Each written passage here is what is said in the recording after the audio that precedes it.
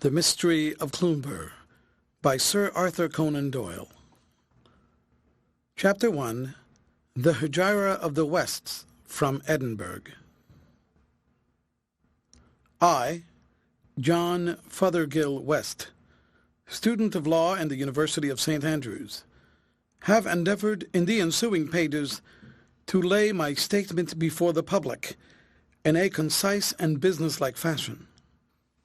It is not my wish to achieve literary success, nor have I any desire by the graces of my style or by the artistic ordering of my incidents to throw a deeper shadow over the strange passages of which I shall have to speak. My highest ambition is that those who know something of the matter should, after reading my account, be able to conscientiously endorse it, without finding a single paragraph in which I have either added to or detracted from the truth. Should I attain this result, I shall rest amply satisfied with the outcome of my first and probably my last venture in literature. It was my intention to write out the sequence of events in due order, depending on trustworthy hearsay, when I was describing that which was beyond my own personal knowledge. I have now, however, through the kind cooperation of friends, hit upon a plan which promises to be less onerous to me and more satisfactory to the reader. This is nothing less than to make use of the various manuscripts which I have by me bearing upon the subject, and to add to them the first-hand evidence contributed by those who had the best opportunities of knowing Major General J.B. Heatherstone. In pursuance of this design, I shall lay before the public the testimony of Israel Stakes, formerly coachman at Cloomber Hall, and of John Easterling, F.R.C.P. Edinburgh, now practicing at Stranraer in Wigtownshire. To these I shall add a verbatim account extracted from the journal of the late John Berthier Heatherstone, of the events which occurred in the Thull Valley in the autumn of 1941, towards the end of the First Afghan War, with a description of the skirmish in the Taratha defile, and of the death of the man Gulab Shah. To myself, I reserve the duty of filling up all the gaps and chinks which may be left in the narrative. By this arrangement, I have sunk from the position of an author to that of a compiler, but on the other hand, my work has ceased to be a story and has expanded into a series of affidavits. My father, John Hunter West, was a well-known Oriental and Sanskrit scholar, and his name is still of weight with those who are interested in such matters. He it was who first, after Sir William Jones, called attention to the great value of early Persian literature, and his translations from the Hafiz and from Ferideddin Attar have earned the warmest commendations from the Baron von Hammer-Purgstall of Vienna and other distinguished continental critics. In the issue of the Orientalisches Schemblatt for January 1861, he is described as der berühmte und sehr gelernte Hunter West von Edinburgh, a passage which I well remember that he cut out and stowed away, with a pardonable vanity, among the most revered family archives. He had been brought up to be solicitor, or writer to the signet, as it is termed in Scotland, but his learned hobby absorbed so much of his time that he had little to devote to the pursuit of his profession. When his clients were seeking him at his chambers in George Street, he was buried in the recesses of the Advocate's Library, or poring over some mouldy manuscript at the Philosophical Institution, with his brain more exercised over the code which Menu prompted 600 years before the birth of Christ than over knotty problems of Scottish law in the 19th century. Hence, it can hardly be wondered at that as his learning accumulated, his practice dissolved, until at the very moment when he had attained the zenith of his celebrity, he had also reached the nadir of his fortunes. There being no chair of Sanskrit in any of his native universities, and no demand anywhere for the only mental wares which he had to dispose of, we should have been forced to retire into genteel poverty, consoling ourselves with the aphorisms and precepts of Firdosi, Omar Khayyam, and others of his Eastern favorites, had it not been for the kindness and liberality of his half-brother, William Farintosh, the Laird of Branksome, in Wigtownshire. This William Farintosh was the proprietor of a landed estate, the acreage which bore, unfortunately, a most disproportional relation to its value, for it formed the bleakest and most barren tract of land in the whole of Bleak and Barrenshire. As a bachelor, however, his expenses had been small, and he had contrived from the rents of his scattered cottages and the sale of the Galloway nags, which he bred upon the moors, not only to live as a laird should, but to put by a considerable sum in the bank. We had heard little from our kinsman during our days of our comparative prosperity, but just as we were at our wits' end, there came a letter, like a ministering angel, giving us assurance of sympathy and succour. In it, the Laird of Branksome told us that one of his lungs had been growing weaker for some time, and that Dr. Easterling of Stranraer had strongly advised him to spend a few years which were left to him in some genial climate. He had determined, therefore, to set out for the south of Italy, and he begged that we should take up our residence at the Branksome in his absence, and that my father should act as his land steward and agent at a salary which placed us above all fear of want. Our mother had been dead for some years, so that there were only myself, my father, and my sister Esther to consult, and it may be readily imagined that it did not take us long to decide upon the acceptance of the Laird's generous offer. My father started for Wigtown that very night, while Esther and I followed a few days afterwards, bearing with us 2 potato sackfuls of learned books, and such other of our household effects that were worth the trouble and expense of transport. End of chapter. Chapter 2 of the strange manner in which a tenant came to Cloomber. Branksome might have appeared a poor dwelling-place when compared with the house of an English squire, but to us, after our long residence in stuffy apartments, it was of regal magnificence. The building was broad-spread and low, with red-tiled roof, diamond-paned windows, and a profusion of dwelling rooms with smoke-blackened ceilings and oaken wainscots. In front was a small lawn, girt round with a thin fringe of haggard and ill-grown beeches, all gnawed and withered from the effects of the sea-spray.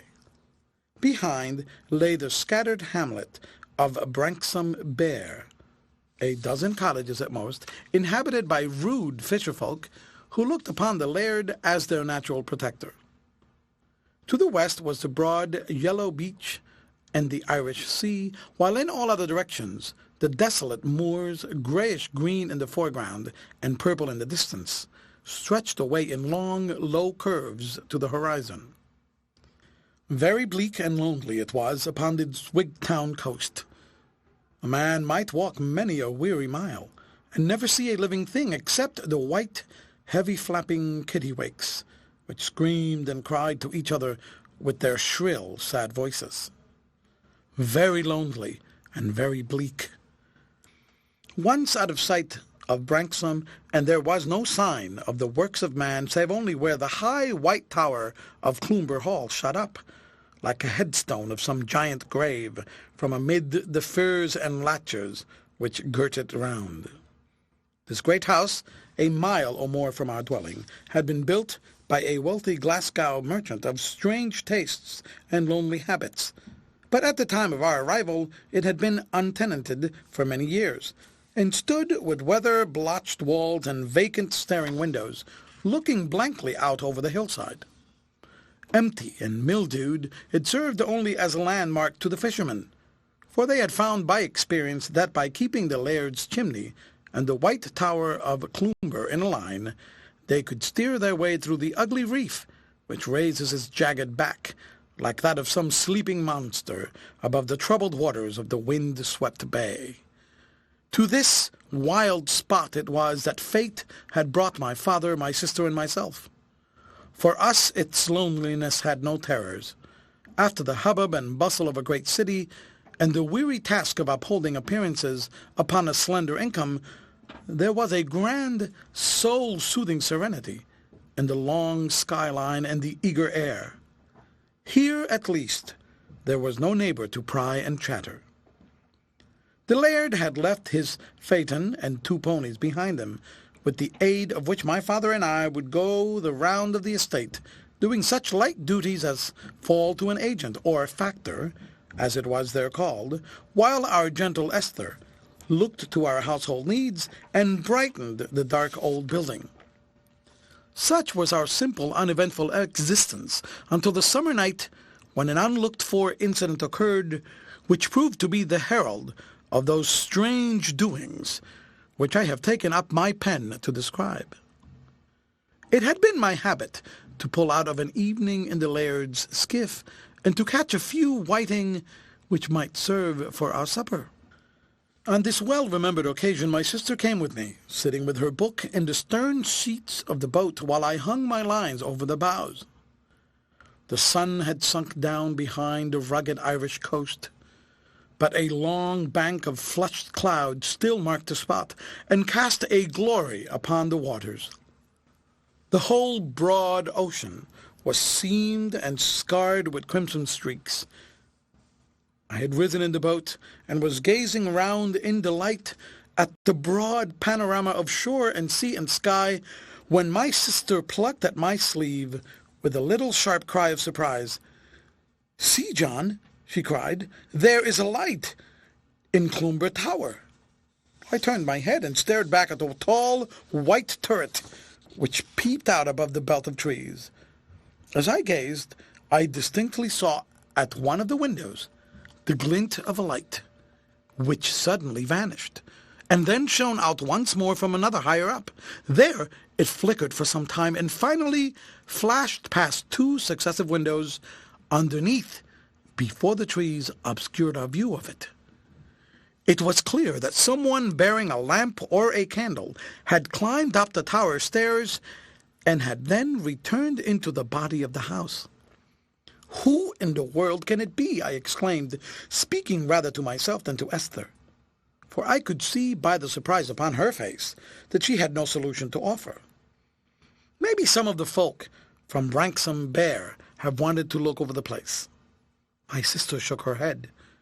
"There is not one of them would dare to set foot within the avenue gates," she said. "Besides, John, the keys are kept by the house agent at Wigtown. Were they ever so conscious, none of our people could find their way in." When I reflected upon the massive door and ponderous shutters which guarded the lower story of Cloomber, I could not but admit the force of my sister's objection. The untimely visitor must either have used considerable violence in order to force his way in, or he must have obtained possession of the keys. Piqued by the little mystery, I pulled for the beach with the determination to see for myself who the intruder might be, and what were his intentions. Leaving my sister at Branksome, and summoning Seth Jamieson, an old man-o'-war's man, and one of the stoutest of the fishermen, I set off across the moor with him through the gathering darkness. "It has a grid name after dark, yon hoose," remarked my companion, slackering his pace perceptibly as I explained to him the nature of our errand. "It's no for nothing that him what owns it wonna gang within a Scotch mile of it." "Well, Seth, there is someone who has no fears about going into it," said I, pointing to the great white building which flickered up in front of us through the gloom. The light which I had observed from the sea was moving backwards and forward, past the lower floor windows, the shutters of which had been removed. I could now see that a second, fainter light followed a few paces behind the other. Evidently, 2 individuals, the one with a lamp and the other with a candle or rushlight, were making a careful examination of tile building. "Let ilka man blow his ain pericht," said Seth Jamieson doggedly, coming to a dead stop. "What is it to us if Wayne Buggle minds to tuck a fancy to Cloomber? It's no canny to middle with such things." "Why, man," I cried, "you don't suppose a wraith came here in a gig? What are those lights away yonder by the avenue gates?" "The lamp's a gig, sure enough," exclaimed my companion in a less lugubrious voice. "Let's steer for it, Master West, and speer where she hails firm." At this time night had closed in, save for a single long narrow slit in the westward. Stumbling across the moor together, we made our way into the Wigtown road, at the point where the high stone pillars marked the entrance to the Cloomber Avenue. A tall dog-cart stood in front of the gateway, the horse browsing upon the thin border of grass which skirted the road. "It's a rich," said Jamieson, taking a close look at the deserted vehicle. "I can wheel it. It belongs to Maister McNeil, the factor body for Wigtown, him that keeps the keys." "Then we might as well have speech with him now that we're here," I answered. "They are coming down, if I am not mistaken." As I spoke, we heard the slam of the heavy door, and within a few minutes 2 figures, the one tall and angular, the other short and thick, came towards us through the darkness. They were talking so earnestly that they did not observe us until they had passed through the avenue gate. "Good evening, Mr. McNeil," said I, stepping forward and addressing the Wigtown factor, with whom I had some slight acquaintance. The smaller of the two turned his face to me as I spoke, and showed me that I was not mistaken in his identity. But his taller companion sprang back and showed every sign of violent agitation. "What is this, McNeil?" I heard him say in a gasping, choking voice. "Is this your promise? What is the meaning of it?" "Don't be alarmed, General, don't be alarmed," said the little fat factor in a soothing fashion, as one might speak to a frightened child. "This is young Mr. Fothergill West, of Branksome, though what brings him up here tonight is more than I can understand. However, as you are to be neighbors, I can't do better than take the opportunity to introduce you to each other. Mr. West, this is General Heatherstone, who is about to take lease of Cloomber Hall." I held out my hand to the tall man, who looked it in a hesitating, half-reluctant fashion. "I came up," I explained, "because I saw your lights in the windows, and I thought that something might be wrong. I am very glad I did so, since it has given me the chance of making the General's acquaintance." Whilst I was talking, I was conscious that the new tenant of Cloomber Hall was peering at me very closely through the darkness. As I concluded, he stretched out a long, tremulous arm and turned the gig lamp in such a way as to throw a flood of light upon my face. "Good heavens, McNeil!" he cried in the same quivering voice as before. "The fellow is as brown as chocolate. He's not an Englishman. You're not an Englishman, you, sir." "I'm a Scotchman, born and bred," I said, with an inclination to laugh, which was only checked by my new acquaintance's obvious terror. "A Scotchman, eh?" said he with a sigh of relief. "It's all one nowadays. You must excuse me, Mr. West. I'm nervous, infernally nervous. Come along, McNeil. We must be back in Wigtown in less than an hour. Good night, gentlemen, good night." The two clambered into their places, the factor cracked his whip, and the high dog-cart clattered away through the darkness, casting a brilliant tunnel of yellow light on either side of it, until the rumble of its wheels died away in the distance. "What do you think of our new neighbor, Jamieson?" I asked after a long silence. "'Deed, Mr. West, he seems, as he says to himself, to be vera nervous. Maybe his conscience is out of order." "His liver, more likely," said I. "He looks as if he had tried his constitution a bit. But it's blowing chill, Seth, my lad, and it's time both of us were indoors." I bade my companion good night and struck off across the moors for the cheery, ruddy light which marked the parlour windows of Branksome. End of chapter. Chapter 3 of our further acquaintance with Major General J.B. Heatherstone.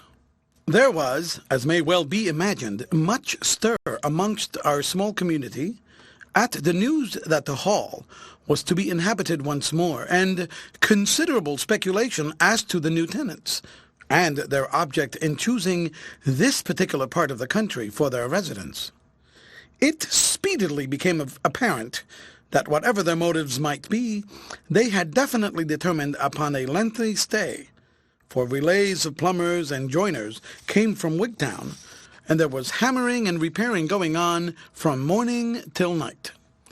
It was surprising how quickly the signs of the wind and weather were effaced, until the great square-set house was all as spick and span as though it had been erected yesterday.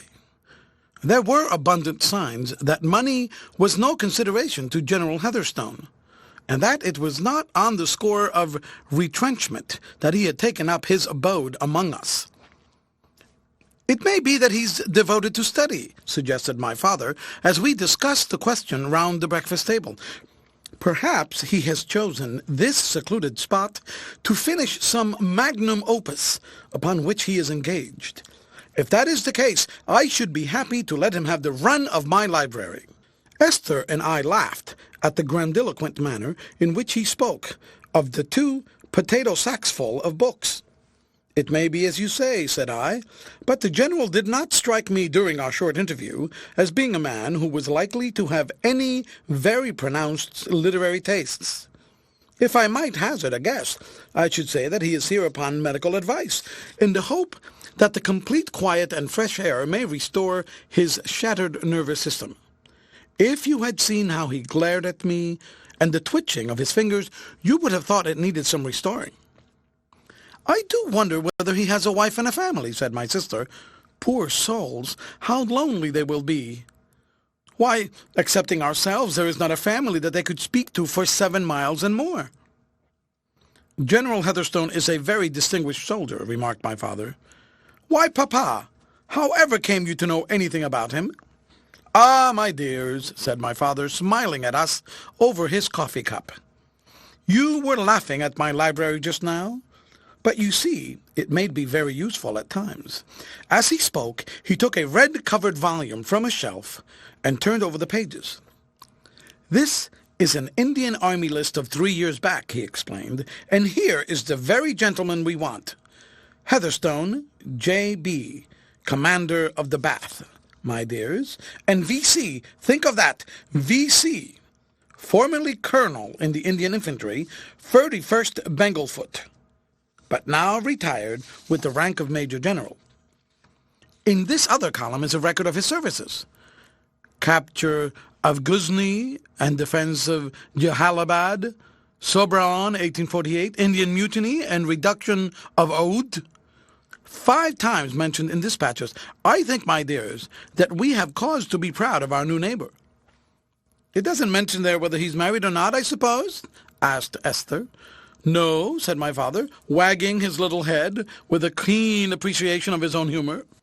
"It doesn't include that under the heading of daring actions, though it very well might, my dear, it very well might." All our doubts, however, upon his head were very soon set at rest, for on the very day that the repairing and the furnishing had been completed, I had occasion to ride into Wigtown, and I met upon the way a carriage which was bearing General Heatherstone and his family to their new home. An elderly lady, worn and sickly-looking, was by his side, and opposite him sat a young fellow about my own age, and a girl who appeared to be a couple of years younger. I raised my hat, and was about to pass them, when the General shouted to his coachman to pull up, and held out his hand to me. I could see now in the daylight that his face, although harsh and stern, was capable of assuming a not unkindly expression. "How are you, Mr. Fothergill West?" he cried. "I must apologize to you if I was a little brusque the other night. You will excuse an old soldier who has spent the best part of his life in harness. All the same, you must confess that you are rather dark-skinned for a Scotsman." "We have a Spanish strain in our blood," said I, wondering at his recurrence to the topic. "That would, of course, account for it," he remarked. "My dear," to his wife, "allow me to introduce Mr. Fothergill West to you. This is my son and my daughter. We have come here in search of rest, Mr. West. Complete rest." "And you could not possibly come to a better place," said I. "Oh, you think so?" he answered. "I suppose it is very quiet indeed, and very lonely. You might walk through these country lanes at night, I dare say, and never meet a soul, eh?" "Well, there are not many about after dark," I said. "And you are not much troubled with vagrants or wandering beggars, eh? Not many tinkers or tramps or rascally gypsies? No vermin of that sort about?" "I find it rather cold," said Mrs. Heatherstone, drawing her thick sealskin mantle tighter around her figure. "We are detaining Mr. West, too." "So we are, my dear, so we are. Drive on, coachman. Good day, Mr. West." The carriage rattled away towards the hall, and I trotted thoughtfully onwards to the little country metropolis. As I passed up the high street, Mr. McNeil ran out from his office and beckoned me to stop. "Our new tenants have gone out," he said. "They drove over this morning." "I met them on the way," I answered. As I looked down at the little factor, I could see that his face was flushed, and that he bore every appearance of having had an extra glass. "Give me a real gentleman to do business with," he said, with a burst of laughter. "They understand me, and I understand them." "What shall I fill it up for?" says the General, taking a blank check out of his pouch and laying it on the table. "200, says I, leaving a bit of margin for my own time and trouble. "I thought that the landlord had paid you for that," I remarked. Aye, but it's well to have a bit margin. He filled it up and threw it over to me as if it had been an old postage stamp. That's the way business should be done between honest men, though it would not do if one was inclined to take an advantage. Will you not come in, Mr. West, and have a taste of my whiskey?" "No, thank you," said I. "I have business to do." Well, business is the chief thing. It's well not to drink in the morning, too. For my own part, except a drop before breakfast to give me an appetite, and maybe a glass or even trois after to promote digestion, I never touch spirits before noon. What do you think of the General, Mr. West?" "Why, I have hardly had an opportunity of judging," I answered. Mr. McNeil tapped his forehead with his forefinger. "That's what I think of him," he said, in a confidential whisper, shaking his head at me. "He's gone, sir. Gone in my estimation." "Now what would you take to be proof of madness, Mr. West?" "Why, offering a blank check to a Wigtown house agent," said I. "Ah, your eye at your jokes. But between Ursel and now, if a man asked ye how many miles it was frae at Seaport, and whether ships come here from the east, and whether there were tramps on the road, and whether it was against the lease for him to build a high wall around the grounds, what would ye make of it, eh?" "I should certainly think him eccentric," said I. "If every man had his due, our friend would find himself in a house with a high wall around the grounds, and that without costing him a farthing," said the agent. "Where then?" I asked, humoring his joke. "Why, in the Wigtown County Lunatic Asylum," cried the little man with a bumble of laughter, in the midst of which I rode on my way, leaving him still chuckling over his own facetiousness. The arrival of the new family at Cloomber Hall had no perceptible effect in relieving the monotony of our secluded district. For instead of entering into such simple pleasures as the country had to offer, or interesting themselves, as we had hoped, in our attempts to improve the lot of our poor crofters and fisher-folk, they seemed to shun all observation, and hardly ever to venture beyond the avenue gates. We soon found, too, that the factor's words as to the inclosing of the grounds were founded upon fact, for gangs of workmen were kept hard at work from early in the morning until late at night in erecting a high wooden fence around the whole estate. When this was finished and topped with spikes, Cloomber Park became impregnable to anyone but an exceptionally daring climber. It was as if the old soldier had been so imbued with military ideas that, like my Uncle Toby, he could not refrain, even in times of peace, from standing upon the defensive. Stranger still, he had victualled the house as if for a siege, for Bergby, the chief grocer of Wigtown, told me himself in a rapture of delight and amazement that the general had sent him an order for hundreds of dozens of every imaginable potted meat and vegetable. It may be imagined that all these unusual incidents were not allowed to pass without malicious comment. Over the whole countryside and as far away as the English border, there was nothing but gossip about the new tenants of Cloomber Hall, and the reasons which had led them to come among us.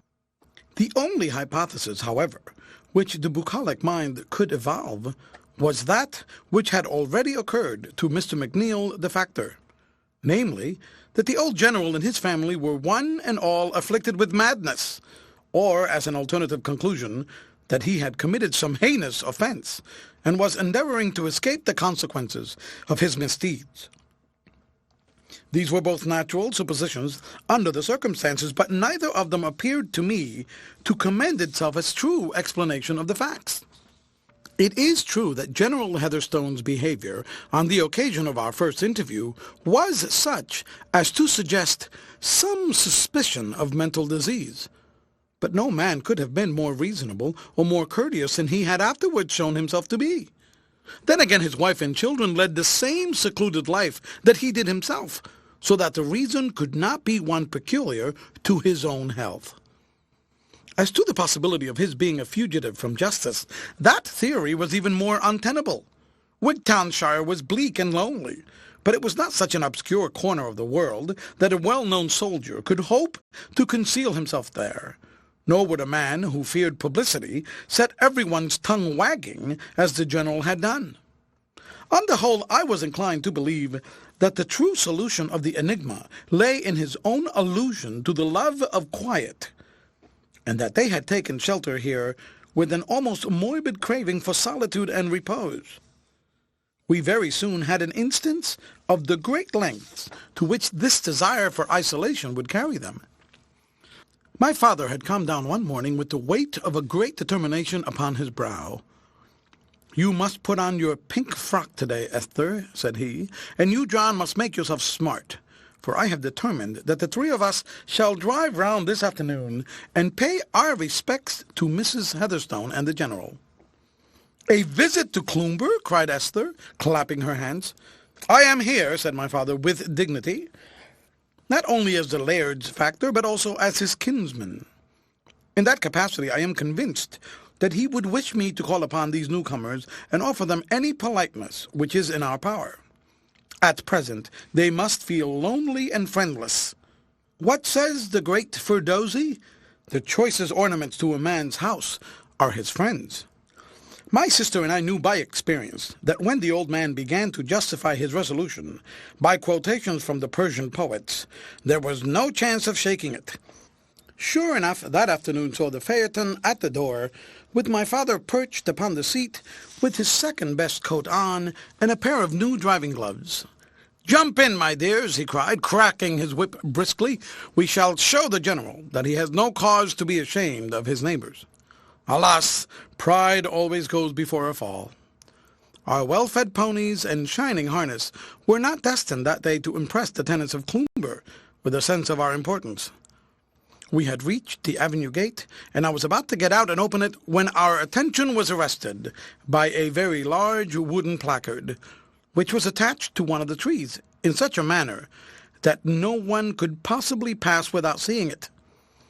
On the white surface of this board was printed in big, black letters the following hospitable inscription: "General and Mrs. Heatherstone have no wish to increase the circle of their acquaintance."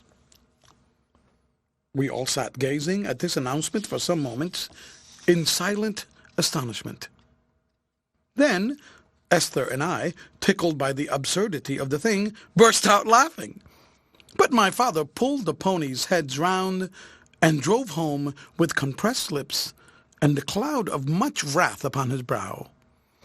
I have never seen the good man so thoroughly moved, and I am convinced that his anger did not arise from any petty feeling of injured vanity upon his own part, but from the thought that a slight had been offered to the Laird of Branksome, whose dignity he represented. End of chapter.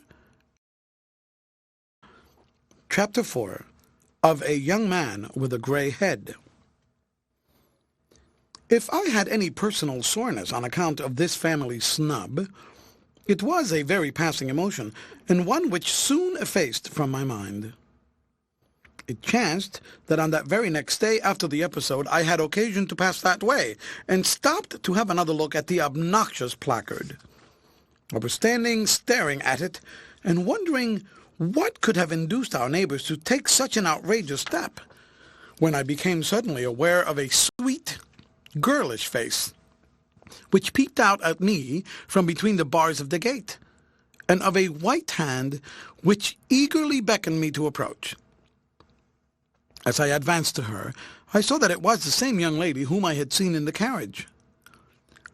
"Mr. West," she said, in a quick whisper, glancing from side to side as she spoke in a nervous, hasty manner, "I wish to apologize to you for the indignity to which you and your family were subjected yesterday. My brother was in the avenue and saw it all, but he is powerless to interfere. I assure you, Mr. West, that if that hateful thing," pointing up at the placard, "has given you any annoyance, it has given my brother and myself far more." "Why, Miss Heatherstone," said I, putting the matter off with a laugh, "Britain is a free country, and if a man chooses to warn off visitors from his premises, there is no reason why he should not." "It is nothing less than brutal," she broke out, with a petulant stamp of the foot, "to think that your sister, too, should have such an unprovoked insult offered to her. I am ready to sink with shame at the very thought." "Pray do not give yourself one moment's uneasiness about the subject," said I earnestly, for I was grieved at her evident distress. "I am sure that your father has some reason unknown to us for taking this step." "Heaven knows he has," she answered, with ineffable sadness in her voice, "and yet I think it would be more manly to face a danger than to fly from it. However, he knows best, and it is impossible for us to judge. But who is this?" she exclaimed anxiously, peering up the dark avenue. "Oh, it is my brother, Mordaunt." "Mordaunt!" she said, as the young man approached us. "I have been apologizing to Mr. West for what happened yesterday, in your name as well as my own." "I am very glad to have the opportunity of doing it in person," said he courteously. "I only wish that I could see your sister and your father as well as yourself, to tell them how sorry I am."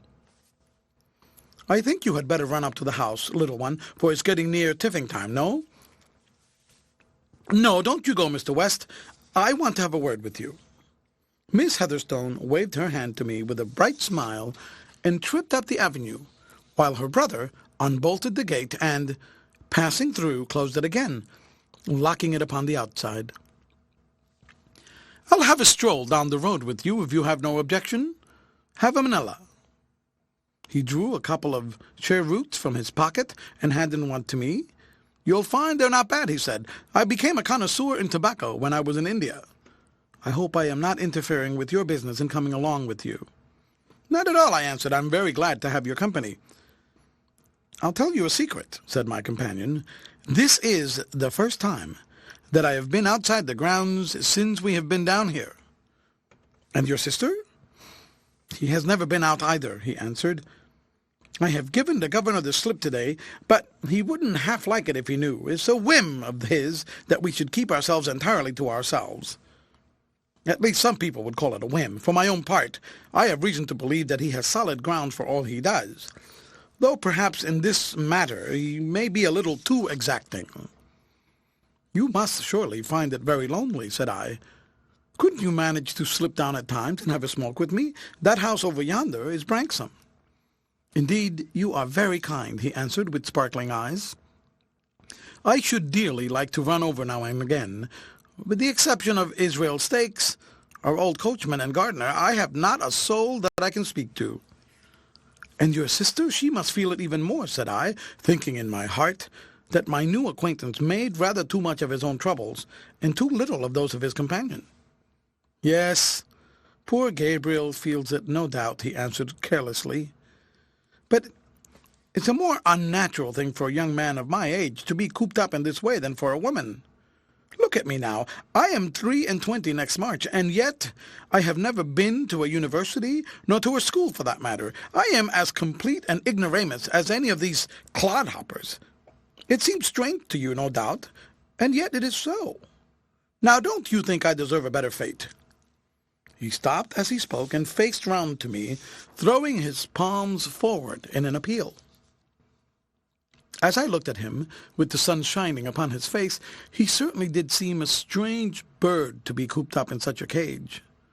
Tall and muscular, with a keen dark face, and sharp, finely cut features, he might have stepped out of a canvas of Murillo or Velázquez. There were latent energy and power in his firm set mouth, his square eyebrows, and the whole pose of his elastic, well-knit figure. "There is the learning to be got from books and the learning to be got from experience," said I, sententiously.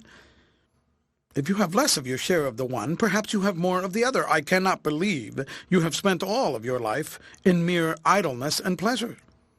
"Pleasure!" he cried. "Pleasure? Look at this." He pulled off his hat, and I saw that his black hair was all decked and dashed with streaks of grey. "Do you imagine that this came from pleasure?" he asked, with a bitter laugh. "You must have had some great shock," I said, astonished at the sight. "Some terrible illness in your youth, or perhaps it arises from a more chronic cause. A constant gnawing anxiety. I have known men as young as you whose hair was grey." "Poor brutes," he muttered. "I pity them." "If you can manage to slip down to Branksome at times," I said, "perhaps you could bring Miss Heatherstone with you. I know that my father and my sister would be delighted to see her, and a change, if only for an hour or two, might do her good." "It would be rather hard for us both to get away together," he answered. "However, if I see a chance, I shall bring her down. It might be managed some afternoon, perhaps, for the old man indulges in a siesta occasionally." We had reached the head of the winding lane which branches off from the high road and leads to the laird's house. So my companion pulled up. "I must go back," he said abruptly, "or they will miss me. It's very kind of you, West, to take this interest in us. I am very grateful to you, and so will Gabrielle be, when she hears of your kind invitation. It's a real heaping of coals of fire after that infernal placard of my father's." He shook my hand and set off down the road, but he came running after me presently, calling me to stop. "I was just thinking," he said, "that you must consider us a great mystery up there at Cloomber. I dare say you have come to look upon it as a private lunatic asylum, and I can't blame you. If you are interested in the matter, I feel it is unfriendly upon my part not to satisfy your curiosity. But I have promised my father to be silent about it, and indeed if I were to tell you all that I know, you might not very much be the wiser after all. I would have you understand this, however, that my father is as sane as you or I, and that he has very good reasons for living the life which he does. I may add that his wish to remain secluded does not arise from any unworthy or dishonorable motives, but merely from the instinct of self-preservation." "He is in danger, then?" I ejaculated. "Yes, he is in constant danger." "But why does he not apply to the magistrates for protection?" I asked. "If he's afraid of anyone, he has only to name him, and they will bind him over to keep the peace." "My dear West," said the young Heatherstone, "the danger with which my father is threatened is one that cannot be averted by any human intervention. It is none the less very real, and possibly very imminent." "You don't mean to assert that it is supernatural?" I said incredulously. "Well, hardly that either," he answered with hesitation. "There," he continued, I have said rather more than I should, but I know that you will not abuse my confidence. Goodbye." He took to his heels and was soon out of sight round the curve in the country road. A danger which was real and imminent, not to be averted by human means, and yet hardly supernatural. Here was a conundrum, indeed. I had come to look upon the inhabitants of the Hall as mere eccentrics, but after what young Mordaunt Heatherstone had just told me, I could no longer doubt that some dark and sinister meaning underlay all their actions. The more I pondered over the problem, the more unanswerable did it appear, and yet I could not get the matter out of my thoughts. The lonely, isolated hall, and the strange impending catastrophe which hung over its inmates, appealed forcibly to my imagination. All that evening and late into the night, I sat moodily by the fire, pondering over what I had heard, and revolving in my mind the various incidents which might furnish me with some clue to the mystery. End of chapter. Chapter 5. How 4 of us came to be under the shadow of Cloomber. I trust that my readers will not set me down as an inquisitive busybody when I say that as the days and weeks went by, I found my attention and my thoughts more and more attracted to General Heatherstone and the mystery which surrounded him. It was in vain that I endeavored by hard work and strict attention to the laird's affairs to direct my mind into some more healthy channel.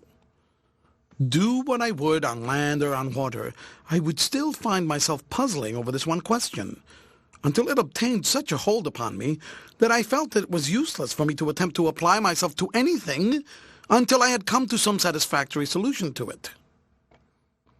I could never pass the dark line of 5-foot fencing and the great iron gate with its massive lock, without pausing and racking my brain as to what the secret might be, which was shut in by that inscrutable barrier. Yet, with all my conjectures and all my observations, I could never come to any conclusion which could for a moment be accepted as an explanation of the facts. My sister had been out for a stroll one night, visiting a sick peasant or performing some other of the numerous acts of charity by which she had made herself beloved by the whole countryside. "John," she said when she returned, "have you seen Cloomber Hall at night?" "No," I answered, laying down the book which I was reading, "not since that memorable evening when the General and Mr. McNeill came over to make an inspection."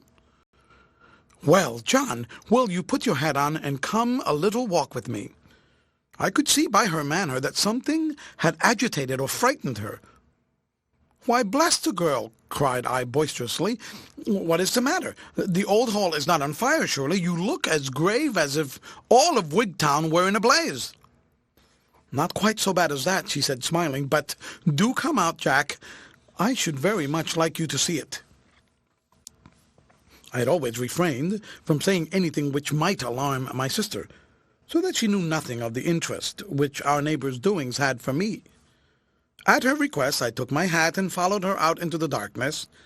She led the way along a little footpath over the moor, which brought us to some rising ground, from which we could look down upon the hall, without our view being obstructed by any of the fir trees which had been planted around it.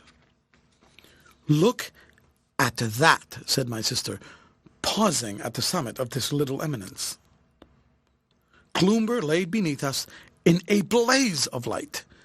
In the lower floors, the shutters obscured the illumination, but above, from the broad windows of the second story to the thin slits at the summit of the tower, there was not a chink or an aperture which did not send forth a stream of radiance. So dazzling was the effect that for a moment I was persuaded that the house was on fire. But the steadiness and clearness of the light soon freed me from that apprehension. It was clearly the result of many lamps placed systematically all over the building. It added to the strange effect that all these brilliantly illuminated rooms were apparently untenanted, and some of them, so far as we could judge, were not even furnished. Through the whole great house there was no sign of movement or of life, nothing but the clear, unwinking flood of yellow light. I was still lost in wonder at the sight, when I heard a short, quick sob at my side. "What is it, Esther, dear?" I asked, looking down at my companion. "I feel so frightened. Oh, John, John, take me home. I feel so frightened." She clung to my arm and pulled at my coat in a perfect frenzy of fear. "It's all safe, darling," I said soothingly. "There is nothing to fear. What has upset you so?" "I am afraid of them, John. I am afraid of the Heatherstones. Why is their house lit up like this every night? I have heard from others that it is always so. And why does the old man run like a frightened hare if anyone comes upon him? There is something wrong about it, John, and it frightens me." I pacified her as well as I could, and led her home with me, where I took care that she should have some hot port negus before going to bed. I avoided the subject of the Heatherstones for fear of exciting her, and she did not recur to it of her own accord. I was convinced, however, from what I heard from her, that she had for some time back been making her own observations upon our neighbours, and that in doing so she had put a considerable strain upon her nerves. I could see that the mere fact of the hall being illuminated at night was not enough to account for her extreme agitation, and that it must have derived its importance in her eyes from being one in a chain of incidents, all of which had left a weird or unpleasant impression upon her mind. That was the conclusion which I came to at the time, and I have reason to know now that I was right, and that my sister had even more cause than I had myself for believing that there was something uncanny about the tenants of Cloomber. Our interest in the matter may have arisen at first from nothing higher than curiosity, but events soon took a turn which associated us more closely with the fortunes of the Heatherstone family. Mordaunt had taken advantage of my invitation to come down to the laird's house, and on several occasions he brought with him his beautiful sister. The four of us would wander over the moors together, or perhaps, if the day were fine, set sail upon a little skiff and stand off into the Irish Sea. On such excursions the brother and sister would be merry, as happy as two children. It was a keen pleasure to them to escape from their dull fortress, and to see, if only for a few hours, friendly and sympathetic faces around them. There could be but one result when four young people were brought together in sweet, forbidden intercourse.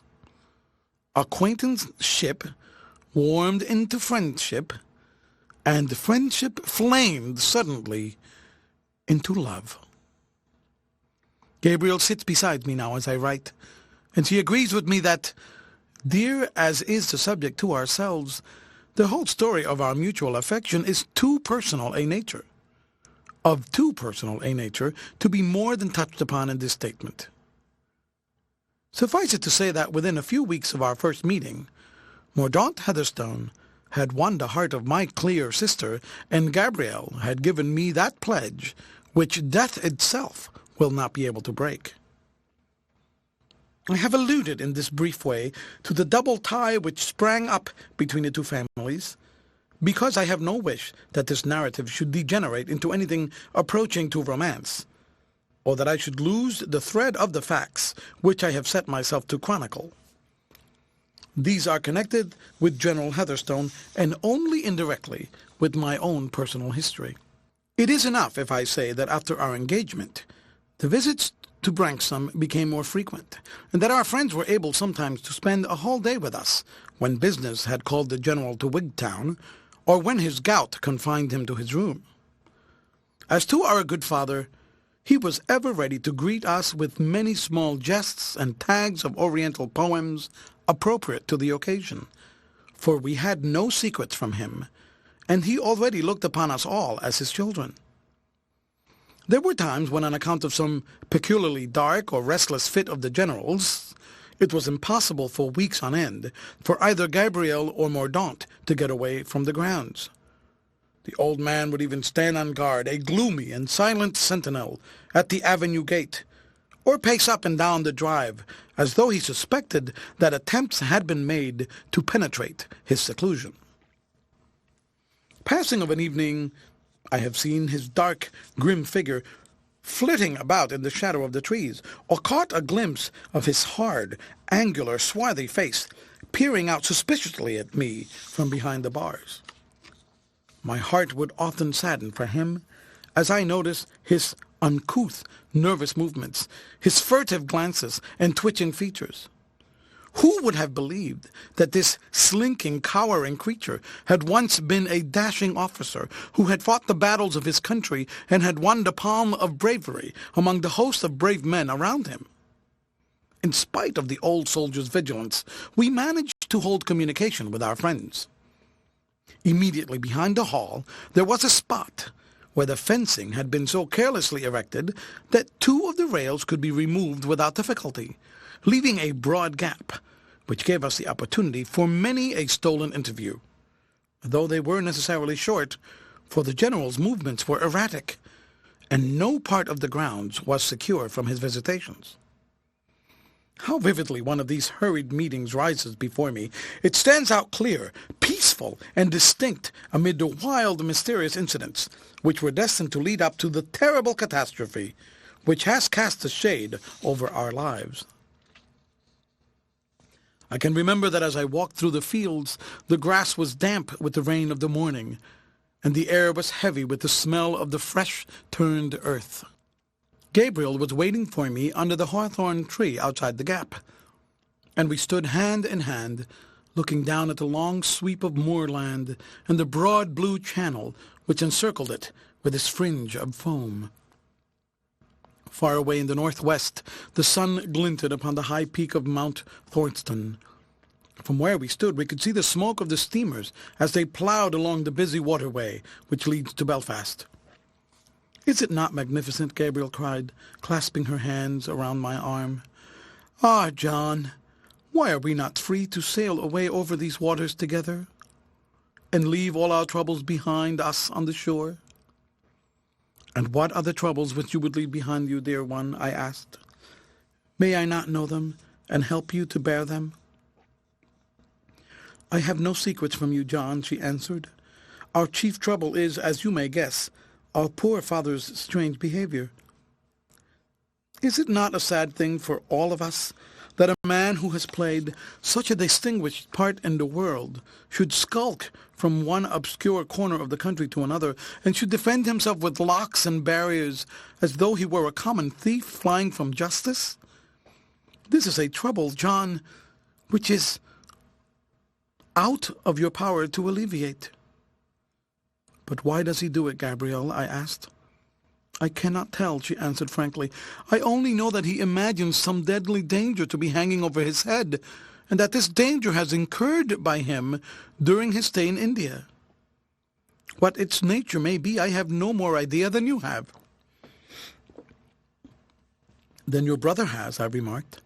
"I am sure from the way in which he spoke to me about it one day that he knows what it is, and that he looks upon it as real." "Yes, he knows, and so does my mother," she answered. "But they have always kept it secret from me. My poor father is very excited at present.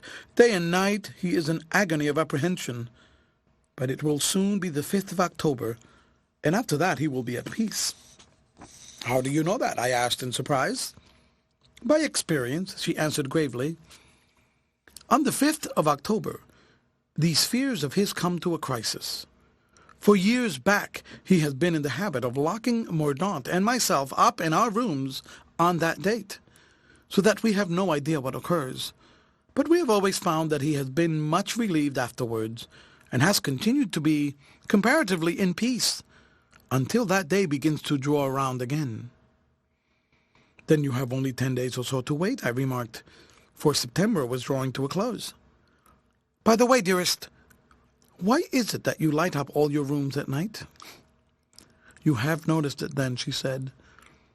"It comes also from my father's fears. He does not like to have one dark corner in the whole house.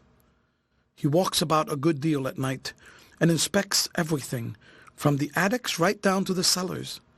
He has large lamps in every room and corridor, even the empty ones, and he orders the servants to light them all at dusk." "I am rather surprised that you manage to keep your servants," I said, laughing.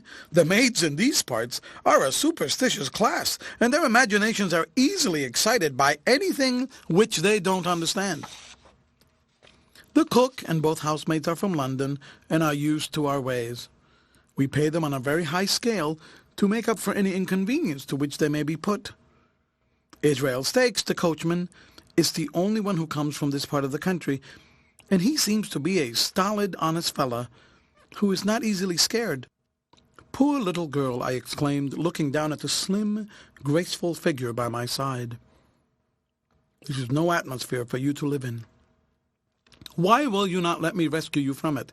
Why won't you allow me to go straight and ask the general for your hand? At the worst, he could only refuse. She turned quite haggard and pale at the very thought. For heaven's sake, John, she cried earnestly, do nothing of the kind. He would whip us all away in the dead of the night, and within a week we should be settling down again in some wilderness where we might never have a chance of seeing or hearing from you again. Besides, he never would forgive us for venturing out of the grounds. I don't think that he is a hard-headed man, I remarked. I have seen a kindly look in his eyes for all his stern face. He can be the kindest of fathers, she answered, but he is terrible when opposed or thwarted. You have never seen him so, and I trust you never will. It was that strength of will and impatience of opposition which made him such a splendid officer. I assure you that in India everyone thought a great deal of him. The soldiers were afraid of him, but they would have followed him anywhere. And had he these nervous attacks then? Occasionally, but not nearly so acutely.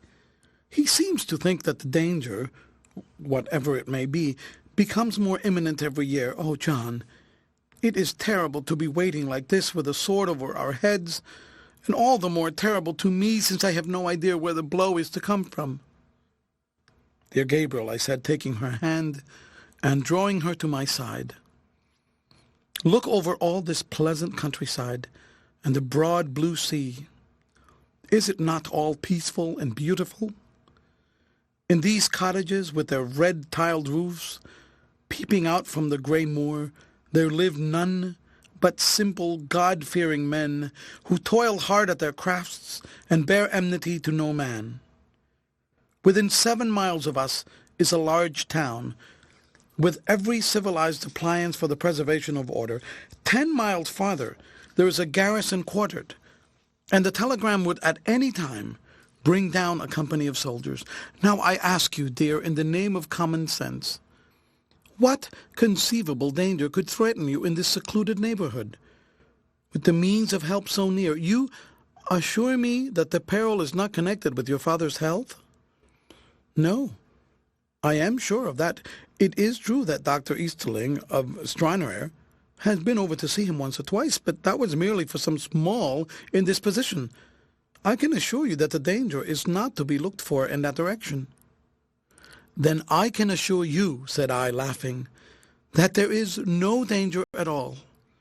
It must be some strange monomania or hallucination. No other hypothesis will cover the facts. Would my father's monomania account for the fact of my brother's hair turning grey, and my mother wasting away to a mere shadow? Undoubtedly, I answered. The long-continued worry of the general's restlessness and irritability would produce those effects on sensitive natures. No, no, said she, shaking her head sadly. I have been exposed to his restlessness and irritability, but they have had no such effect on me. The difference between us lies in the fact that they know this awful secret, and I do not. My dear girl, said I, the days of family apparitions of that kind of thing are gone. Nobody's haunted nowadays, so we can put that supposition out of the question. Having done so, what remains? There is absolutely no other theory which could even be suggested. Believe me, the whole mystery is that the heat of India has been too much for your poor father's brain. What she would have answered I cannot tell, for at that moment she gave a start as if some sound had fallen upon her ear. As she looked round apprehensively, I suddenly saw her features become rigid, and her eyes fixed and dilated. Following the direction of her gaze, I felt a sudden thrill of fear pass through me as I perceived a human face surveying us from behind one of the trees. A man's face, every feature of which was distorted by the most malignant hatred and anger. Finding himself observed, he stepped out and advanced toward us, when I saw that it was none other than the general himself. His beard was all abristle with fury, and his deep-set eyes glowed from under their heavily veined lids with a most sinister and demoniacal brightness. Chapter 6. How I came to be enlisted as one of the garrison of Cloomber. "To your room, girl," he cried in a hoarse, harsh voice, stepping in between us and pointing authoritatively toward the house. He waited until Gabriel, with a last frightened glance at me, had passed through the gap, and then he turned upon me with an expression so murderous that I stepped back a pace or two and tightened my grasp upon my oak stick. "You," he sputtered, with his hand twitching at his throat, as though his fury were choking him, "you have dared to intrude upon my privacy. Do you think I built this fence, that all the vermin in the country might congregate round it? Oh, you have been very near your death, my fine fellow. You will never be nearer until your time comes. Look at this." He pulled a squat, thick pistol out of his bosom. "If you had passed through that gap and set foot on my land, I'd have let the daylight into you. I'll have no vagabonds here. I know how to treat gentry of that sort, whether their faces are black or white." "Sir," said I meant no harm by coming here, and I do not know how I have deserved this extraordinary outburst. Allow me to observe, however, that you are still covering me with your pistol, and that, as your hand is rather tremulous, it is more than possible that it may go off. If you don't turn the muzzle down, I shall be compelled in self-defense to strike you over the wrist with my stick." "What the deuce brought you here, then?" he asked, in a more composed voice, putting his weapon back into his bosom. "Can't a gentleman live quietly without your coming to peep and pry? Have you no business of your own to look after, eh? And my daughter? How came you to know anything of her? And what have you been trying to squeeze out of her? It wasn't chance that brought you here." "No," I said boldly, "it was not chance which brought me here. I have had several opportunities of seeing your daughter, and of appreciating her many noble qualities. We are engaged to be married to each other, and I came up with the express intention of seeing her." Instead of blazing into a fury as I had expected, the general gave a long whistle of astonishment, and then leaned up against the railings, laughing softly to himself. "English terriers are fond of nosing worms," he remarked at last. "When we brought them out to India, they used to trot off into the jungle and begin sniffing at what they imagined to be worms there. But the worm turned out to be a venomous snake, and so poor doggy played no more.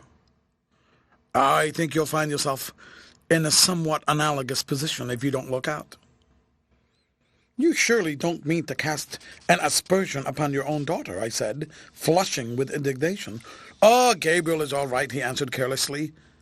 "Our family's not exactly one, however, which I should recommend the young fellow to marry into. And pray, how is it that I was not informed of this snug little arrangement of yours?" "We were afraid, sir, that you might separate us," I replied, feeling that perfect candor was the best policy under the circumstances. "It is possible that we were mistaken. Before coming to any final decision, I implore you to remember that the happiness of both of us is at stake. It is in your power to divide our bodies, but our souls shall be forever united." "My good fellow," said the general, in a not unkindly tone, "you don't know what you are asking for. There is a gulf between you and any one of the blood of the Heatherstone which can never be bridged over." All trace of anger had vanished now from his manner, and given place to an air of somewhat contemptuous amusement. My family pride took fire at his words. "The gulf may be less than you imagine," I said coldly. "We are not clodhoppers because we live in this out-of-the-way place. I am of noble descent on one side, and my mother was a Buchan of Buchan. I assure you that there is no such disparity between us as you seem to imagine." "You misunderstand me," the general answered. "It is on our side that the disparity lies. There are reasons why my daughter Gabriel should live and die single. It would not be to your advantage to marry her." "But surely, sir," I persisted, "I am the best judge of my own interests and advantages. Since you take this ground, all becomes easy, for I do assure you that the one interest which overrides all others is that I should have the woman I love for my wife. If this is your only objection to our match, you may surely give us your consent, for any danger or trial which I may incur in marrying Gabriel will not weigh with me one featherweight." "Here's a young bantam!" exclaimed the old soldier, smiling at my warmth. "It's easy to defy danger when you don't know what the danger is." "What is it, then?" I asked hotly. "There is no earthly peril which will drive me from Gabriel's side. Let me know what it is, and test me." "No, no, that would never do," he answered with a sigh, and then thoughtfully, as if speaking his mind aloud, "He has plenty of pluck, and is a well-grown lad, too. We might do worse than make use of him." He went on mumbling to himself, with a vacant stare in his eyes, as if he had forgotten my presence. "Look here, West," he said presently. "You'll excuse me if I spoke hastily a little time ago. It is the second time that I have had occasion to apologize to you for the same offense. It shan't occur again. I am rather over-particular, no doubt, in my desire for complete isolation, but I have good reasons for insisting on the point. Rightly or wrongly, I have got it into my head that some day there might be an organized raid upon my grounds. If anything of the sort should occur, I suppose I might reckon upon your assistance." "With all my heart." "So that if ever you got a message such as 'Come up,' or even 'Cloomber,' you would know that it was an appeal for help and would hurry up immediately, even if it were in the dead of the night?" "Most certainly I should," I answered. "But might I ask you what the nature of the danger is which you apprehend?" "There would be nothing gained by your knowing. Indeed, you would hardly understand it if I told you. I must bid you good day now, for I have stayed with you too long. Remember, I count upon you as one of the Cloomber garrison now." "One other thing, sir," I said hurriedly, for he was turning away.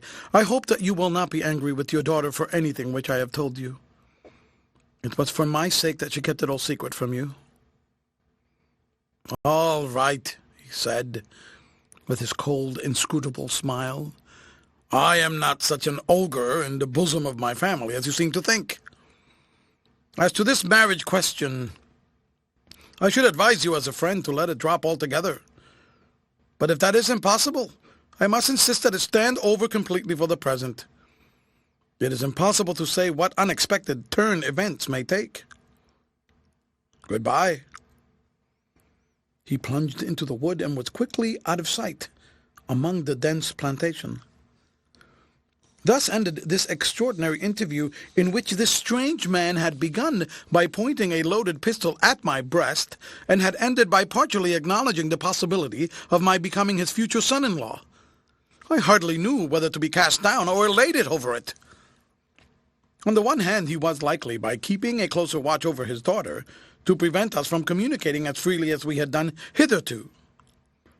Against this there was the advantage of having obtained an implied consent to the renewal of my suit at some future date. On the whole, I came to the conclusion, as I walked thoughtfully home, that I had improved my position by the incident. But this danger, this shadowy, unspeakable danger, which appeared to rise up at every turn, and to hang day and night over the towers of Cloomber, rack my brain as I would, I could not conjure up any solution to the problem, which was not puerile and inadequate. One fact struck me as being significant. Both the father and the son had assured me, independently of each other, that if I were told what the peril was, I would hardly realize its significance. How strange and bizarre must the fear be, which can scarcely be expressed in intelligible language. I held up my hand in the darkness before I turned to sleep that night, and I swore that no power of man or devil should ever weaken my love for the woman whose pure heart I had had the good fortune to win. Chapter 7 of Corporal Rufus Smith and his coming to Cloomber. In making this statement, I have purposely couched it in bald and simple language, for fear I should be accused of coloring my narrative for the sake of effect. If, however, I have told my story with any approach to realism, the reader will understand me when I say that by this time the succession of dramatic incidents which had occurred had arrested my attention and excited my imagination to the exclusion of all minor topics. How could I plod through the dull routine of an agent's work, or interest myself in the thatch of this tenant's bothy, or the sails of that one's boat, when my mind was taken up by the chain of events which I have described, and was still busy seeking an explanation for them? Go where I would over the countryside, I could see the square, white tower shooting out from among the trees, and beneath that tower this ill-fated family were watching and waiting and watching, and for what? That was still the question which stood like an impassable barrier at the end of every train of thought. Regarded merely as an abstract problem, this mystery of the Heatherstone family had a lurid fascination about it. But when the woman whom I loved 1,000-fold better than did I myself proved to be so deeply interested in the solution, I felt that it was impossible to turn my thoughts to anything else until it had been finally cleared up. My good father had received a letter from the laird, dated from Naples, which told us that he had derived much benefit from the change, and that he had no intention of returning to Scotland for some time. This was satisfactory to all of us, for my father had found Branksome such an excellent place for study that it would have been a sore trial for him to return to the noise and tumult of a city. As to my dear sister and myself, there were, as I have shown, stronger reasons still to make us love the Wigtownshire moors.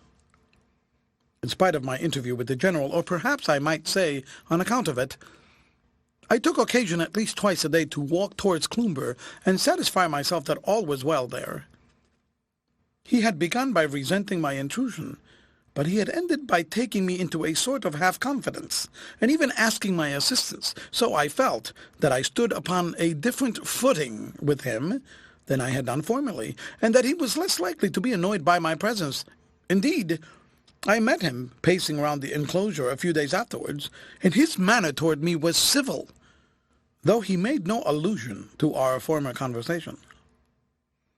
He appeared to be still in an extreme state of nervousness, starting from time to time and gazing furtively about him with little frightened, darting glances to the right and left. I hoped that his daughter was right in naming the 5th of October as the turning point of his complaint, for it was evident to me as I looked at his gleaming eyes and quivering hands that a man could not live long in such a state of nervous tension. I found on examination that he had had the loose rails securely fastened, so as to block up our former trysting place. And though I prowled around the whole long line of fencing, I was unable to find any other place where an entrance could be effected. Here and there, between the few chinks left in the barrier, I could catch glimpses of the hall, and once I saw a rough-looking, middle-aged man standing at a window on the lower floor, whom I supposed to be Israel Stakes, the coachman. There was no sign, however, of Gabriel or Mordaunt, and their absence alarmed me. I was convinced that unless they were under some restraint, they would have managed to communicate with my sister or myself. My fears became more and more acute, as day followed day without our seeing or hearing anything from them. One morning, it was the 2nd day of October, I was walking toward the hall, hoping that I might be fortunate enough to learn some news of my darling, when I observed a man perched upon a stone at the side of the road. As I came nearer to him, I could see that he was a stranger, and from his dusty clothes and dilapidated appearance, he seemed to have come from a distance. He had a great hunch of bread on his knee and a clasp knife in his hand, but he had apparently just finished his breakfast, for he brushed the crumbs off his lap and rose to his feet when he perceived me. Noticing the great height of the fellow and that he still held his weapon, I kept well to the other side of the road, for I knew that destitution makes men desperate, and that the chain that glittered on my waistcoat might be too great a temptation to him upon this lonely highway. I was confirmed in my fears when I saw him step out into the center of the road and bar my progress. "Well, my lad," I said, affecting an ease which I by no means felt, "what can I do for you this morning?" The fellow's face was the color of mahogany with exposure to the weather, and he had a deep scar from the corner of his mouth to his ear, which by no means improved his appearance. His hair was grizzled, but his figure was stalwart, and his fur cap was cocked on one side so as to give him a rakish, semi-military appearance. Altogether he gave me the impression of being one of the most dangerous types of tramp I had ever fallen in with. Instead of replying to my question, he eyed me for some time in silence, with sullen, yellow-shot eyes, and then closed his knife with a loud snick. "You're not a beak," he said. "Too young for that, I guess. They had me in chokey at Paisley, and they had me in chokey at Wigtown. But by the living thunder, if another of them lays a hand on me, I'll make him remember Corporal Rufus Smith. It's a darn fine country, this, where they won't give a man work, and then lay him by the heels for having no visible means of subsistence." "I am sorry to see an old soldier so reduced," said I. "What corps did you serve in?" "H Battery, Royal Horse Artillery. Bad cess to the service and everyone in it. Here I am, nigh 60 years of age, with a beggarly pension of £38.10, not enough to keep me in beer and bassy." "I should have thought £38.10 a year would have been a nice help to you in your old age," I remarked. "Would you, though?" he answered with a sneer, pushing his weather-beaten face forward until it was within a foot of my own. "How much do you think that slash with a turwar is worth, and my foot with all the bones rattling about like a bag full of dice where the trail of the gun went across it? What's that worth, eh? And a liver like a sponge, an aggie whenever the wind comes round to the east. What's the market value of that? Would you take the lot for a dirty £40 a year? Would you now?" "We are poor folk in this part of the country," I answered. "You would pass for a rich man down here." "They are fool folk if they have fool tastes," said he, drawing a black pipe from his pocket and stuffing it with tobacco. "I know what good living is, and by cripes, while I have a shilling in my pocket, I'd like to spend it as a shilling should be spent. I've fought for my country, and my country has done darned little for me. I'll go to the Russians, so help me. I could show them how to cross the Himalayas, so it would puzzle either Afghans or British to stop 'em. What's that secret worth in St. Petersburg, eh, mister?" "I am ashamed to hear an old soldier speak so, even in jest," said I sternly. "Jest indeed," he cried, with a great roaring oath. "I'd have done it years ago if the Russians had been game to take it up. Skofiloff was the best of the bunch, but he's been snuffed out. However, that's neither here nor there. What I want to ask you is whether you've ever heard anything in this quarter of a man called Heatherstone, the same who used to be colonel of the 31st Bengalis. They told me at Wigtown that he lived somewhere down this way." "He lives in that large house over yonder," said I, pointing to Cloomber Tower. "You'll find the avenue gate a little way down the road, but the general isn't fond of visitors." The last part of my speech was lost upon Corporal Rufus Smith. For the instant that I pointed out the gate, he set off hopping down the road. His mode of progression was the most singular I have ever seen, for he would only put his right foot to the ground once in every half-dozen strides, while he worked so hard and attained such a momentum with the other limb that he got over the ground at an astonishing speed.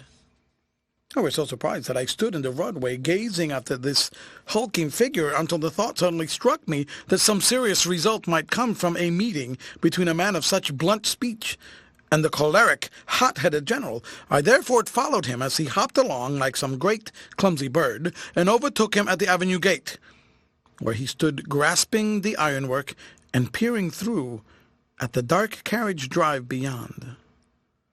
"He's a sly old jackal," he said, looking round at me and nodding his head in the direction of the hall. "He's a deep old dog. And that's his bungalow, is it, among the trees?" "That is his house," I answered. "But I should advise you to keep a more civil tongue in your head if you intend to speak with the general. He is not a man to stand any nonsense." "Right you are. He was always a hard nut to crack. But isn't this him coming down the avenue?" I looked through the gate and saw that it was indeed the general, who, having either seen us or been attracted by our voices, was hurrying down toward us. As he advanced, he would stop from time to time and peer at us through the dark shadow thrown by the trees, as if he were irresolute whether to come or not.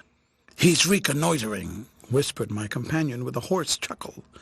"He's afraid, and I know what he's afraid of. He won't be caught in a trap if he can help it, the old un.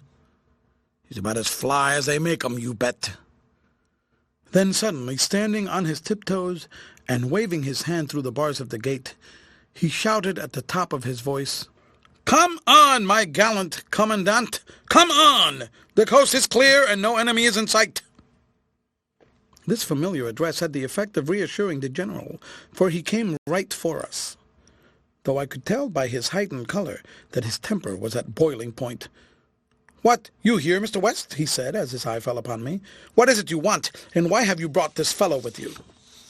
"I have not brought him with me, sir," I answered, feeling rather disgusted at being made responsible for the presence of the disreputable-looking vagabond beside me. "I found him on the road here, and he desired to be directed to you, so I showed him the way. I know nothing of him myself." "What do you want with me, then?" the general asked sternly, turning to my companion. "If you please, sir," the ex-corporal said, speaking in a whining voice and touching his moleskin cap with a humility which contrasted strangely with the previous rough independence of his bearing. "I'm an old gunner in the Queen's service, sir, and knowing your name by hearing it in India, I thought maybe you would take me on as your groom or gardener or give me any other place as happened to be vacant." "I'm sorry that I can't do anything for you, my man," the old soldier answered impressively. "Then you'll give me a little just to help me on my way, sir?" said the cringing mendicant. "You won't see an old comrade go to the bad for the sake of a few rupees. I was with Sale's brigade in the passes, sir, and I was at the second taking of Kabul." General Heatherstone looked keenly at the supplicant, but was silent to his appeal. "I was in Ghuzni with you when the walls were all shook down by an earthquake, and when we found 40,000 Afghans within gunshot of us. You asked me about it, and you see whether I'm lying or not. We went through all this when we were young, and now that we're old, you ought to live in a fine bungalow, and I am to starve by the roadside? It don't seem to me to be fair." "You are an impertinent scoundrel," said the general. "If you had been a good soldier, you would never need to ask for help. I shall not give you a farthing." "One more word, sir," cried the tramp, for the other was turning away. "I've been in the Tarada Pass." The old soldier sprang round as if the words had been a pistol shot. "What? What do you mean?" he stammered. "I've been in the Tarada Pass, sir, and I knew a man there named Gulab Shah." These last were hissed out in an undertone, and a malicious grin overspread the face of the speaker. Their effect upon the general was extraordinary. He fairly staggered back from the gateway, and his yellow countenance blanched to a livid, mottled grey. For a moment he was too overcome to speak. At last he gasped out, "Gulab Shah! Who are you who know Gulab Shah?" "Take another look," said the tramp. "Your sight is not as keen as it was 40 years ago." The general took a long, earnest look at the unkempt wanderer in front of him, and as he gazed, I saw the light of recognition spring up in his eyes. God bless my soul, he cried. Why, it's Corporal Rufus Smith. You come on it at last, said the other, chuckling to himself. I was wondering how long it would be before you knew me. And first of all, just unlock this gate, will you? It's hard to talk through a grating. It's too much like 10 minutes with a visitor in the cells. The general, whose face still bore evidences of his agitation, undid the bolts with nervous, trembling fingers. The recognition of Corporal Rufus Smith had, I fancied, been a relief to him, and yet he plainly showed by his manner that he regarded his presence as by no means an unmixed blessing. "Why, Corporal," he said, as the gate swung open, "I have often wondered whether you were dead or alive, but I never expected to see you again. How have you been all these long years?" "How have I been?" the corporal answered gruffly. "Why, I've been drunk for the most part. When I draw my money, I lay it out in liquor, and as long as that lasts, I get some peace in life. When I'm cleaned out, I go upon tramp, partly in the hope of picking up the piece of a dram, and partly in order to look for you." "You'll excuse us talking about these private matters, West," the general said, looking around at me, for I was beginning to move away.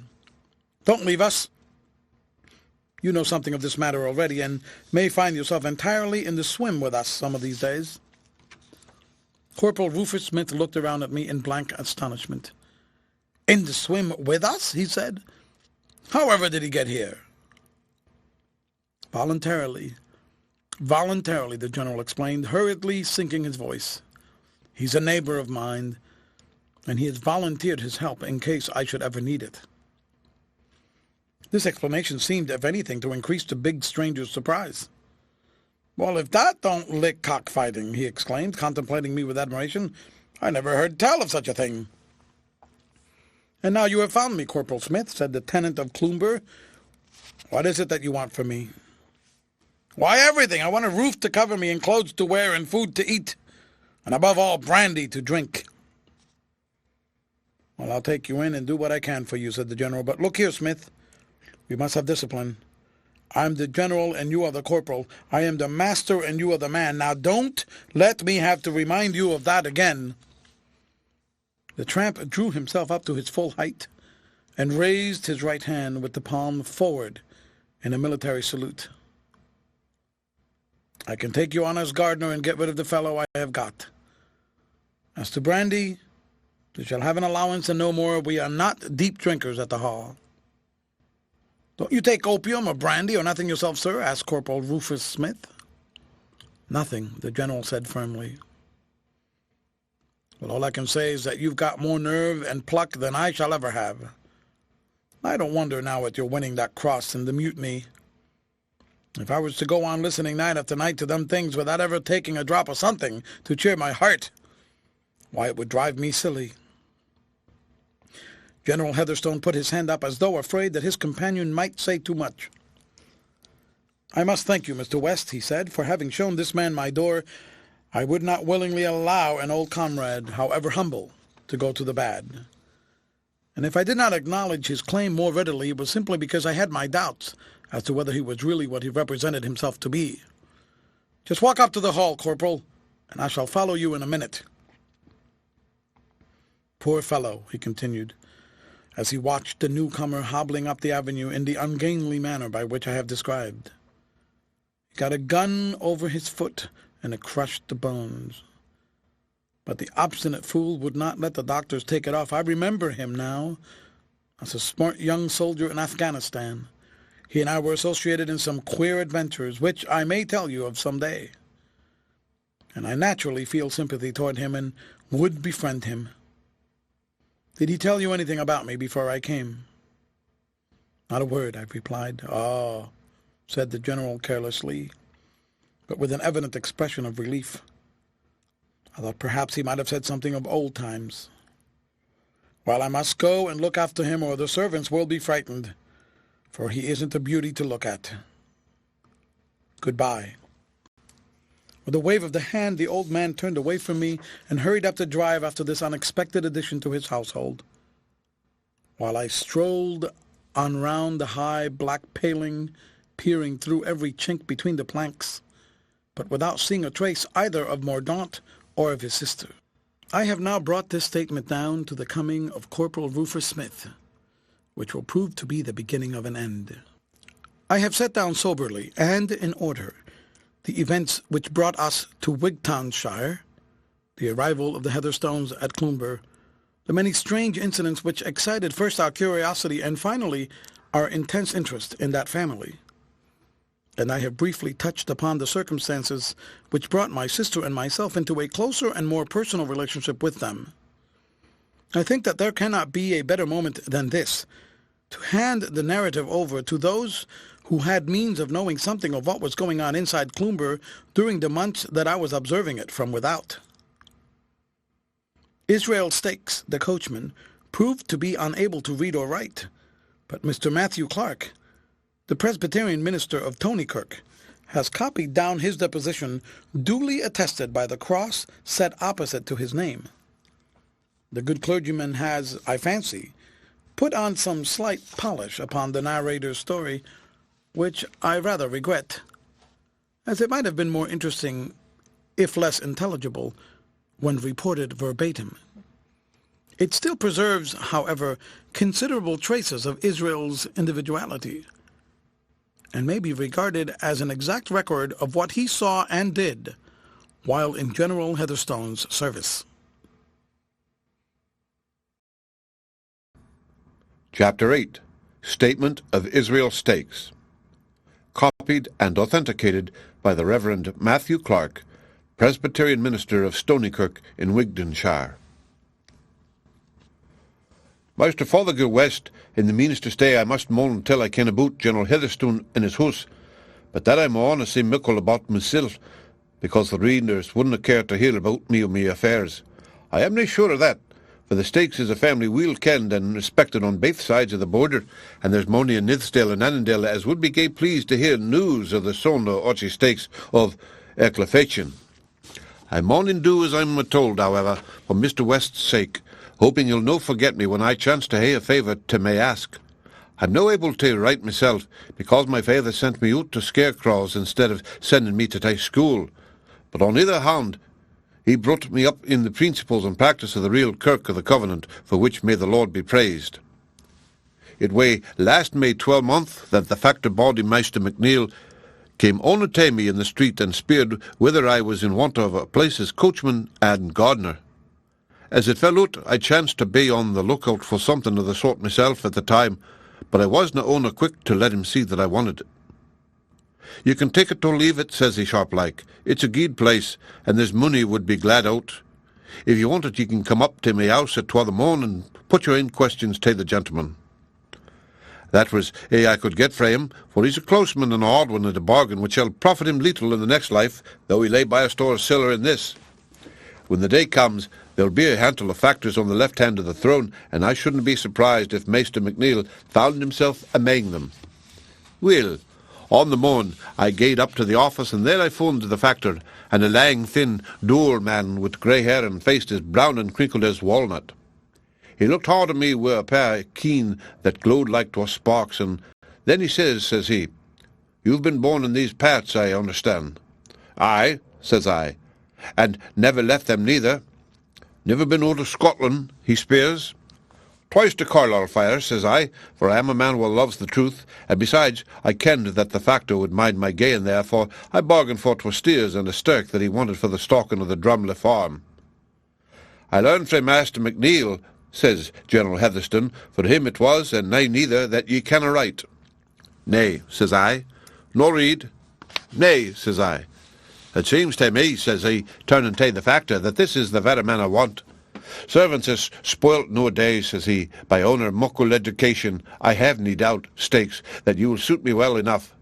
You'll hae £3 a month in a fund, but I shall reserve the right of giving you 24 hours' notice at any time. How will that suit ye?" "It's very different from me last place," I says, discontented like. And the words were true enough, for old Farmer Scot only gave me £1 a month and parrots twice a day. Well, says he, "maybe we'll gie ye a raise of ye suit. Meanwhile, here's the halfsel shilling that Maister McNeil tells me it's the custom to give, and I shall expect to see ye at Cloomber on Monday." When the Monday came round, I walked out to Cloomber, and a great muckle house it is, with 100 windows or mair, and space enough to hide away half the parish. As to gardening, there was no garden for me to work at, and the horse was never taken out of the stables fra week's end to week's end. I was busy for that, and there was a deal of fencing to be put up, and one thing or another, by cleaning the knives and brushing the boots and such like jobs as is mair fit for an old wife than for a grown man. There 'twas beside myself in the kitchen the cook Eliza and Mary, the housemaid, poor benighted things baith of them, wha had wasted their lives in London and kenned little about the world or the ways of the flesh. I hadna muckle to say to them, for they were simple folk who could scarce understand English, and had oddly mair regard for their ain souls than the tods on the moor. When the cook said she didn't think muckle of John Knox, and the other that she wouldna give saxpence to hear the discourse of Maister Donald McSnaw, the true kirk, I kenned it was time for me to leave them to a higher judge. There was 4 in family, the General, my Leddy, Maister Mordaunt, and Miss Gabriel, and it wasn't long before I found that it wasna just exactly as it should be. My Leddy was as thin and as white as a ghaist, and many's the time as I've come on her and found her yammering and greeting all by herself. I've watched her a-walking up and down in the wood where she thought none could see her, and wringing her hands like one demented. There was the young gentleman Tay and his sister. They both seemed to hae some troubles on their minds in the general midst of her, for the others were up one day and down another, but he was aye the same, with a face as dour and sad as a felon when he feels the tow round his neck. I speered of the hussies in the kitchen whether they kenned what was amiss with the family, but the cook, she answered me back that it wasna for her to inquire into the affairs of her superiors, and that it was nothing to her as long as she did her work and had her wages. They were poor, feckless bodies, the twa of them, and would scarce gie an answer to a civil question, though they could clack loud enough when they had a mind. Well, weeks passed into months, and the things grew waur instead of better in the hall. The General, he got mair nervous, and his leddy mair melancholy every day, and there wasna any quarrel or bickering between them, for when they'd been together in the breakfast-room, I used often to gae round and prune the rose tree alongside of the window so that I couldna help hearing a great part of their conversation through sair against the grain. When the young folk were with them, they would speak a little, but when they had gone they would talk as if some whale trial air about a fate upon them, though I never could gather from their words what it was that they were afeard of. I've heard the General say mair than ance that he wasna frightened to death, or any danger that he could face and have done with, but that it was the lying weary waiting, and the uncertainty that had taken the strength and the mettle out of him. Then my lady would console him and tell him that maybe it wasna as bad as he thought, and that it would come richt in the end, but her cheery words were clean throwed away upon him. As to the young folks, I ken weel that they didn't abide in the grunds, and that they were away whene'er they got a chance with Master Fothergill West to Branksome, but the General was too full of his ain troubles to ken about it, and didn't seem to me that it was part of my duties either as coachman or as gardener to mind the bairns. He should have learnt that if you forbid a lassie and a laddie to die anything, it's just the surest way of bringing it about. The Lord have fund that only in the Garden of Paradise, and there's no muckle change between the folk in Eden and the folk in Wigtown. There's ane thing that I haven't spoken about yet, but that should be set down. The General didn't share his room with his wife, but slept alane in a chamber at the far end of the house, as distant as possible fra everybody one else. The room was aye locked when he wasna in it, and naebody was ever allowed to gang into it. He would make his ain bed and read it up and dusted it himself, but he wouldna so much as allow one of us to set foot on the passage that led to it. At nicht he would walk over the house, and he had lamps hung in every room and corner so that no part should be dark. Many's the time from my room in the garret I've heard his footsteps coming in a gang and down one passage and up another frae midnight till cockscraw.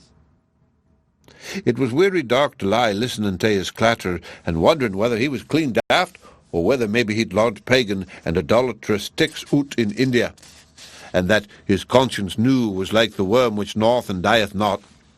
I'd hae speered frae him whether it would ease him to speak with the holy Donald McSnaw, but it might have been a mistake, and the General wasn't a man that you'd care to make a mistake with. Ane day I was a-working at the grass border when he comes up and he says he, Did you ever have occasion to fire a pistol, Israel? God's sake, says I never had siccan a thing in me hands in me life. Then you'd best not begin new, says he. Every man take his ain weapon, he says. Now I warrant you could do something with a guid crab-tree cudgel. Aye, could I answered blithely, as well as only lad on the border. This is a lonely hoose, says he, and we might be molested by some rascals. It's will tay be ready for whatever may come. Me and you and me son Mordaunt and Mr. Fothergill West of Branksome, who would come if he was required, ought to be able to show a bald face. What think ye? "'Deed, sir,' I says, "feasting is aye better than affection, but if you'll raise me £1 a month, I'll no shirk me share of that either." "We won't quarrel over that," says he, and agreed to the extra £12 a year as easy as though it were as many bobbies. For it fray me to think evil, but I couldn't help surmising at the time that money that 'twas so lightly parted where it was maybe not so very honestly came by. I'm no a curious or a prying mun by nature, but I was sair puzzled in my ain mind to tell why it was that the General walked about at night and what kept him frae his sleep. Well, one day I was cleaning down the passages when my eye fell on a great muckle heap of curtains and old carpets and sic-like things that were piled away in a corner, no very far frae the door or the General's room. All of a sudden a thought came into my head, and I says to myself, "Israel, laddie," says I, "what's to stop you frae hiding behind that this very nicht and seeing the old man when he doesn't ken human eye on him?" The mair I thought it, the mair simple it appeared, and I made up my mind to put the idea into instant execution. When the nicht came round, I told the women folk that I was bare with a joy and would gang early to my room.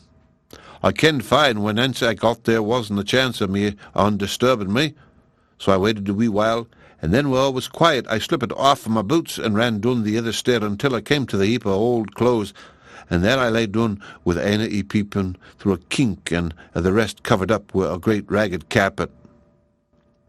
There I bided as quiet as a moose, until the General passed me on his round to bed, and I was still in the house. My certy, I wouldn't gang through wi' again for all the siller at the Union Bank at Dumfries. I canna think o't noo without feeling cold all the way me down me beck. It was just awful lying there in the dead silence, waiting and waiting, with never a sound to break the monotony, except the heavy ticking of the old clock somewhere down the passage. First, I would look down the corridor in the one way, and syne I'd look down to other. But I seemed to me as though there was something coming up frae the side that I wasn't looking at. I had a cold sweat on me brow, and my heart was beating twice to ilka tick of the clock, and what feared me most was the dust frae the curtains and things was getting down into me lungs, and it was I could dae to keep myself a coughing. God's sakes, I wonder my hair won't grey with the night I went through. I wouldn't have dared again to be made Lord Provost of Glasgow.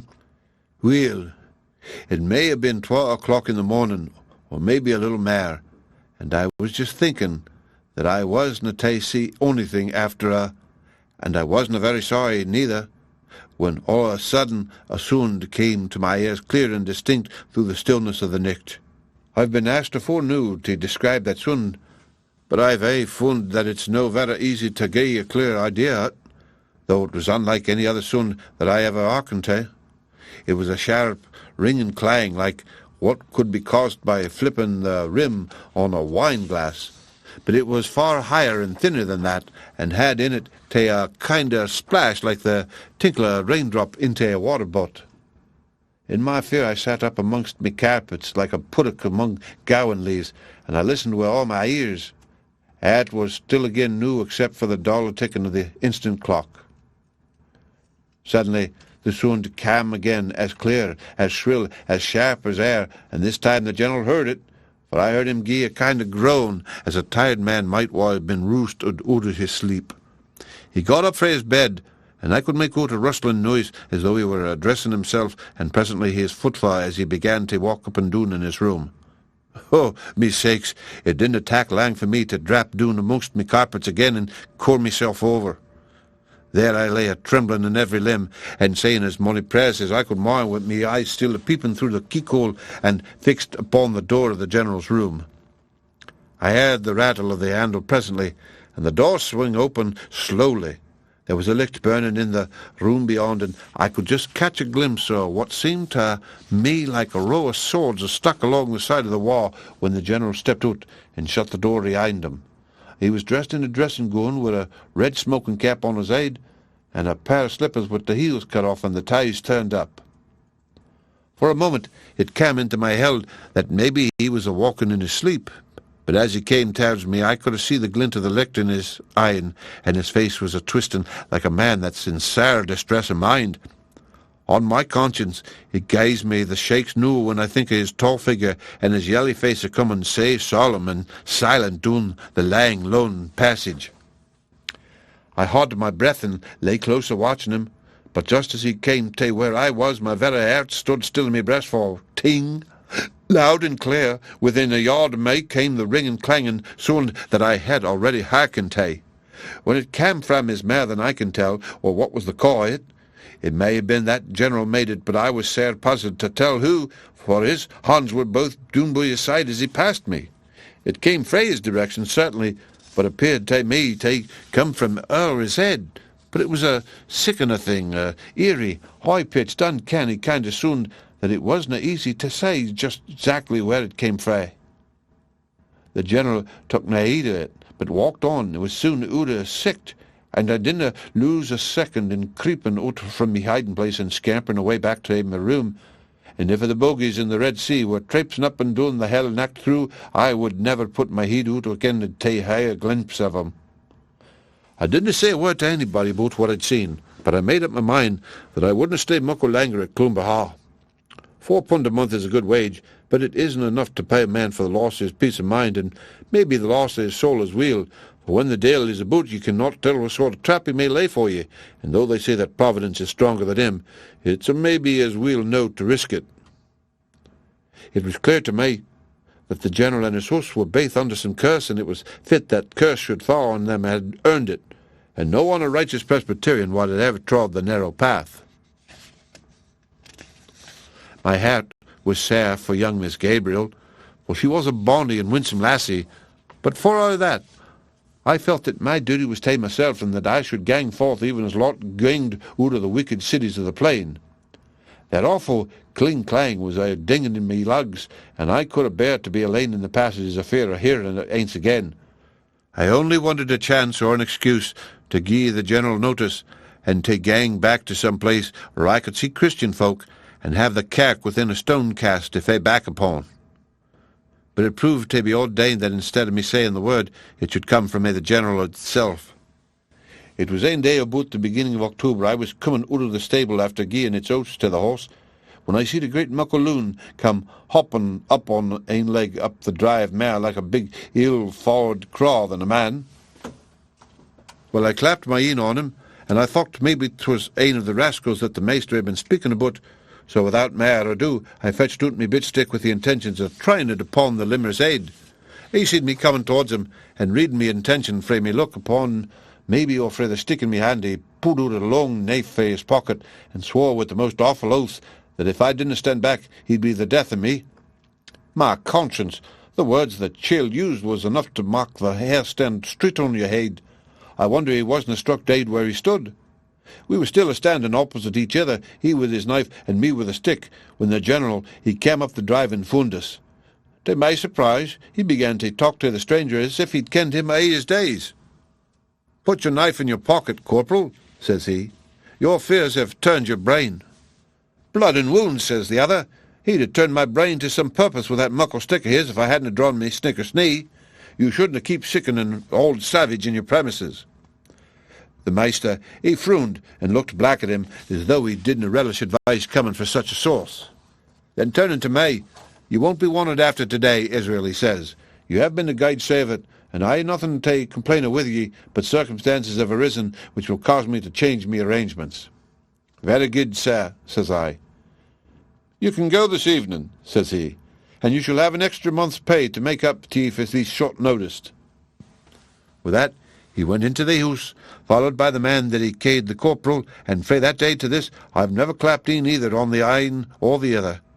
My money was sent out to me in an envelope, and having said a few patent words to the cook and the wench with reference to the wrath to come and the treasure that is richer than rubies, I shook the dust of Cloomber frae me feet for ever. Master Fothergill West says I mauna express an opinion as to what came about afterwards, but maun confine myself to what I saw myself. Nae doubt he has his reasons for this, and far be it frae he that they ain't no guidance. But I maun say this, that what happened didn't surprise me. It was just as I expected, and so I said to Mr. Donald McSnaw. I've told ye aboot it noo, and I have no word to add or to withdraw. I'm muckle obleeged to Mr. Matthew Clark for putting it in a doon writing for me, and there's only would wished to speir anything mair of me. I'm well kenned and respected in Ecclefection, and Master McNeil, the factor of Wigton, can tell you where I am to be found. The end of Chapter 8. Chapter 9. Narrative of John Easterling, FRCP, Edinburgh. Having given the statement of Israel's stakes in extenso, I shall append a short memorandum from Dr. Easterling, now practicing at Stranraer. It is true that the doctor was only once within the walls of Cloomber during its tenancy by General Heatherstone, but there were some circumstances connected with this visit which made it valuable, especially when considered as a supplement to the experiences which I have just submitted to the reader. The doctor has found time amid the calls of a busy country practice to jot down his recollections, and I feel that I cannot do better than subjoin them exactly as they stand. I have very much pleasure in furnishing Mr. Fothergill West with an account of my solitary visit to Cloomber Hall, not only on account of the esteem which I have formed for that gentleman ever since his residence at Branksome, but also because it is my conviction that the facts in the case of General Heatherstone are of such a singular nature that it is of the highest importance that they should be placed before the public in a trustworthy manner.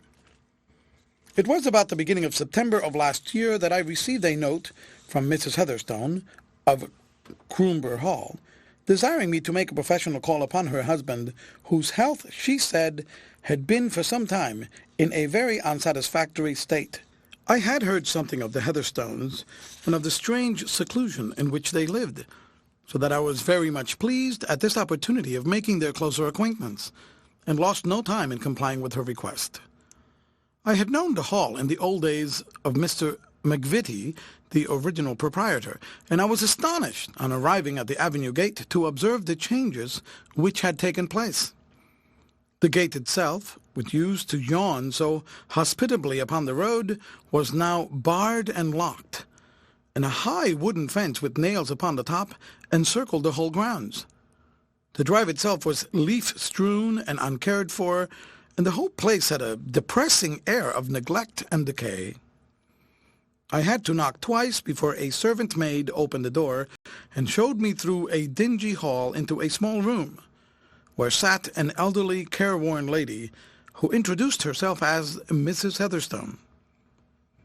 With her pale face, her grey hair, her sad, colourless eyes, and her faded silk dress, she was in perfect keeping with her melancholy surroundings. "You find us in much trouble, doctor," she said in a quiet, refined voice. "My poor husband has had a great deal to worry him, and his nervous system for a long time has been in a very weak state. We came to this part of the country in the hope that the bracing air and the quiet would have a good effect upon him. Instead of improving, however, he has seemed to grow weaker, and this morning he is in a high fever and a little inclined to be delirious.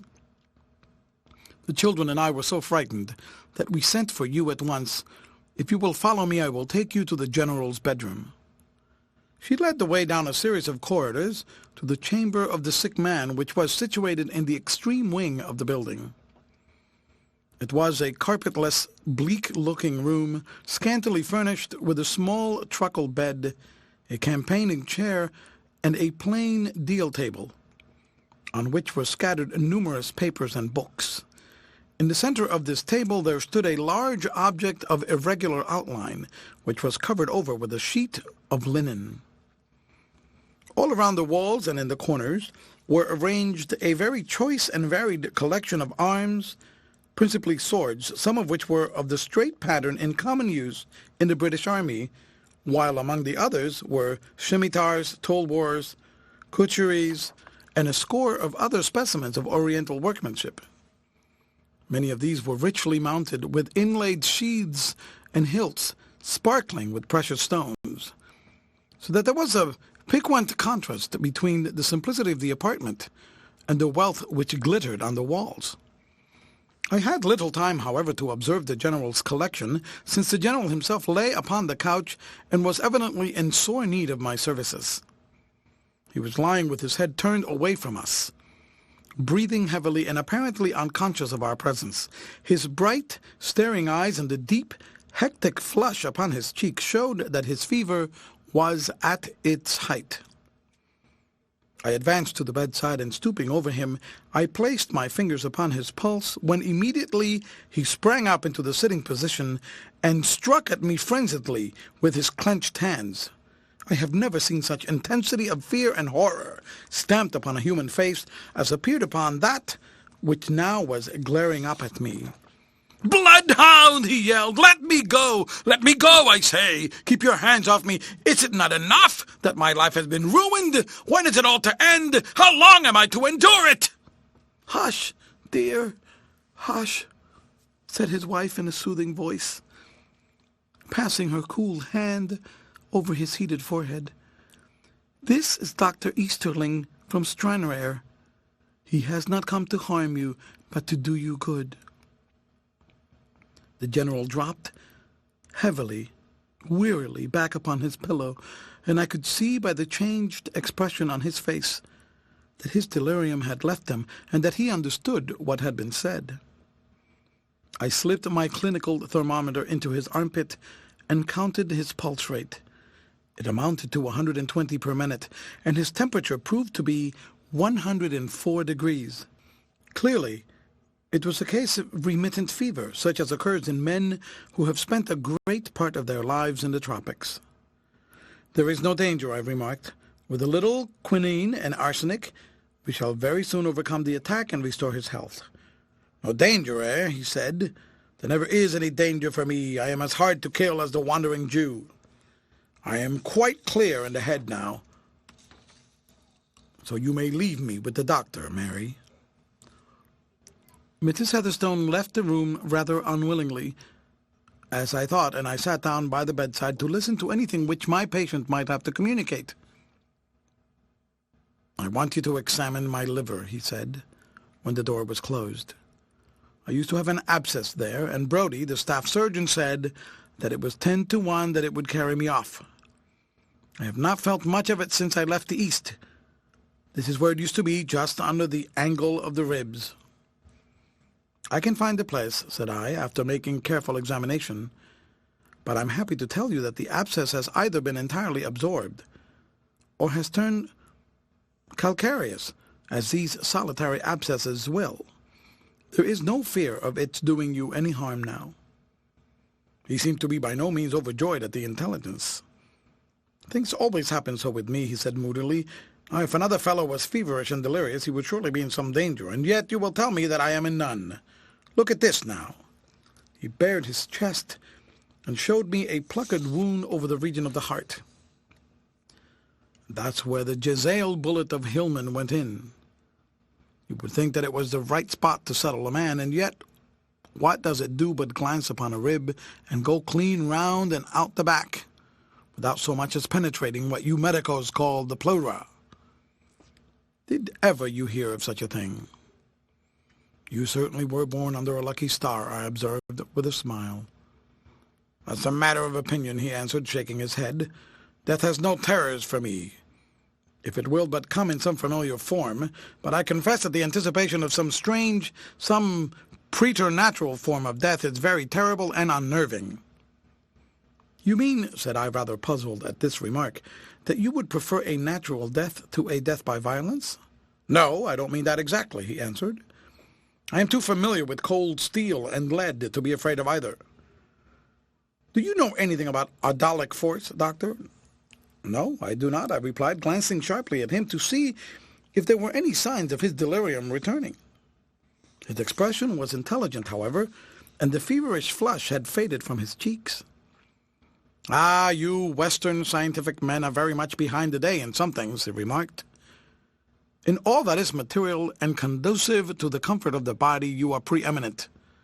But when one concerns the subtle forces of nature and the latent powers of the human spirit, your best men are centuries behind the humblest coolies of India. Countless generations of beef-eating, comfort-loving ancestors have given our animal instincts the command over our spiritual ones. The body, which should have been a mere tool for the use of the soul, has now become a degrading prison in which it is confined. The Oriental soul and body are not so welded together as ours are, and there is far less wretch when they part in death. They do not appear to derive much benefit from this peculiarity in their organization," I remarked incredulously. "Merely the benefit of superior knowledge," the general answered. "If you were to go to India, probably the very first thing you would see in the way of amusement would be a native doing what is called the mango trick. Of course, you have heard or read of it. The fellow plants a mango seed and makes passes over it until it sprouts and bears leaves and fruit, all in the space of half an hour. It is not really a trick, it is a power.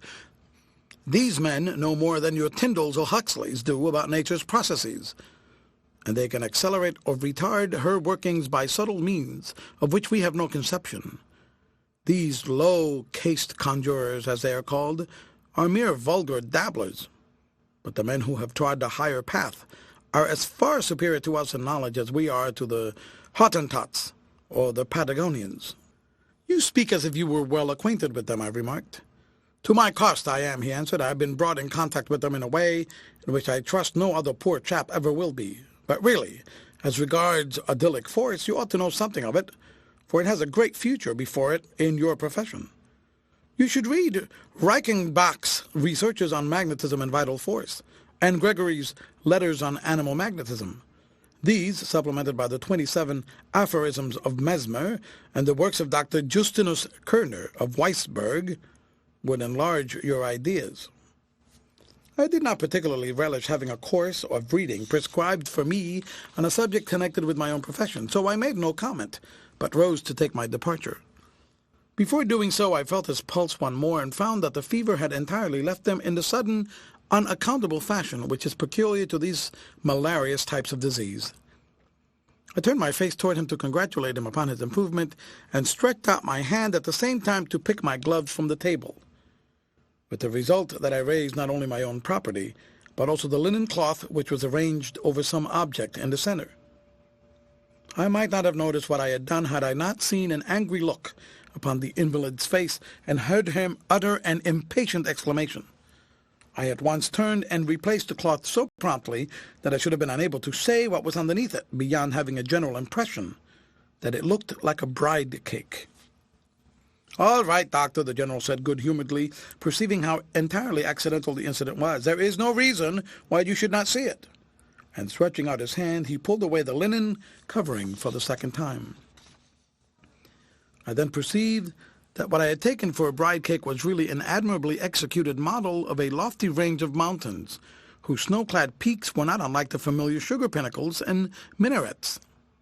"These are the Himalayas, or at least the Surinam branch of them," he remarked, showing the principal passes between India and Afghanistan. "It is an excellent model.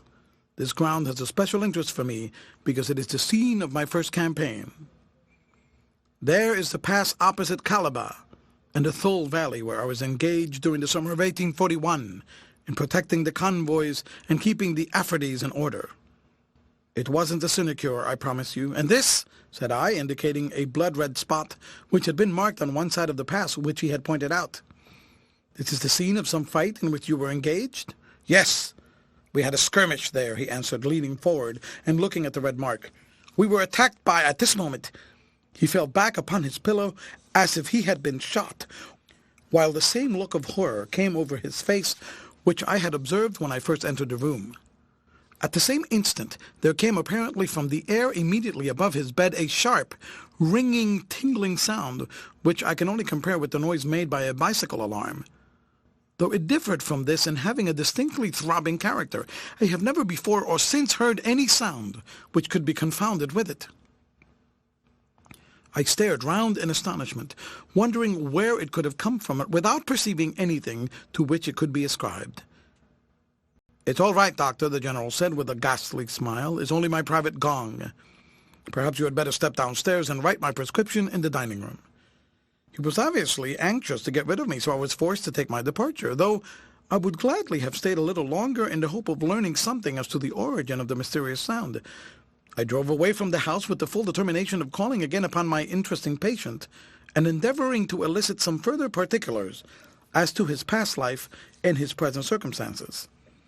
I was destined, however, to be disappointed, for I received that very evening a note from the General himself, enclosing a handsome fee for my single visit, and informing me that my treatment had done him so much good that he considered himself to be convalescent, and would not trouble me to see him again. This was the last and only communication which I ever received from the tenant of Cloomber. I have been asked frequently by neighbors and others who were interested in the matter whether he gave me the impression of insanity. To this I must unhesitatingly answer in the negative. On the contrary, his remarks gave me the idea of a man who had both read and thought deeply. I observed, however, during our single interview that his reflexes were feeble, his arcus senilis well marked, and his arteries atheromatous, all signs that his constitution was in an unsatisfactory condition, and that a sudden crisis might be apprehended. Chapter 10 of the letter which came from the hall. Having thrown this sidelight upon my narrative, I can now resume the statement of my own personal experiences. These I had brought down, as the reader will doubtless remember, to the date of the arrival of the savage-looking wanderer who called himself Corporal Rufus Smith. This incident occurred about the beginning of the month of October, and I find, upon a comparison of dates, that Dr. Easterling's visit to Cloomber preceded it by 3 weeks or more. During all this time I was in sore distress of mind, for I had never seen anything either of Gabriel or of her brother since the interview in which the General had discovered the communication which was kept up between us. I had no doubt that some sort of restraint had been placed upon them, and the thought that we had brought trouble on their heads was a bitter one both to my sister and myself. Our anxiety, however, was considerably mitigated by the receipt, a couple of days after my last talk with the General, of a note from Berthier Heatherstone. This was brought us by a little ragged urchin, the son of one of the fishermen, who informed us that it had been handed to him at the avenue gate by an old woman, who I expect must have been the Cloomber cook. "My dearest friends," it ran, "Gabriel and I have grieved to think how concerned you must be at having either heard from nor seen us. The fact is that we are compelled to remain in the house, and this compulsion is not physical, but moral. Our poor father, who gets more and more nervous every day, has entreated us to promise him that we will not go out until after the 5th of October, and to allay his fears we have given him the desired pledge. On the other hand, he has promised us that after the 5th, that is, in less than a week, we shall be as free as air to come or go as we please. So we have something to look forward to. Gabriel says that she has explained to you that the governor is always a changed man after this particular date, on which his fears reach a crisis. He apparently has more reason than usual this year to anticipate that trouble is brewing for this unfortunate family, for I have never known him to take so many elaborate precautions or appear so thoroughly unnerved. Who would ever think, to see his bent form and his shaking hands, that he is the same man who used some few short years ago to shoot tigers on foot among the jungles of the Terai, and would laugh at the more timid sportsmen who sought the protection of their elephant's howdah. You know that he has the Victoria Cross, which he won in the streets of Delhi, and yet here he is shivering with terror and starting at every noise. in the most peaceful corner of the world. Oh, the pity of it! West, remember what I have already told you, that it is no fanciful or imaginary peril, but one which we have every reason to suppose to be most real. It is, however, of such a nature that it can neither be averted, nor can it profitably be expressed in words. If all goes well, you will see us at Branksome on the 6th.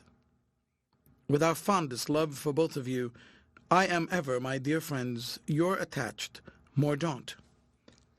This letter was a great relief to us, letting us know that the brother and sister were under no physical restraint, but our powerlessness and inability even to comprehend what the danger was which threatened those whom we had come to love better than ourselves was little short of maddening.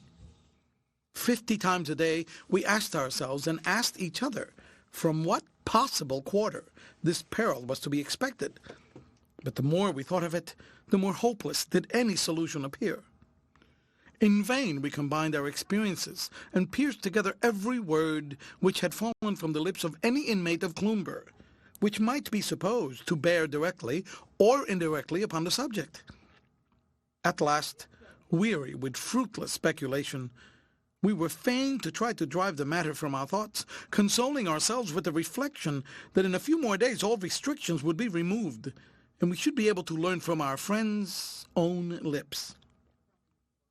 Those few intervening days, however, would, we feared, be dreary long ones, and so they would have been, had it not been for a new and most unexpected incident, which diverted our minds from our own troubles, and gave them something fresh with which to occupy themselves. End of chapter. Chapter 11 of the Casting Away of the Bark Belinda. The 3rd of October had broken auspiciously with a bright sun and a cloudless sky. There had in the morning been a slight breeze, and a few little white wreaths of vapor drifted here and there like the scattered feathers of some gigantic bird. But as the day wore on, such wind as there was fell completely away, and the air became close and stagnant. The sun blazed down with a degree of heat which was remarkable so late in the season, and a shimmering haze lay upon the upland moors and concealed the Irish mountains on the other side of the channel. The sea itself rose and fell in a long, heavy, oily roll, sweeping slowly landward and breaking suddenly, with a dull, monotonous booming upon the rock-girt shore. To the inexperienced all seemed calm and peaceful, but to those who are accustomed to read nature's warnings, there was a dark menace in air and sky and sea. My sister and I walked out in the afternoon, sauntering slowly along the margin of the great sandy pit which shoots out into the Irish Sea, flanking upon one side the magnificent Bay of Luce, and on the other the more obscure inlet of Kirkmaiden, on the shores of which the Branksome property is situated. It was too surly to go far, so we soon seated ourselves upon one of the sandy hillocks, overgrown with faded grass turfs, which extend along the coastline, and which form nature's dikes against the encroachments of the ocean. Our rest was soon interrupted by the scrunching of heavy boots upon the shingle, and Jamieson, the old man-of-war's man whom I have already had occasion to mention, made his appearance with the flat circular net upon his back, which he used for shrimp catching. He came towards us upon seeing us, and said in his rough, kindly way that he hoped we would not take it amiss if he sent us a dish of shrimp for our tea at Branksome. "I make a good catch before the storm," he remarked. "You think there's going to be a storm, then?" I asked. "Why, even a marine could see that," he answered, sticking a great wedge of tobacco in his cheek. "The moors over near Cloomber are just white with gulls and kittiwakes. And did you think they come ashore for except to escape, having all the feathers blown out of them? I mind a day like this when I was with Charlie Napier off Crostant. It well nigh blew us under the guns of the forts for all our engines and propellers." "Have you ever known a wreck in these parts?" I asked. Lord love ye, sir, it's a famous place for wrecks. Why, in that very bay down there, 2 of the King Philip's first-rates floundered, with all hands in the days of the Spanish War. If that sheet of water in the Bay of Luce round the corner could tell their ain tale, they'd have a gay lot to speak of. When the judgment day comes round, that water will just be bubbling with the number of folks that will be coming up from the bottom. I trust that there will be no wrecks while we are here, said Esther earnestly. The old man shook his grizzled head and looked distrustfully at the hazy horizon. If it blows from the west, he said, some of these sailing ships may find it no joke to be caught without sea room in the North Channel. There's the bark out yonder. I dare say her maidster would be glad enough to find himself safe in the side. She seems to be absolutely motionless, I remarked, looking at the vessel in question, whose black hull and gleaming sails rose and fell slowly with the throbbing of the giant pulse beneath her. Perhaps, Jameson, we are wrong, and there will be no storm after all. The old sailor chuckled to himself with an air of superior knowledge, and shuffled away with his shrimp net while my sister and I walked slowly homewards through the hot and stagnant air. I went up to my father's study to see if the old gentleman had any instructions as to the estate, for he had become engrossed in a new work upon Oriental literature, and the practical management of the property had, in consequence, devolved entirely upon me. I found him seated at his square library table, which was so heaped with books and papers that nothing of him was visible from the door except a turf of white hair. "My dear son," he said to me as I entered, "it is a great grief to me that you are not more conversant with Sanskrit. When I was your age, I could converse not only in that noble language, but also in Tamulic, Lohitic, Jangelic, Take, and Malaic dialects, which are all offshoots from the Turanian branch." "I regret extremely, sir," I answered, "that I have not inherited your wonderful talents as a polyglot." "I have set myself a task," he explained, "which, if it could only be continued from generation to generation in our family until it was completed, would make the name of West immortal. This is nothing less than to publish an English translation of the Buddhist Dharmas, with a preface giving an idea of the position of Brahmanism before the coming of Sakyamuni. With diligence it is possible that I might be able myself to complete part of the preface before I die." "And pray, sir," I asked, "how long would the whole work be when it was finished?" "The abridged edition in the Imperial Library of Peking," said my father, rubbing his hands together, "consists of 325 volumes of an average weight of 5 pounds. Then tile preface, which must embrace some account of the Rig Veda, the Samaveda, the Yagur Veda, the Atharva Veda, with the Brahmanas, could hardly be completed in less than 10 volumes. Now, if we apportion 1 volume to each year, there is every prospect of the family coming to an end of its task about the date 2250. The 12th generation completing the work, while the 13th might occupy itself upon the index." "And how are our descendants to live, sir?" I asked with a smile, "during the progress of this great undertaking?" "That's the worst of you, Jack," my father cried petulantly. "There is nothing practical about you. Instead of confining your attention to the working out of my noble scheme, you begin raising all sorts of absurd objections. It is a mere matter of detail how our descendants live, so long as they stick to the dharmas. Now I want you to go up to the bothy of Fergus MacDonald and see about the thatched, and Willie Fulton has written to say that his milk cow is bad. You might look in upon your way and ask after it." I started off upon my errands, but before doing so I took a look at the barometer upon the wall. The mercury had sunk to the phenomenal point of 28 inches. Clearly the old sailor had not been wrong in his interpretation of nature's signs.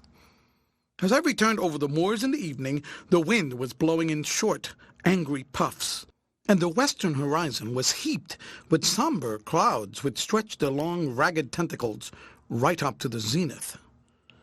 Against their dark background, one or two livid, sulphur-colored splotches showed up malignant and menacing, while the surface of the sea had changed from the appearance of burnished quicksilver to that of ground glass. A low, moaning sound rose up from the ocean, as if it knew that trouble was in store for it. Far out in the channel, I saw a single, panting, eager steam vessel making its way to Belfast Loch, and the large bark, which I had observed in the morning, still beating about in the offing, endeavouring to pass to the northward. At 9 o'clock, a sharp breeze was blowing. At 10, it had freshened into a gale, and before midnight, the most furious storm was raging, which I can remember upon that weather-beaten coast. I sat for some time in our small, oak-panelled sitting room, listening to the screeching and howling of the blasts, and to the rattle of the gravel and pebbles as they pattered against the window. Nature's grim orchestra was playing its world-old piece with a compass, which ranged from the deep diapason of the thundering surge to the thin shriek of the scattered shingle, and the keen piping of frightened seabirds. Once for an instant I opened the lattice window, but a gust of wind and rain came blustering through, bearing with it a great sheet of seaweed, which flapped upon the table. It was all I could do to close it again with a thrust of my shoulder in the face of the blast. My sister and father had retired to their rooms, but my thoughts were too active for sleep, so I continued to sit and to smoke by the smouldering fire. What was going on in the hall now, I wondered? What did Gabriel think of the storm, and how did it affect the old man who wandered about in the night? Did he welcome these dread forces of nature as being of the same order of things as his own tumultuous thoughts? It was only 2 days now from the date which I had been assured was to mark a crisis in his fortunes. Would he regard this sudden tempest as being in any way connected with the mysterious fate which threatened him? Over all these things and many more I pondered as I sat by the glowing embers until they died gradually out, and the chill night air warned me that it was time to retire. I may have slept a couple of hours when I was awakened by someone tugging furiously at my shoulder. Sitting up in bed, I saw by the dim light that my father was standing half-clad by my bedside, and that it was his grasp which I felt on my nightshirt. "Get up, Jack! Get up!" he was crying excitedly. "There's a great ship ashore in the bay, and the poor folk will all be drowned. Come down, my boy, and let us see what we can do." The good old man seemed to be nearly beside himself with excitement and impatience. I sprang from my bed and was hurtling on a few clothes when a dull, booming sound made itself heard above the howling of the wind and the thunder of the breakers. "There it is again!" cried my father. "It is their signal gun, poor creatures! Jameson and the fishermen are below. Put on your oilskin coat on and the Glengarry hat. Come, come! Every second may mean a human life!" We hurried down together and made our way to the beach, accompanied by a dozen or so of the inhabitants of Branksome. The gale had increased rather than moderated, and the wind screamed all around us with infernal clamor. So great was its force that we had to put our shoulders against it and bore our way through it, while the sand and gravel tingled up against our faces. It was just light enough to make out the scuttling clouds and the white gleam of the breakers, but beyond that was absolute darkness. We stood ankle-deep in the shingle and seaweed, shading our eyes with our hands and peering out into the inky obscurity. It seemed to me, as I listened, that I could hear human voices, loud entreaty and terror, but amid the wild turmoil of nature it was difficult to distinguish one sound from another. Suddenly, however, a light glimmered in the heart of the tempest, and next instant the beach and sea and wide tossing bay were brilliantly illuminated by the wild glare of a signal light. The ship lay on her beam ends right in the center of the terrible Hansel Reef, hurled over to such an angle that I could see all the planking of her deck. I recognized her at once as being the same three-masted bark which I had observed in the channel in the morning, and the Union Jack, which was nailed upside down to the jagged slump of her mizzen, proclaimed her nationality. Every spar and rope and writhing piece of cordage showed up hard and clear under the vivid light, which spluttered and flickered from the highest portion of the forecastle. Beyond the doomed ship, out of the great darkness came the long, rolling lines of big waves, never-ending, never-tiring, with a petulant turf of foam here and there upon their crests. Each, as it reached the broad circle of unnatural light, appeared to gather strength and volume, and to hurry on more impetuously, until with a roar and a jarring crash it sprang upon its victim. Clinging to the weather shrouds, we could distinctly see 10 or a dozen frightened seamen, who, when the light revealed our presence, turned their white faces toward us and waved their hands imploringly. The poor wretches had evidently taken fresh hope from our presence, though it was clear that their own boats had either been washed away or so damaged as to render them useless. The sailors who clung to the rigging were not, however, the only unfortunates on board. On the breaking poop there stood 3 men who appeared to be both of a different race and nature from the cowering wretches who implored our assistance. Leaning upon the shattered taffrail, they seemed to be conversing together as quietly and unconcernedly as though they were unconscious of the deadly peril which surrounded them. As the signal light flickered over them, we could see from the shore that these immutable strangers wore red fezzes, and that their faces were of swarthy, large-featured type, which proclaimed an Eastern origin. There was little time, however, for us to take note of such details. The ship was breaking rapidly, and some effort must be made to save the poor, sodden group of humanity who implored our assistance. The nearest lifeboat was in the Bay of Luce, 10 long miles away. But here was our own broad, roomy craft upon the shingle, and plenty of brave fisher lads to form a crew. 6 of us sprang to the oars. The others pushed us off, and we fought our way through the swirling, raging waters, staggering and recoiling before the great sweeping billows, but still steadily decreasing the distance between the bark and ourselves. It seemed, however, that our efforts were fated to be in vain. As we mounted upon the surge, I saw a giant wave topping all the others and coming after them like a driver following a flock, sweep down upon the vessel, curling its great green arch over the breaking deck. With a rending, riving sound, the ship split in two, where the terrible serrated back of the Hansel reef was sawing into her keel. The afterpart, with the broken mizzen and the 3 Orientals, sank backwards into deep water and vanished, while the forehalf oscillated helplessly about, retaining its precarious balance upon the rocks. A wail of fear went up from the wreck and was echoed from the beach, but by the blessing of Providence she kept afloat until we made our way under her bowsprit and rescued every man of the crew.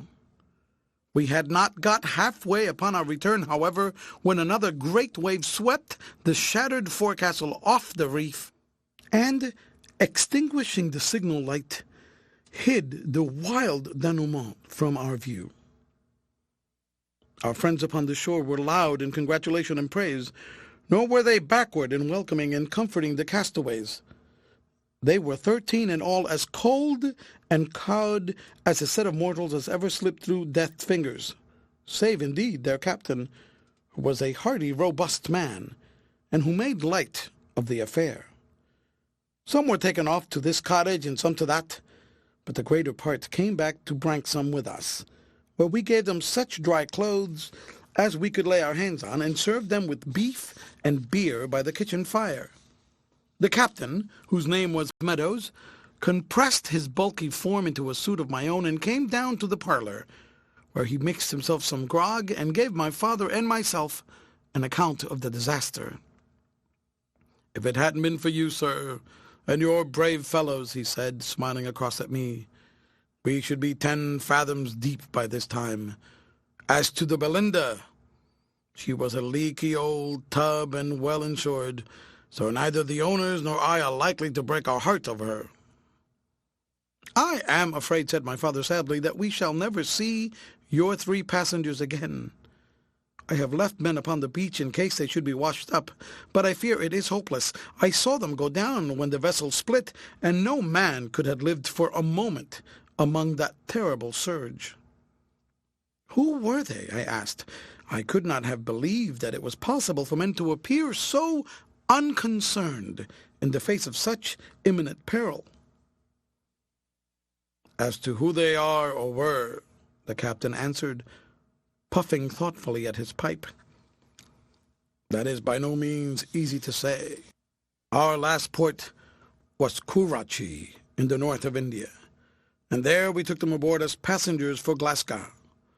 Ramsay was the name of the younger, and it is only with him that I have come in contact, but they all appeared to be quiet, inoffensive gentlemen. I never inquired their business, but I should judge that they were Parsee merchants from Hyderabad, whose trade took them to Europe. I could never see why the crew should fear them, and the mate, too. He should have had more sense. Fear them, I ejaculated in surprise. Yes, they had some preposterous idea that they were dangerous shipmates. I have no doubt if you were to go down into the kitchen now, you would find that they're all agreed that our passengers were the cause of the whole disaster. As the captain was speaking, the parlor door opened, and the mate of the bark, a tall, red-bearded sailor, stepped in. He had obtained a complete rig-out from some kind-hearted fisherman, and looked in his comfortable jersey and well-greased sea boots a very favorable specimen of a shipwrecked mariner. With a few words of grateful acknowledgment of our hospitality, he drew a chair up to the fire and warmed his great brown hands before the blaze. "What did you think now, Captain Meadows?" he asked presently, glancing up at his superior officer. "Didn't I warn you what would be the upshot of having those niggers on board the Belinda?" The captain leaned back in his chair and laughed heartily. "Didn't I tell you?" he cried, appealing to us. "Didn't I tell you?" "It might have been no laughing matter for us," the other remarked petulantly. "I have lost a good sea kit, and nearly my life into the bargain."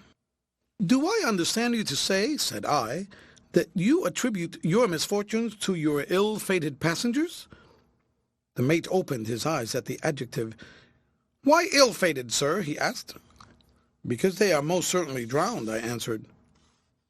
He sniffed incredulously and went on warming his hands. "Men of that kind are never drowned," he said after a pause.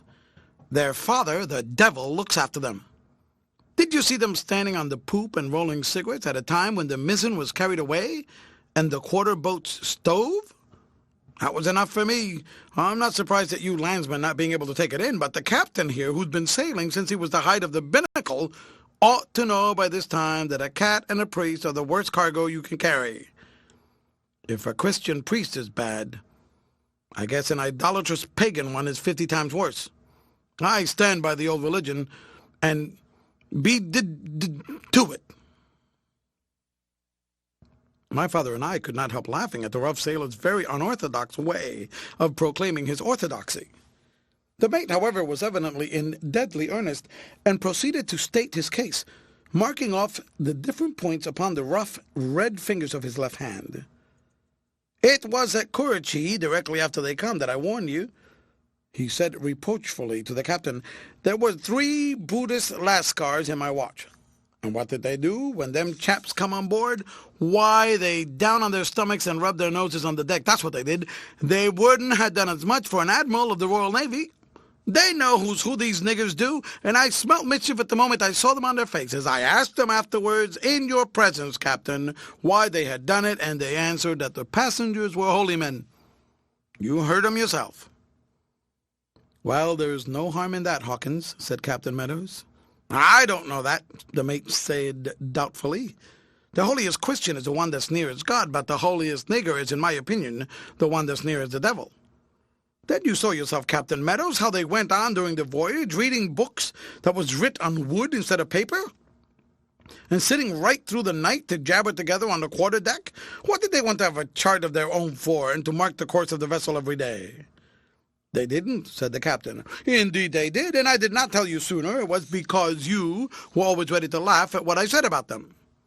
They had instruments of their own. When they used them I can't say, but every day at noon they worked out the latitude and longitude and marked out the vessel's position on a chart that was pinned on their cabin table. I saw them at it, and so did the steward, from his pantry. "Well, I don't see what you prove from that," the captain remarked, "though I confess it is a strange thing." "I'll tell you another strange thing," said the mate impressively. "Do you know the name of this bay in which we are cast away?" "I have learned from our kind friends here that we are upon the Wigtownshire coast," the captain answered, "but I have not heard the name of the bay." The mate leaned forward with a grave face. "It is the Bay of Kirkmaiden," he said. If he expected to astonish Captain Meadows, he certainly succeeded, for that gentleman was fairly bereft of speech for a minute or more. "This is really marvelous," he said, after a time turning to us. "These passengers of ours cross-questioned us early in Tile voyage as to the existence of a bay of that name. Hawkins here and I denied all knowledge of one, for on the chart it is included in the Bay of Luce.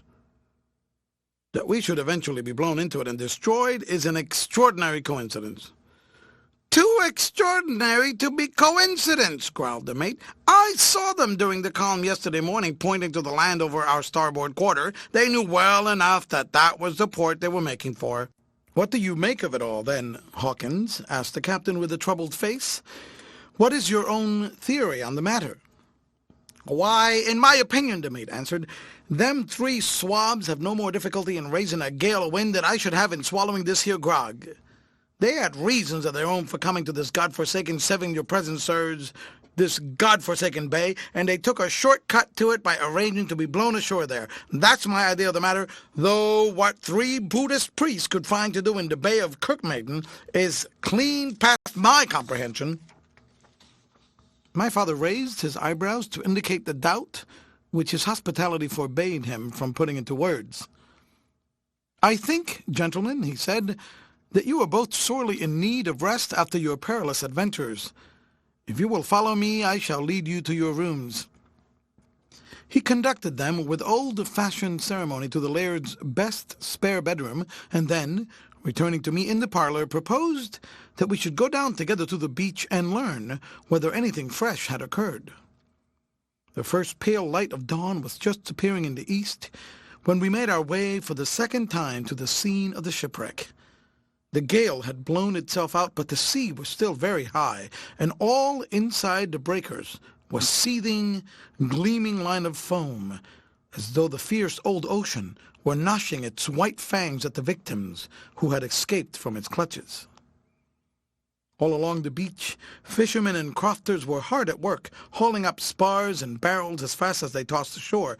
None of them had seen any bodies, however, and they explained to us that only such things as could float had any chance of coming ashore, for the undercurrent was so strong that whatever was beneath the surface must infallibly be swept out to sea. As to the possibility of the unfortunate passengers having been able to reach the shore, these practical men would not hear of it for a moment, and showed us conclusively that if they had not been drowned, they must have been dashed to pieces upon the rocks. "We did all that could be done," my father said sadly, as we returned home. "I am afraid that the poor mate has had his reason affected by the suddenness of the disaster." "Did you hear what he said about the Buddhist priests raising a gale?" "Yes, I heard him," said I. "It was very painful to listen to him," said my father. "I wonder if he would object to my putting a small mustard plaster under each of his ears. It would relieve any congestion of the brain. Or perhaps it would be best to wake him up and give him 2 antibulus pills. What do you think, Jack?" "I think," said I with a yawn, "that you had best let him sleep and go to sleep yourself. You can psych him in the morning if he needs it." So saying, I stumbled off to my bedroom, and throwing myself upon the couch, was soon in a dreamless slumber. Chapter 12 of the 3 Foreign Men upon the Coast. It must have been 11 or 12 o'clock before I awoke, and it seemed to me in the flood of golden light which streamed into my chamber that the wild, tumultuous episodes of the night before must have formed part of some fantastic dream. It was hard to believe that the gentle breeze, which whispered so softly among the ivy leaves around my window, was caused by the same element which had shaken the very house a few short hours before. It was as if nature had repented of her momentary passion, and was endeavoring to make amends to an injured world by its warmth and its sunshine. A chorus of birds in the garden below filled the whole air with their wonder and congratulations. Down in the hall I found a number of the shipwrecked sailors, looking all the better for their night's repose, who set up a buzz of pleasure and gratitude upon seeing me.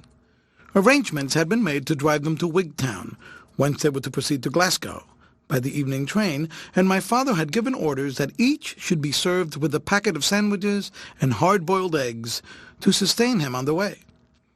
Captain Meadows thanked us warmly in the name of his employers for the manner in which we had treated them, and he called for 3 cheers from his crew, which were heartily given. He and the mate walked down with us after we had broken our fast to have a last look at the scene of the disaster. The great bosom of the bay was still heaving convulsively, and its waves were breaking into sobs against the rocks.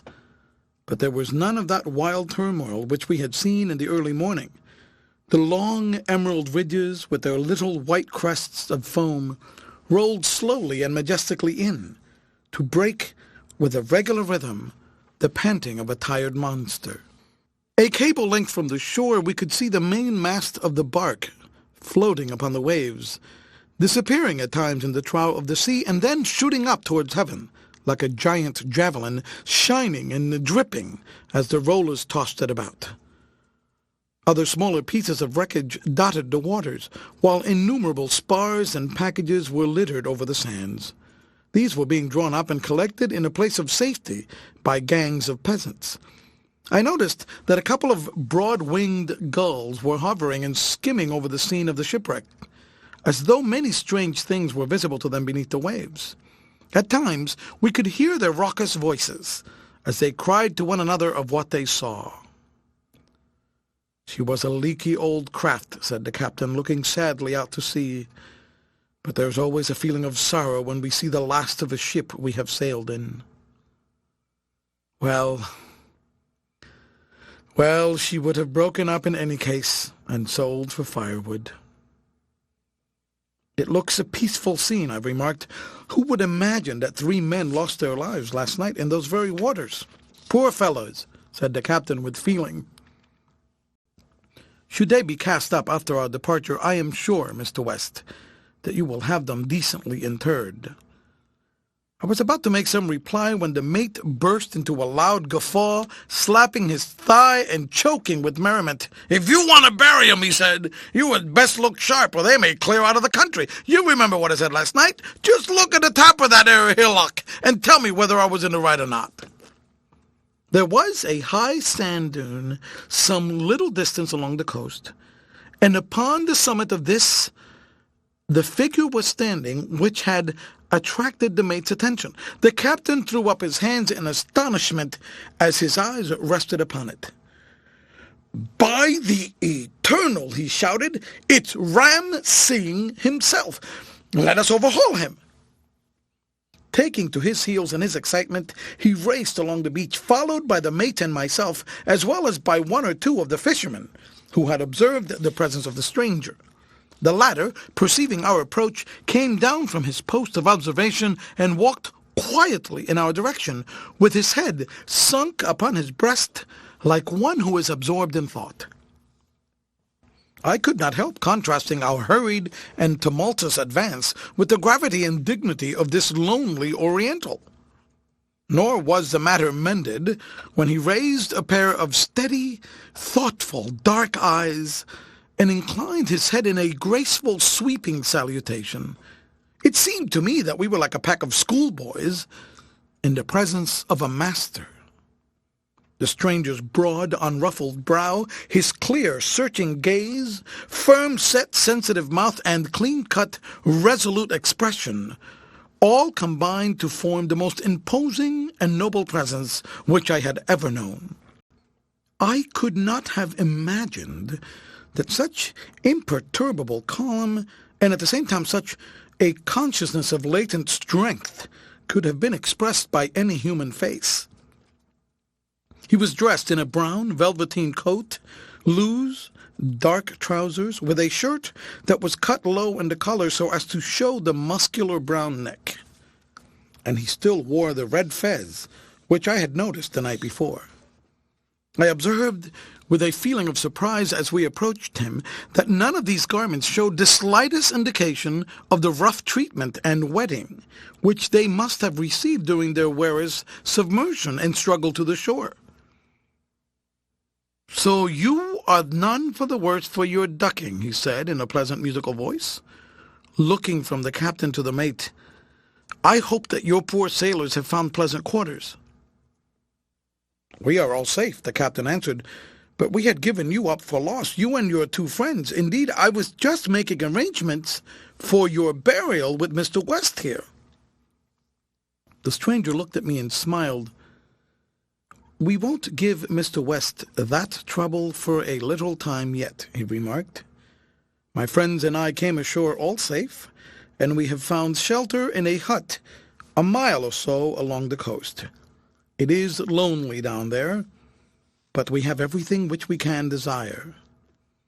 "We start off for Glasgow this afternoon," said the captain. "I shall be very glad if you will come with us. If you have not been in England before, you may find it awkward traveling alone."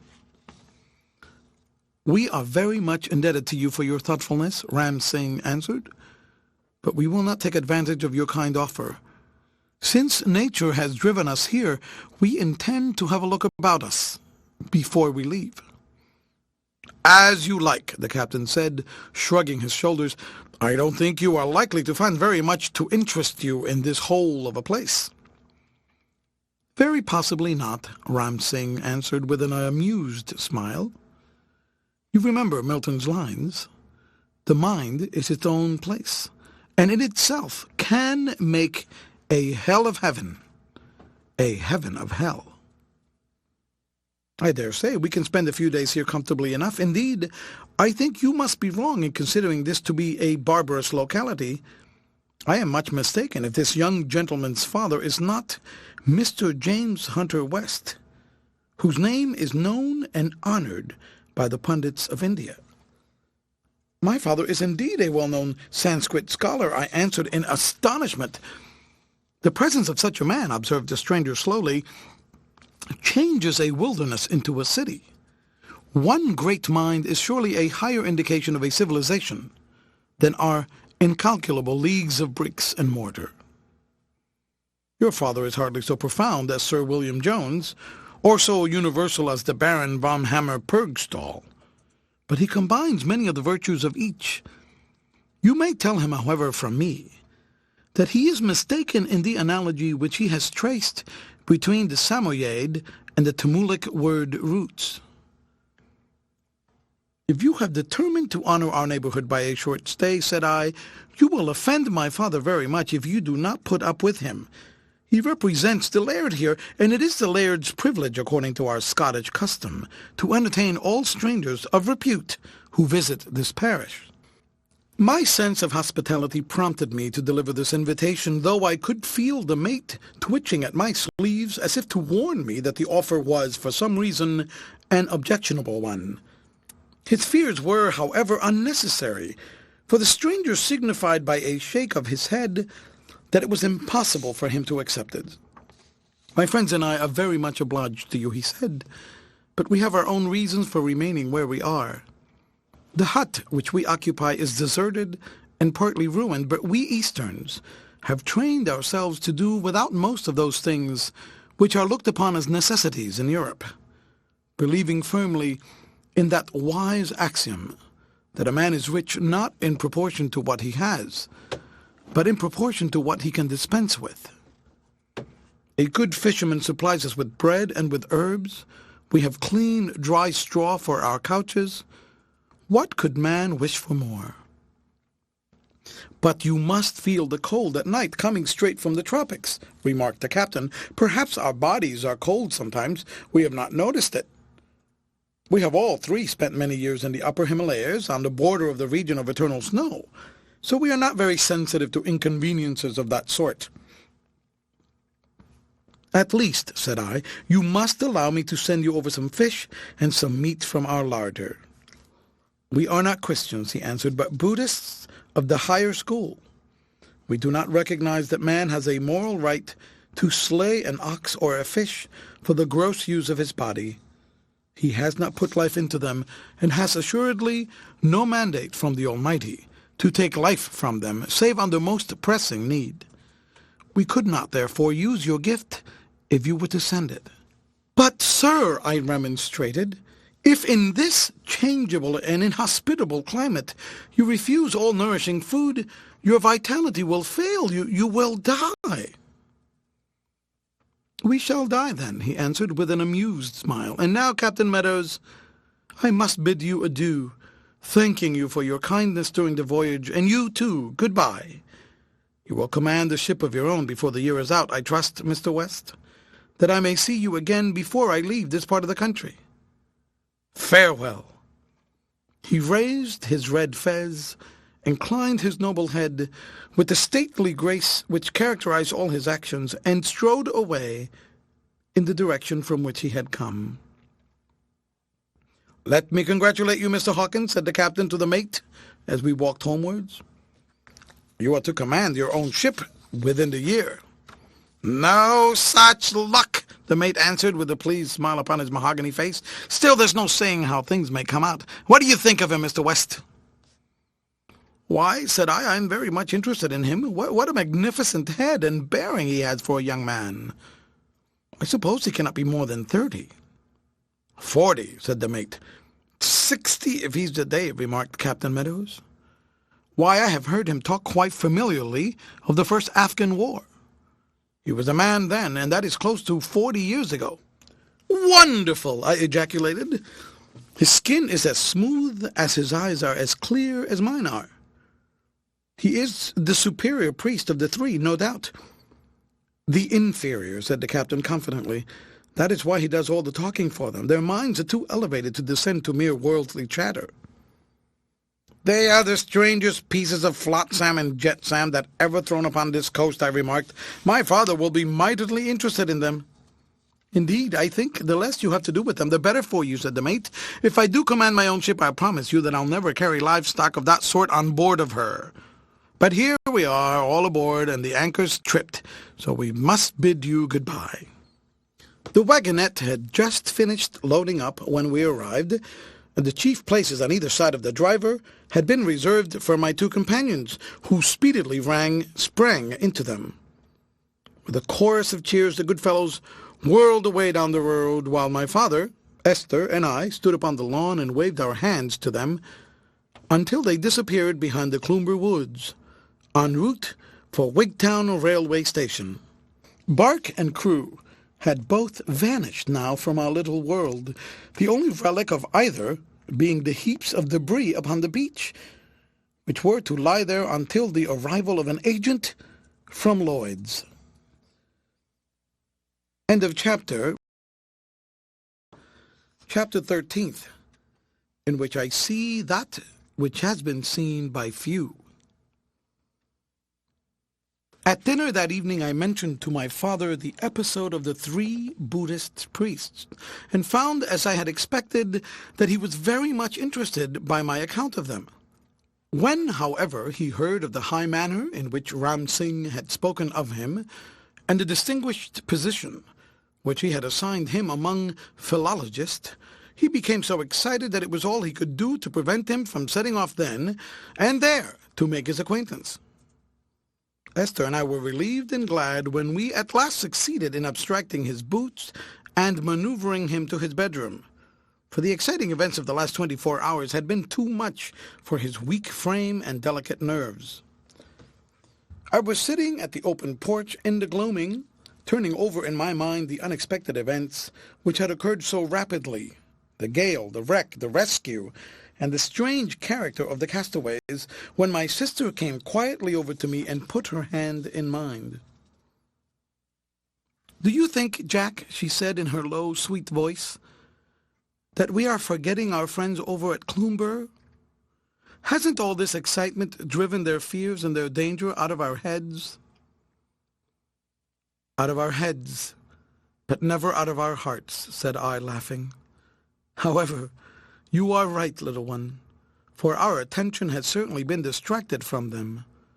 I shall walk up in the morning and see if I can see anything of them. By the way, tomorrow is the fateful 5th of October. One more day, and all will be well with us." "Or ill," said my sister gloomily. "Why, what a little croaker you are, to be sure," I cried. "What in the world is coming over you?" "I feel nervous and low-spirited," she answered, drawing closer to my side and shivering. "I feel as if some great peril were hanging over the heads of those we love. Why should these strange men wish to stay upon the coast?" "What, the Buddhists?" I said lightly. "Oh, these fellows have continual feast days and religious rites of all sorts. They have some very good reason for staying, you may be sure." "Don't you think," said Esther, in an awe-struck whisper, "that it is very strange that these priests should arrive here all the way from India just at the present moment? Have you not gathered from all you have heard that the general's fears are in some way connected with India and the Indians?" The remark made me thoughtful. "Why, now that you mention it," I answered, "I have some vague impression that the mystery is connected with some incident which occurred in that country. I am sure, however, that your fears would vanish if you saw Ram Singh. He is the very personification of wisdom and benevolence. He was shocked at the idea of our killing a sheep or even a fish for his benefit, said he would rather die than have a hand in taking the life of an animal." "It is very foolish of me to be so nervous," said my sister bravely, "but you must promise me one thing, Jack. You will go up to Cloomber in the morning, and if you can see any of them, you must tell them of these strange neighbors of ours. They are better able to judge than we are whether their presence has any significance or not." "All right, little one," I answered as we went indoors. "You have been overexcited by all these wild doings, and you need a sound night's rest to compose you. I'll do what you suggest, however, and our friends shall judge for themselves whether these poor fellows should be sent about their business or not."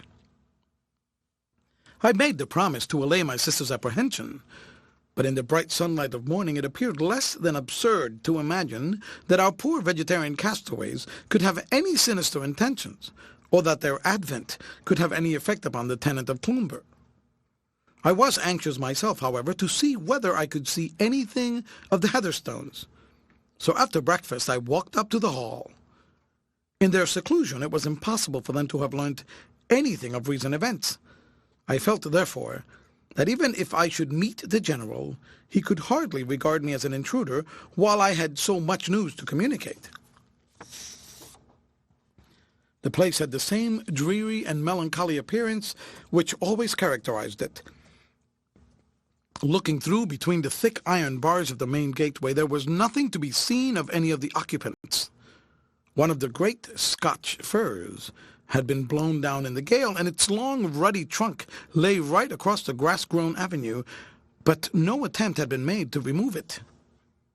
Everything about the property had the same air of desolation and neglect, with the solitary exception of the massive and impenetrable fencing, which presented as unbroken and formidable an obstacle as ever to the would-be trespasser. I walked around this barrier as far as our old trysting place, without finding any flaw through which I could get a glimpse of the house, for the fence had been repaired with each rail overlapping the last, so as to secure absolute privacy for those inside, and to block those peepholes which I had formerly used. At the old spot, however, where I had had the memorable interview with the General, on the occasion when he surprised me with his daughter, I found that the two loose rails had been refixed in such a manner that there was a gap of 2 inches or more between them. Through this I had a view of the house and part of the lawn in front of it, and though I could see no signs of life outside or at any of the windows, I settled down with the intention of sticking to my post until I had a chance of speaking to one or other of the inmates. Indeed, the cold, dead aspect of the house had struck such a chill into my heart that I determined to scale the fence at whatever risk of incurring the General's displeasure, rather than return without news of the Heatherstones. Happily, there was no need of this extreme expedient, for I had not been there half an hour before I heard the harsh sound of an opening lock, and the General himself emerged from the main door. To my surprise, he was dressed in a military uniform, and not the uniform in ordinary use in the British Army. The red coat was strangely cut and stained with the weather. The trousers had originally been white, but had now faded to a dirty yellow, with a red sash across his chest, and a straight sword hanging from his side. He stood the living example of a bygone type, the John Company's officer of 40 years ago. He was followed by the ex-tramp, Corporal Rufus Smith, now well-clad and prosperous, who limped along beside his master, the two pacing up and down the lawn, absorbed in conversation. I observed that from time to time one or the other of them would pause and glance furtively all around them, as though guarding keenly against a surprise. I should have preferred communicating with the General alone, but since there was no dissociating him from his companion, I beat loudly on the fencing with my stick to attract their attention. They both faced round in a moment, and I could see from their gestures that they were disturbed and alarmed. I then elevated my stick above the barrier to show them where the sound proceeded from. At this the General began to walk in my direction with the air of a man who is bracing himself up for an effort. But the other caught him by the wrist and endeavored to dissuade him. It was only when I shouted out my name and assured them that I was alone that I could prevail upon them to approach. Once assured of my identity, the General ran eagerly toward me and greeted me with the utmost cordiality. "This is truly kind of you, West. It is only at such times as these that one can judge who is a friend and who not. I would not be fair to you to ask you to come inside or to stay any time, but I am none the less very glad to see you. I have been very anxious about you all," I said, "for it is some little time since I've seen or heard from any of you. How have you all been keeping?" "Why, as well as could be expected, but we will be better tomorrow." "We will be different men tomorrow, eh, Corporal?" "Yes, sir," said the corporal, raising his hand to his forehead in a military salute. "We'll be right as the bank tomorrow." "The corporal and I are a little disturbed in our minds just now," the General exclaimed. "But I have no doubt that all will come right. After all, there is nothing higher than Providence, and we are all in his hands. And how have you been, eh?" "We have been very busy, for one thing," said I. I suppose you have heard nothing of the great shipwreck?" "Not a word," the General answered listlessly. "I thought the noise of the wind would prevent you hearing the signal guns. She came ashore in the bay the night before last, a great bark from India." "From India!" ejaculated the General. "Yes. Her crew were saved, fortunately, and have all been sent on to Glasgow." "All sent on?" cried the General, with a face as bloodless as a corpse. "All except three rather strange characters who claim to be Buddhist priests. They have decided to remain for a few days upon the coast." The words were hardly out of my mouth when the General dropped upon his knees, with his long, thin arms extended to heaven. "Thy will be done," he cried in a cracking voice. "Thy blessed will be done." I could see through the crack that Corporal Rufus Smith's face had turned to a sickly yellow shade, and that he was wiping the perspiration from his brow. "It's like my luck," he said, "after all these years to come, when I have got a snug billet." "Never mind, my lad," the General said, rising and squaring his shoulders like a man who braces himself for an effort. "Be it what it may, we'll face it as British soldiers should. Do you remember at Chilianwalla when you had to run from your guns to our square, and the Sikh horse came thundering down on our bayonets?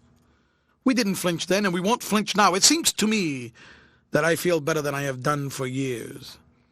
It was the uncertainty that was killing me. And the infernal jingle-jangle, said the corporal. Well, we all go together. That's some consolation. Goodbye, West, said the general. Be a good husband to Gabriel, and give my poor wife a home. I don't think she will trouble you long. Goodbye. God bless you. Look here, General, I said, peremptorily, breaking off a piece of wood to make communication more easily. This sort of thing has been going on too long. What are these hints and allusions and innuendos? It is time we had a little plain speaking. What is it you fear? Out with it! Are you in dread of these Hindus? If you are, I am able, on my father's authority, to have them arrested as rogues and vagabonds. No, that would never do, he answered, shaking his head. You will learn about the wretched business soon enough. Mordaunt knows where to lay his hand upon the papers bearing on the matter. You can consult him about it tomorrow. But surely, I cried, if the peril is so imminent, something may be done to avert it. If you would but tell me what you fear, I should know how to act. My dear friend, he said, there is nothing to be done, so calm yourself and let things take their course. It has been folly on my part to shelter myself behind these barriers of wood and stone. The fact is that inaction was terrible to me, and I felt that to do anything, however futile, in the nature of a precaution, was better than passive resignation. My humble friend here and I have placed ourselves in a position in which, I trust, no poor fellow will ever find himself again. We can only recommend ourselves to the unfailing goodness of the Almighty, and trust that what we have endured in this world may lessen our atonement in the world to come. I must leave you now, for I have many papers to destroy and much to arrange. Goodbye. He pushed his hand through the hold which I had made and grasped mine in a solemn farewell, after which he walked back to the hall with a firm and decided step, still followed by the crippled and sinister corporal. I walked back to Branksome, much disturbed by this interview and extremely puzzled as to what course I should pursue. It was evident now that my sister's suspicions were correct, and that there was some very intimate connection between the presence of the three Orientals and the mysterious peril which hung over the towers of Cloomber. It was difficult for me to associate the noble-faced Ram Singh, gentle, refined manner and words of wisdom with any deed of violence. Yet now that I had thought of it, I could see that a terrible capacity for wrath lay behind his shaggy brows and dark, piercing eyes. I felt that, of all men whom I had ever met, he was the one whose displeasure I should least care to face. But how could two men so widely disassociated as the foul-mouthed old corporal of artillery and the distinguished Anglo-Indian general have each earned the ill will of these strange castaways? And if the danger were a positive physical one, why should he not consent to my proposal to have the three men placed under custody, though I confess it would have gone much against my grain to act in so inhospitable a manner upon such vague and shadowy grounds? These questions were absolutely unanswerable, and yet the solemn words and the terrible gravity which I had seen in the faces of both the old soldiers forbade me from thinking that their fears were entirely unfounded. It was all a puzzle, an absolutely insoluble puzzle. One thing at least was clear to me, and that was that in the present state of my knowledge, and after the General's distinct prohibition, it was impossible for me to interfere in any way. I could only wait and pray that whatever the danger might be, it might pass over, or at least that my dear Gabriel and her brother might be protected against it. I was walking down the lane, lost in thought, and had got as far as the wicket gate, which opens upon the Branksome lawn, when I was surprised to hear my father's voice raised in a most animated and excited converse. The old man had been of late so abstracted from the daily affairs of the world, and so absorbed in his own special studies, that it was difficult to engage his attention, upon any ordinary mundane topic. Curious to know what it was that had drawn him so far out of himself, I opened the gate softly and, walking quietly around the lower bushes, found him sitting, to my astonishment, with none other than the very man who was occupying my thoughts, Ram Singh, the Buddhist. The two were sitting upon a garden bench, and the Oriental appeared to be laying down some weighty proposition, checking every point upon his long, quivering brown fingers, while my father, with his hands thrown abroad and his face awry, was loud in protestation and argument. So absorbed were they in their controversy that I stood within a hand-touch of them for a minute or more before they became conscious of my presence. On observing me, the priest sprang to his feet and greeted me with the same lofty courtesy and dignified grace which had so impressed me the day before. "I promised myself yesterday," he said, "the pleasure of calling upon your father. You see, I have kept my word. I have even been daring enough to question his views upon some points in connection with the Sanskrit and Hindu tongues, with the results that we have been arguing for an hour or more without either of us convincing the other. Without pretending to as deep a theoretical knowledge as that which has made the name of James Hunter West a household word among Oriental scholars, I happen to have given considerable attention to this one point, and indeed I am in a position to say that I know his views to be unsound. I assure you, sir, that up to the year 700 or even later, Sanskrit was the ordinary language of the great bulk of the inhabitants of India. And I assure you, sir," said my father warmly, "that it was dead and forgotten at that date, save by the learned, who used it as a vehicle for scientific and religious works, just as Latin was used in the Middle Ages, long after it had ceased to be spoken by any European nation. If you consult the Puranas, you will find," said Ram Singh, "that this theory, though commonly received, is entirely untenable. And if you will consult the Ramayana, and more particularly the canonical books of the Buddhist discipline," cried my father, "you will find that the theory is unassailable." "But look at the Kulavaga," said our visitor earnestly, "and look at King Azaka," shouted my father triumphantly, "when in the year 300 before the Christian era, before, mind you, he ordered the laws of Buddha to be engraved upon the rocks, what language did he employ, eh? Was it Sanskrit? No! And why was it not Sanskrit? Because the lower orders of his subjects would not have been able to understand a word of it. Ha ha! That was the reason. How are you going to get around King Azoka's edicts, eh?" "He carved them in various dialects," Ram Singh answered, "but energy is too precious a thing to be wasted in mere wind in this style. The sun has passed its meridian, and I must return to my companions." "I am sorry that you've not brought them to see us," said my father courteously. He was, I could see, uneasy, lest, in the eagerness of debate, he had overstepped the bounds of hospitality. "They do not mix with the world," Ram Singh answered, rising to his feet.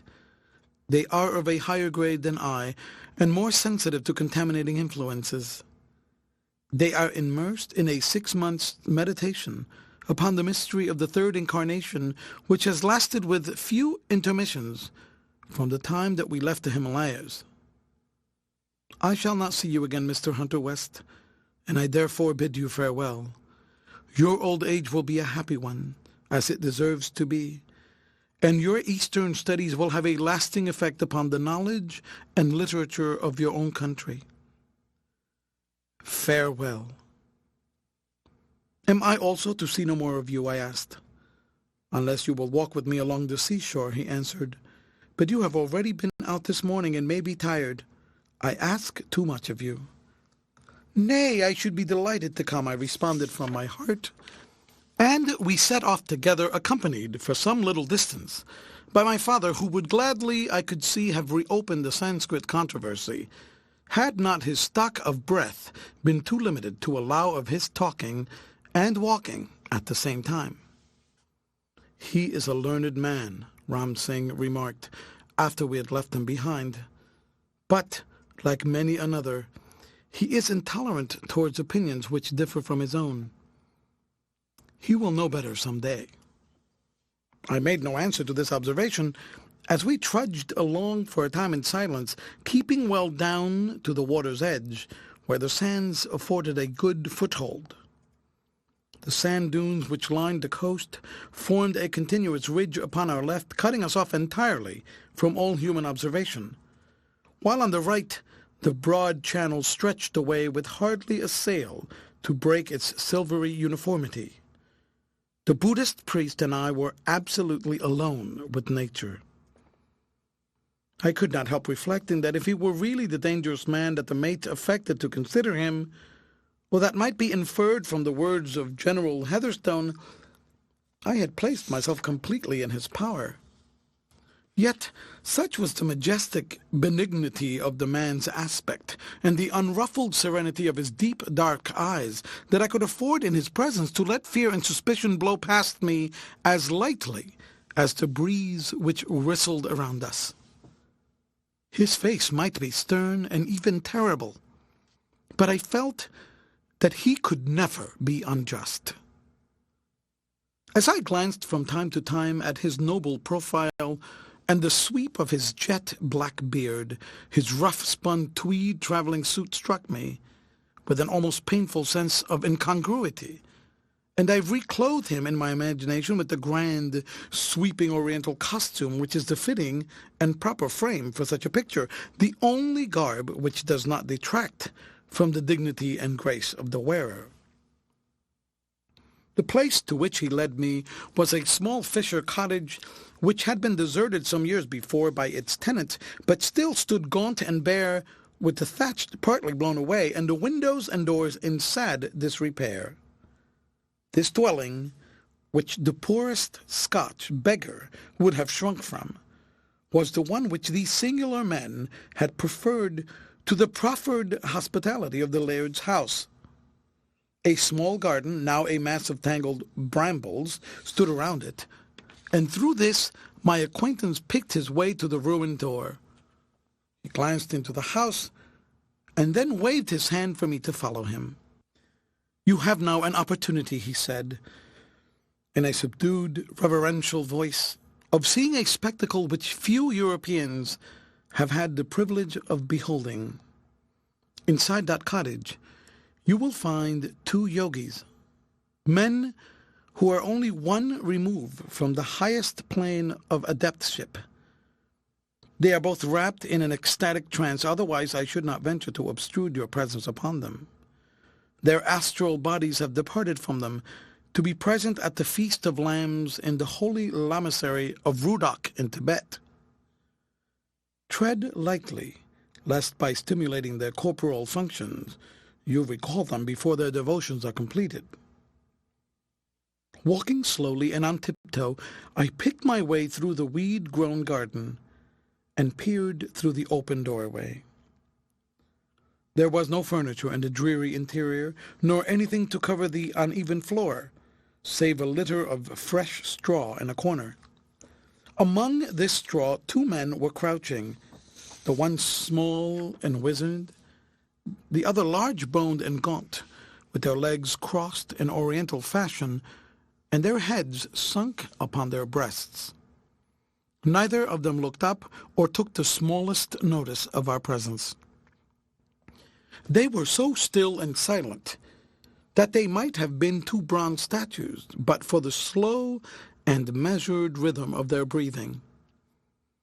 Their faces, however, had a peculiar ashen-gray color, very different from the healthy brown of my companions, and I observed, on stooping my head, that only the whites of their eyes were visible, the balls being turned upward beneath the lids. In front of them upon a mat lay an earthenware pitcher of water and half a loaf of bread, together with a sheet of paper inscribed with certain Kabbalistic characters. Ram Singh glanced at these, and then, motioning to me to withdraw, followed me out into the garden. "I am not to disturb them until 10 o'clock, he said. "You have now seen in operation one of the grandest results of our occult philosophy, the dissociation of spirit from body. Not only are the spirits of these holy men standing at the present moment by the banks of the Ganges, but those spirits are clothed in a material covering so identical with their real bodies that none of the faithful will ever doubt that Lai Humi and Maudar Khan are actually among them. This is accomplished by our power of resolving an object into its chemical atoms, of conveying these atoms with a speed which exceeds that of lightning to any given spot, and from there reprecipitating them and compelling them to retake their original form. Of old, in the days of our ignorance, it was necessary to convey the whole body in this way, but we have since found that it was as easy and more convenient to transmit material enough merely to build up an outside shell or semblance. This we have termed the astral body. But if you can transmit your spirit so readily, I observed, why should they be accompanied by anybody at all? In communicating with brother initiates, we are able to employ our spirits only, but when we wish to come in contact with ordinary mankind, it is essential that we should appear in some form which they can see and comprehend. You have interested me deeply in all you have told me, I said, grasping the hand which Ram Singh had held out to me as a sign that our interview was at an end. I shall often think of our short acquaintance. You will derive much benefit from it, he said, still holding my hand and looking gravely and sadly into my eyes. You must remember that what will happen in the future is not necessarily bad, because it does not fall with your preconceived ideas of right. Be not hasty in your judgments. There are certain great rules which must be carried out at whatever cost to individuals. Their operation may appear to you to be harsh and cruel, but that is as nothing compared with the dangerous precedent which would be established by not enforcing them. The ox and the sheep are safe from us, but the man with the blood of the highest upon his hands should not and shall not live. He threw up his hands at the last words with a fierce, threatening gesture, and turning away from me, strode back to the ruined hut. I stood gazing after him until he disappeared through the doorway, and then started off for home, resolving in my mind all that I had heard, and more particularly this last outburst of the occult philosopher. Far on the right I could see the tall, white tower of Cloomber standing out clear-cut and sharp against the dark cloud bank which rose behind it. I thought how any traveller who chanced to pass that way would envy in his heart the tenant of that magnificent building, and how little they would guess the strange terrors, the nameless dangers which were gathering about his head. The black cloud rack was but the image, I reflected, of the darker, more somber storm which was about to burst. Whatever it all means and however it happens, I ejaculated, God grant that the innocent be not confounded with the guilty. My father, when I reached home, was still in ferment over his learned disputation with the stranger. I trust, Jack, he said, that I did not handle him too roughly. I should remember that I am in loco magistri, and be less prone to argue with my guests. Yet, when he took up this most untenable position, I could not refrain from attacking him and hurling him out of it, which indeed I did, though you, who are ignorant of the niceties of the question, may have failed to perceive it. You observed, however, that my reference to King Azoka's edicts was so conclusive that he at once rose and took his leave. You held your own bravely, I answered. But what is your impression of the man now that you have seen him? Why, said my father, he's one of those holy men who, under the various names of Sanakis, Yogis, Sevras, Qalandars, Hakims, and Kufis, have devoted their lives to the study of the mysteries of the Buddhist faith. He is, I take it, a theosophist, or worshipper of the god of knowledge, the highest grade of which is the adept. This man and his companions have not attained this high position, or they could not have crossed the sea without contamination. It is probable that they are all advanced chelas who hope in time to attain to the supreme honor of adeptship. But, father, interrupted my sister, this does not explain why men of such sanctity and attainments should choose to take up their quarters on the shores of a desolate Scotch bay. Ah, there you get beyond me, my father answered. I may suggest, however, that it is nobody's business but their own, so long as they keep the peace and are amenable to the law of the land. Have you ever heard, I asked, that these higher priests, of whom you speak, have powers which are unknown to us? Why, Eastern literature is full of it. The Bible is an Eastern book, and it is not full of the record of such powers from cover to cover. It is unquestionable that they have in the past known many of nature's secrets which are lost to us. I cannot say, however, from my own knowledge, that the modern theosophists really possess the powers that they claim. Are they a vindictive class of people, I asked? Is there any offense among them which can only be expiated by death? Not that I know of, my father answered, raising his white eyebrows in surprise. You appear to be in an inquisitive humor this afternoon. What is the object of all these questions? Have our Eastern neighbors aroused your curiosity or suspicion in any way? I parried the question as best as I might, for I was unwilling to let the old man know what was in my mind. No good purpose could come from this enlightenment.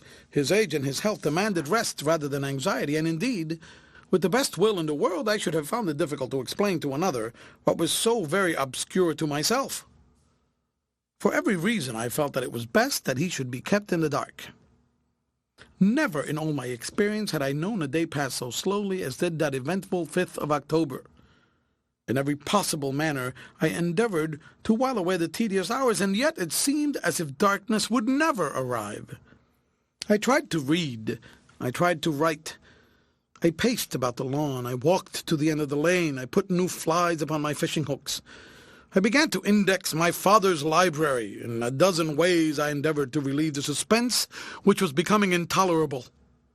My sister, I could see, was suffering from the same feverish restlessness. And again, our good father remonstrated with us in his mild way for our erratic behavior and the continual interruption of his work, which arose from it. At last, however, the tea was brought, and the tea was shaken, the curtains were drawn, the lamps lit, and after another interminable interval, the prayers were read and the servants dismissed to their rooms. My father compounded and swallowed his nightly jorum of toddy, and then shuffled off to his room, leaving the two of us in the parlour, with our nerves in a tingle and our minds full of the most vague and yet terrible apprehensions. End of chapter. Chapter 14th. Of the visitor who ran down the road in the night time. It was 10:15 by the parlour timepiece when my father went off to his room and left Esther and myself together. We heard his slow steps dying away up the creaking staircase until the distant slamming of a door announced that he had reached his sanctum. The simple oil lamp upon the table threw a weird, uncertain light over the old room, flickering upon the carved oak panelling and casting strange, fantastic shadows from the high-elbowed, straight-backed furniture. My sister's white, anxious face stood out in the obscurity with a startling exactness of profile like one of Rembrandt's portraits. We sat opposite to each other on either side of the table, with no sound breaking the silence save the measured ticking of the clock and the intermittent chirping of a cricket beneath the gate. There was something awe-inspiring in the absolute stillness. The whistling of a belated peasant upon the high road was a relief to us, and we strained our ears to catch the last of his notes as he plodded steadily homewards.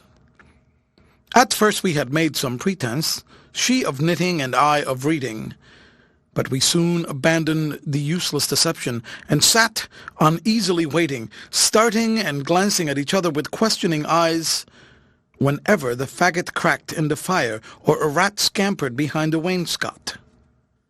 There was a heavy electrical feeling in the air which weighed us down with a foreboding of disaster. I rose and flung the hall door open to admit the fresh breeze of the night.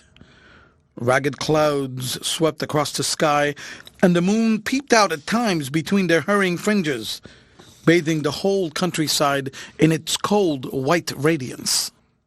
From where I stood in the doorway, I could see the edge of the Cloomber wood, though the house itself was only visible from the rising ground some little distance off. At my sister's suggestion, we walked together, she with her shawl over her head, as far as the summit of this elevation, and looked out in the direction of the hall. There was no illumination of the windows tonight. From roof to basement, not a light twinkled in any part of the great building. Its huge mass loomed up dark and sullen amid the trees which surrounded it, looking more like some giant sarcophagus than a human habitation. To our overwrought nerves there was something of terror in its mere bulk and its silence. We stood for some little time peering at it through the darkness, and then we made our way back to the parlour again, where we sat waiting. We knew not for what, and yet with absolute conviction that some terrible experience was in store for us. It was 12 o'clock or thereabout, when my sister suddenly sprang to her feet and held up her fingers to bespeak attention. "Do you hear nothing?" she asked. I strained my ears, but without success.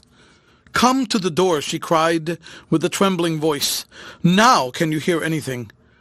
In the deep silence of the night I distinctly heard a dull, murmuring, clattering sound, continuous apparently, but very faint and low. "What is it?" I asked in a subdued voice. "It's the sound of a man running toward us," she answered, and then suddenly, dropping the last semblance of self-command, she fell upon her knees beside the table and began praying aloud with that frenzied earnestness which intense, overpowering fear can produce, breaking off now and then into half-hysterical whimperings. I could distinguish the sound clearly enough now to know that her quick, feminine perception had not deceived her, and that it was indeed caused by a running man. On he came, and on down the high road, his footfalls ringing out clearer and sharper every moment. An urgent messenger he must be, for he neither paused nor slackened his pace. The quick, crisp rattle was changed suddenly to a dull, muffled murmur. He had reached the point where sand had been recently laid down for 100 yards or so. In a few moments, however, he was back on hard ground again, and his flying feet came nearer and ever nearer. He must, I reflected, be abreast of the head of the lane now. Would he hold on, or would he turn down to Branksome? The thought had hardly crossed my mind when I heard the difference of the sound that the runner had turned the corner, and that his goal was beyond all question the laird's house. Rushing down to the gate of the lawn, I reached it just as our visitor dashed it open and fell into my arms. I could see it in the moonlight. It was none other than Mordaunt Heatherstone. "What has happened?" I cried. "What is amiss, Mordaunt?" "My father!" he gasped. "My father!" His hat was gone, his eyes dilated with terror, and his face as bloodless as that of a corpse. I could feel that the hands which clasped my arms were quivering and shaking with emotion. "You are exhausted," I said, leading him into the parlour. "Give yourself a moment's rest before you speak to us. Be calm, man. You are with your best friends." I laid him on the old horsehair sofa, while Esther, whose fears had all flown to the winds now that something practical was to be done, dashed some brandy into a tumbler and brought it to him. The stimulant had a marvellous effect upon him, for the colour began to come back into his pale cheeks, and the light of recognition in his eyes. He sat up and took Esther's hand in both of his, like a man who is waking out of some bad dream and wishes to assure himself that he really is in safety. "Your father," I asked, "what of him?" "He is gone." "Gone?" "Yes, he is gone, and so is Corporal Rufus Smith.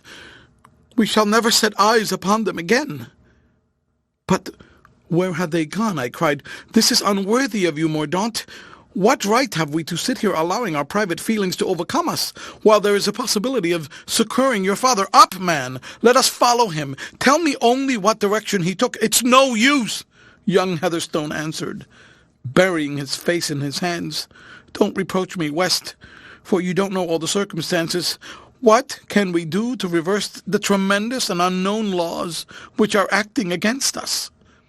The blow has long been hanging over us, and now it has fallen. God help us. In heaven's name, tell me what has happened, I said excitedly.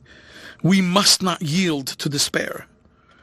We can do nothing until daybreak, he answered. We shall then endeavor to obtain some trace of them. It is hopeless at present. And how about Gabriel and Mrs. Heatherstone, I asked. Can we not bring them down from the hall at once? Your poor sister must be distracted with terror. She knows nothing of it, Mordaunt answered. She sleeps at the other side of the house, and has not heard or seen anything. As to my poor mother, she has expected some such event for so long a time that it has not come upon her as a surprise. She is, of course, overwhelmed with grief, but would, I think, prefer to be left to herself for the present. Her firmness and composure should be a lesson to me, but I am constitutionally excitable, and this catastrophe coming after a long period of suspense deprived me of my very reason for a time. If we can do nothing until the morning, I said, you have time to tell us what has occurred. I will do so, he answered, rising and holding his shaking hands to the fire. You know already that we have had reason for some time, for many years in fact, to fear that a terrible retribution was hanging over my father's head for a certain action of his early life. In this action he was associated with the man known as Corporal Rufus Smith, so that the fact of the latter finding his way to my father was a warning to us that the time had come, and that this 5th of October, the anniversary of the misdeed, would be the day of its atonement. I told you of our fears in my letter, and, if I am not mistaken, my father also had some conversation with you, John, upon the subject. When I saw yesterday morning that he had hunted out the old uniform, which he had always retained since he wore it in the Afghan War, I was sure that the end was at hand, and that our forebodings would be realized.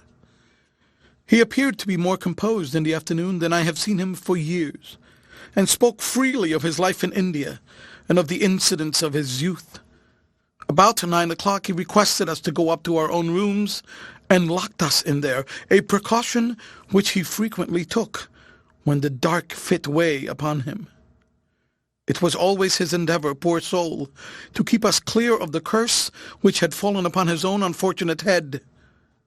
Before parting from us, he tenderly embraced my mother and Gabriel, and he afterwards followed me to my room, where he clasped my hand affectionately and gave into my charge a small packet addressed to yourself. To me, I interrupted. To you. I shall fulfill my commission when I have told you my story. I conjured him to allow me to sit up with him and share any danger which might arise, but he implored me with irresistible earnestness not to add to his troubles by thwarting his arrangements. Seeing that I was really distressing him by my pertinacity, I at last allowed him to close the door and to turn the key upon the outside. I shall always reproach myself for my want of firmness. But what can you do when your own father refuses your assistance or cooperation? You cannot force yourself upon him. I am sure that you did all that you could, my sister said. I meant to, dear Esther, but God help me. It was hard to tell what was right. He left me, and I heard his footsteps die away down the long corridor. It was then about 10 o'clock or a little after. For a time I paced up and down the room, and then, carrying the lamp to the head of my bed, I lay down without undressing, reading St. Thomas à Kempis, and praying from my heart that the night might pass safely over us. I had at last fallen into a troubled sleep, when I was suddenly aroused by a loud, sonorous sound ringing in my ears. I sat up bewildered, but all was silent again. The lamp was burning low, and my watch showed me that it was going on to midnight. I blundered to my feet and was striking a match with the intention of lighting the candles, when the sharp, vehement cry broke out again so loud and so clear that it might have been in the very room with me. My chamber is in the front of the house, while those of my mother and sister are at the back, so I am the only one who commands a view of the avenue. Rushing to the window, I drew the blind aside and looked out. You know that the gravel drive opens up, so as to form a broad stretch immediately in front of the house. Just in the center of this clear space, there stood 3 men looking up at the house. The moon shone full upon them, glistening on their upturned eyeballs, and by its light I could see that they were swarthy-faced and black-haired, of a type that I was familiar with among the Sikhs and Afridis. 2 of them were thin, with eager, aesthetic countenances, while the third was king-like and majestic, with a noble figure and a flowing beard. "Ram Singh," I ejaculated. "What? You know of them?" exclaimed Mordaunt in great surprise. "You have met them?" "I know of them. They are Buddhist priests," I answered. "But go on." "They stood in a line," he continued, "sweeping their arms upward and downwards, while their lips moved as if repeating some prayer or incantation. Suddenly they ceased to gesticulate and broke out for the 3rd time into the wild, weird, piercing cry which had roused me from my slumber. Never shall I forget that shrill, dreadful summons, swelling and reverberating throughout the silent night, with an intensity of sound which is still ringing in my ears. As it died slowly away, there was a rasping and creaking as of keys and bolts, followed by the clang of an opening door and the clatter of hurrying feet. From my window I saw my father and Corporal Rufus Smith rush frantically out of the house, hatless and unkempt, like men who are obeying a sudden and overpowering impulse. The 3 strangers laid no hands on them, but all 5 swept swiftly away down the avenue and vanished among the trees. I am positive that no force was used or constraint of any visible kind, and yet I am as sure that my poor father and his companion were helpless prisoners, as I had seen them dragged away in manacles. All this took little time in the acting. From the first summons which disturbed my sleep to the last shadowy glimpse which I had of them between the tree trunks, could hardly have occupied more than 5 minutes of actual time. So sudden was it and so strange that when the drama was over and they were gone, I could have believed that it was all some terrible nightmare, some delusion, had I not felt that the impression was too real, too vivid, to be imputed to fancy. I threw my whole weight against my bedroom door in the hope of forcing the lock. It stood firm for a while, but I flung myself upon it again and again, until something snapped and I found myself in the passage. My first thought was for my mother. I rushed to her room and turned the key in her door. The moment that I did so, she stepped out into the corridor, into her dressing gown, and held up a warning finger. "No noise," she said. "Gabriel is asleep. They have been called away." "They have?" I answered. "God's will be done," she cried. "Your poor father will be happier in the next world than he has ever been in this. Thank heaven that Gabriel is asleep." I gave her coral and her cocoa.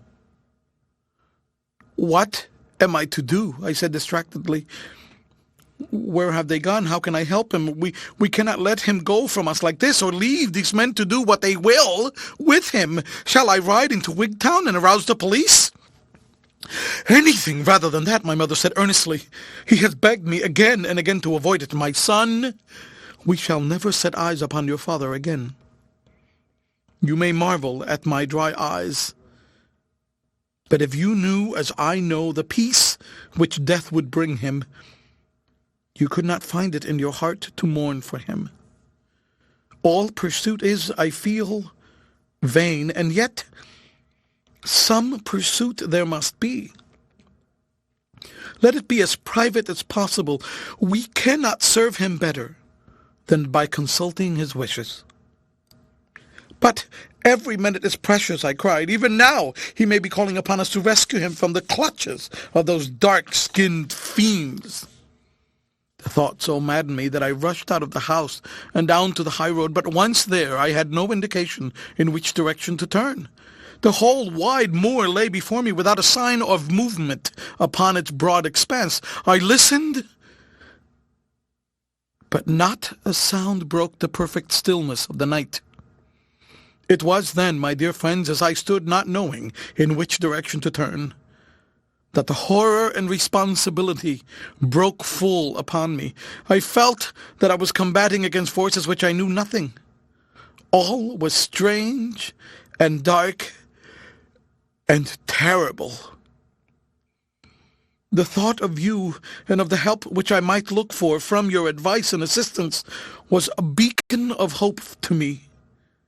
At Branksome, at least, I should receive sympathy, and above all, directions as to what I should do, for my mind is in such a whirl that I cannot trust my own judgment. My mother was content to be alone, my sister asleep, and no prospect of being able to do anything until daybreak. Under those circumstances, what more natural than that I should fly to you as fast as my feet would carry me?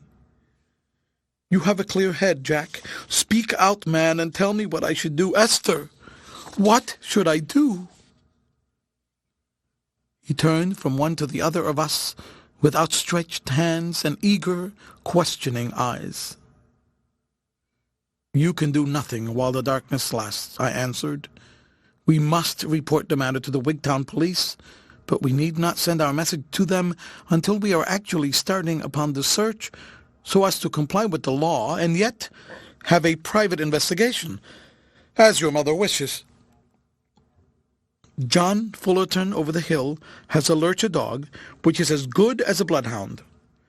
If we set him on the General's trail, he will run him down if he had to follow him to John or Groat's. It is terrible to wait calmly here while he may need our assistance. I fear our assistance could under any circumstances do him little good. There are forces at work here which are beyond human intervention. Besides, there is no alternative. We have, apparently, no possible clue as to the direction which they have taken, and for us to wander aimlessly over the moor in the darkness would be to waste the strength which may be more profitably used in the morning. It will be daylight by 5 o'clock. In an hour or so we can walk over the hill together and get Fullerton's dog." "Another hour," Mordaunt groaned. "Every minute seems an age." "Lie down on the sofa and rest yourself," said I. "You cannot serve your father better than by laying up all the strength you can, for we may have a weary trudge before us. But you mentioned a packet, which the General had intended for me." "It is here," he answered, drawing a small flat parcel from his pocket and handing it over to me. "You will find, no doubt, that it will explain all which has been so mysterious." The packet was sealed at each end with black wax, bearing the impress of the flying griffin, which I knew to be the General's crest. It was further secured by a band of broad tape, which I cut with my pocket-knife.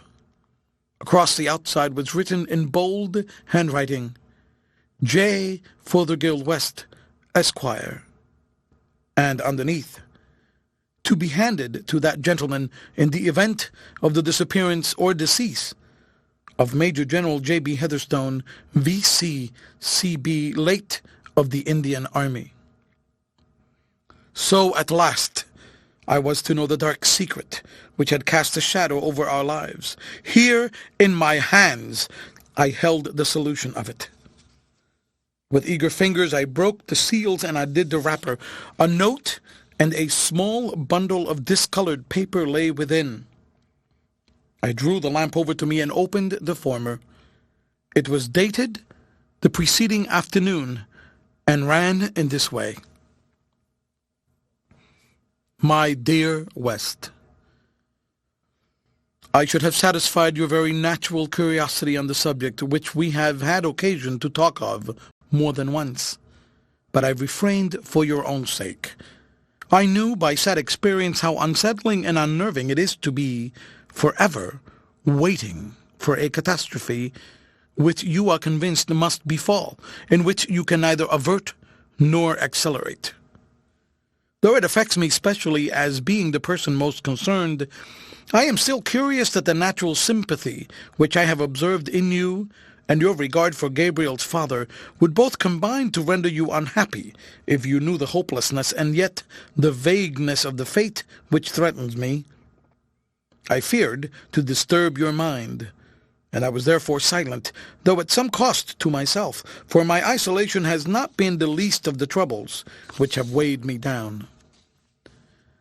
Many signs, however, and chief among them the presence of the Buddhists upon the coast, as described by you this morning, have convinced me that the weary waiting is at last over, and that the hour of retribution is at hand. Why should I have been allowed to live nearly 40 years after my offense is more than I can understand. But it is possible that those who had command over my fate know that such a life is the greatest of all penalties to me. Never for an hour, night or day, have they suffered me to forget that they have marked me down as their victim. Their accursed astral bell has been ringing my knell for 20 years, reminding me ever that there is no spot upon earth where I can hope to be in safety. Oh, the peace, the blessed peace of dissolution! Come what may on the other side of the tomb, I shall at last be quit of that thrice terrible sound. There is no need for me to enter into the wretched business again, or to detail at any length the events of October 5th, 1841, and the various circumstances which led up to the death of Gulab Shah, the arch-adept. I have torn a sheaf of leaves from my old journal in which you will find a bald account of the matter, and an independent narrative was furnished by Sir Edward Elliot of the Artillery to the Star of India some years ago, in which, however, the names were suppressed.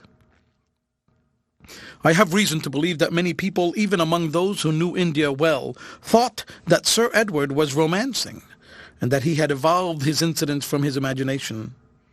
The few faded sheets which I send you will show you that this is not the case, and that our men of science must recognize powers and laws which can and have been used by man, but which are unknown to European civilization. I do not wish to whine or to whimper, but I cannot help feeling that I have had a hard measure dealt me in this world. I would not, God knows, take the life of any man, far less an aged one, in cold blood. My temper and nature, however, were always fiery and headstrong, and in action, when my blood is up, I have no knowledge of what I am about. Neither the corporal nor I would have laid a finger upon Gulab Shah had we not seen that the tribesmen were rallying behind him.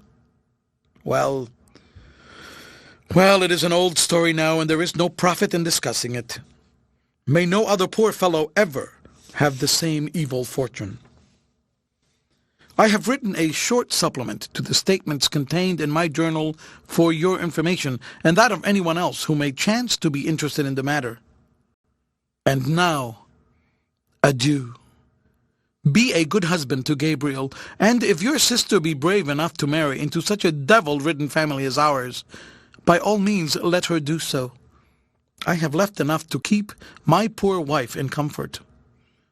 When she rejoins me, I should wish it to be equally divided between the children.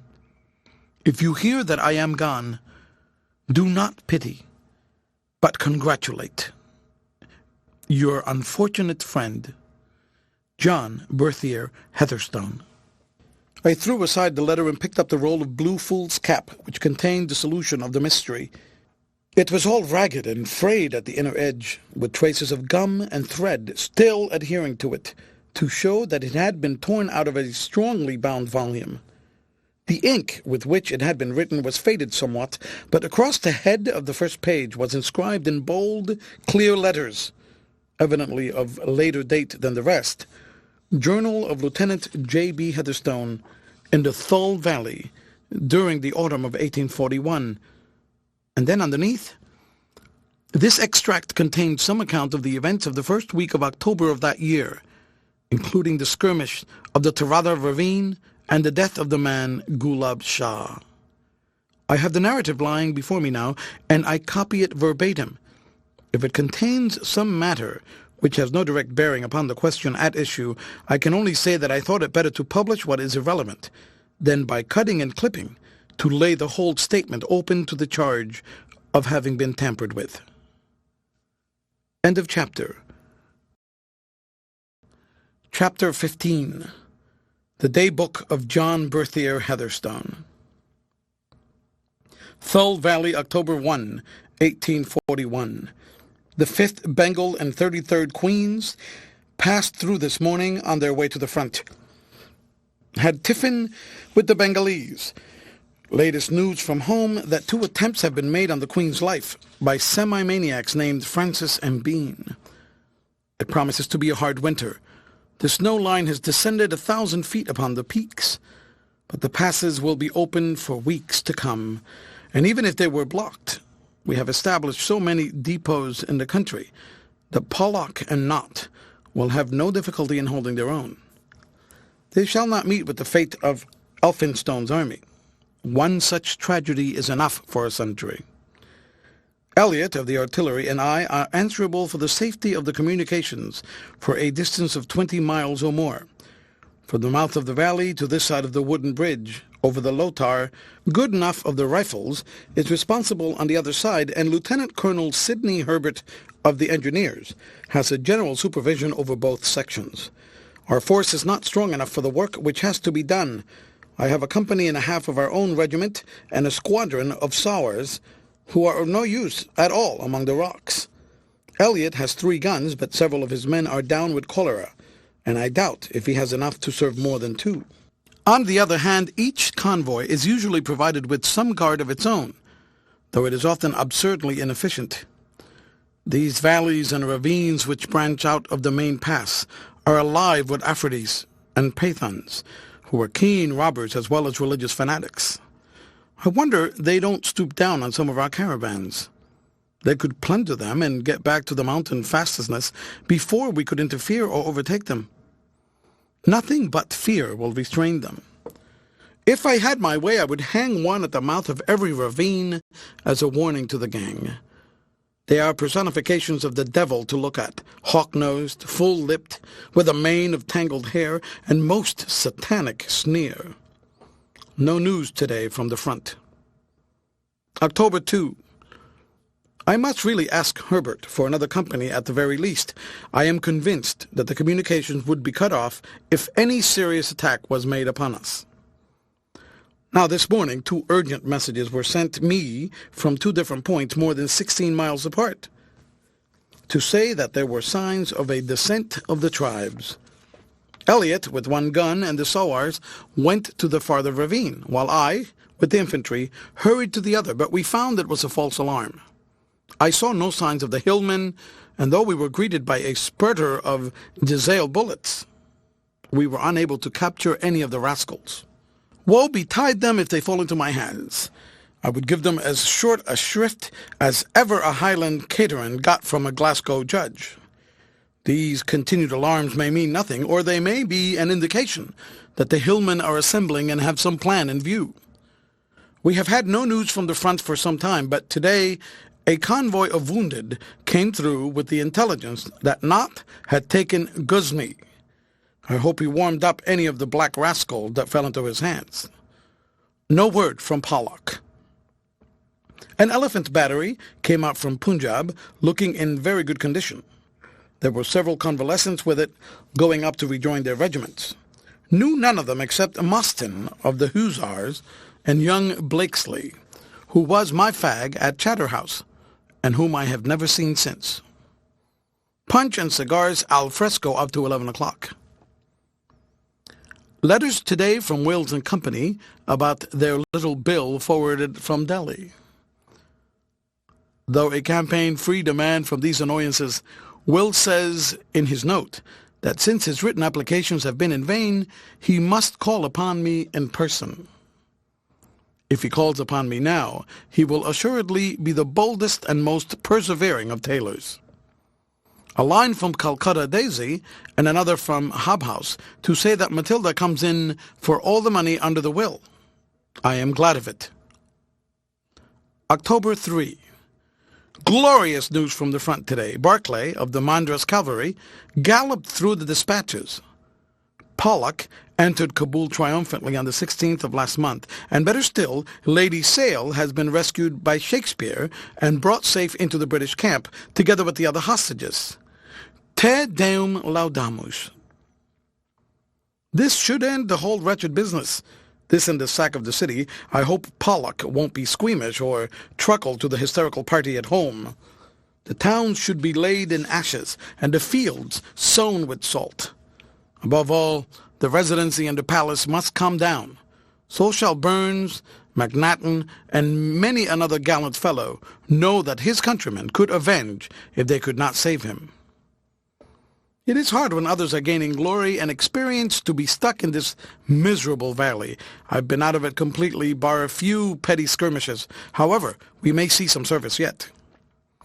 A jemidar of ours brought in a hillman today who says that the tribes are massing in the Tarada ravine 10 miles to the north of us and intend attacking the next convoy. We can't rely on that information of this sort, but there may prove to be some truth in it. Propose to shoot our informant so as to prevent his playing the double traitor and reporting our proceedings. Elliot demurred. If you are making war, you should throw no chance away. I hate half-and-half measures. The children of Israel seem to have been the only people who ever carried war to its logical conclusion, except Cromwell in Ireland. Made a compromise at last by which the man is to be detained as a prisoner and executed if his information proved to be false. I only hope we get a fair chance of showing what we can do. No doubt these fellows at the front will have CBs and knighthoods showering upon them thick and fast, while we poor devils, who have had most of the responsibility and anxiety, will be passed over completely. Elliot has a whitlow. The last convoy left us a large packet of sauces, but as they forgot to leave anything to eat with them, we have handed them over to the Sowars, who drink them out of their pannikins as if they were liquors. We hear that another large convoy may be expected from the plains in the course of a day or two. Took 9 to 4 on Cleopatra for the Calcutta Cup. October 4. The hillmen really mean business this time, I think. We have had 2 of our spies come in this morning with the same account about the gathering at the Tarada Quarter.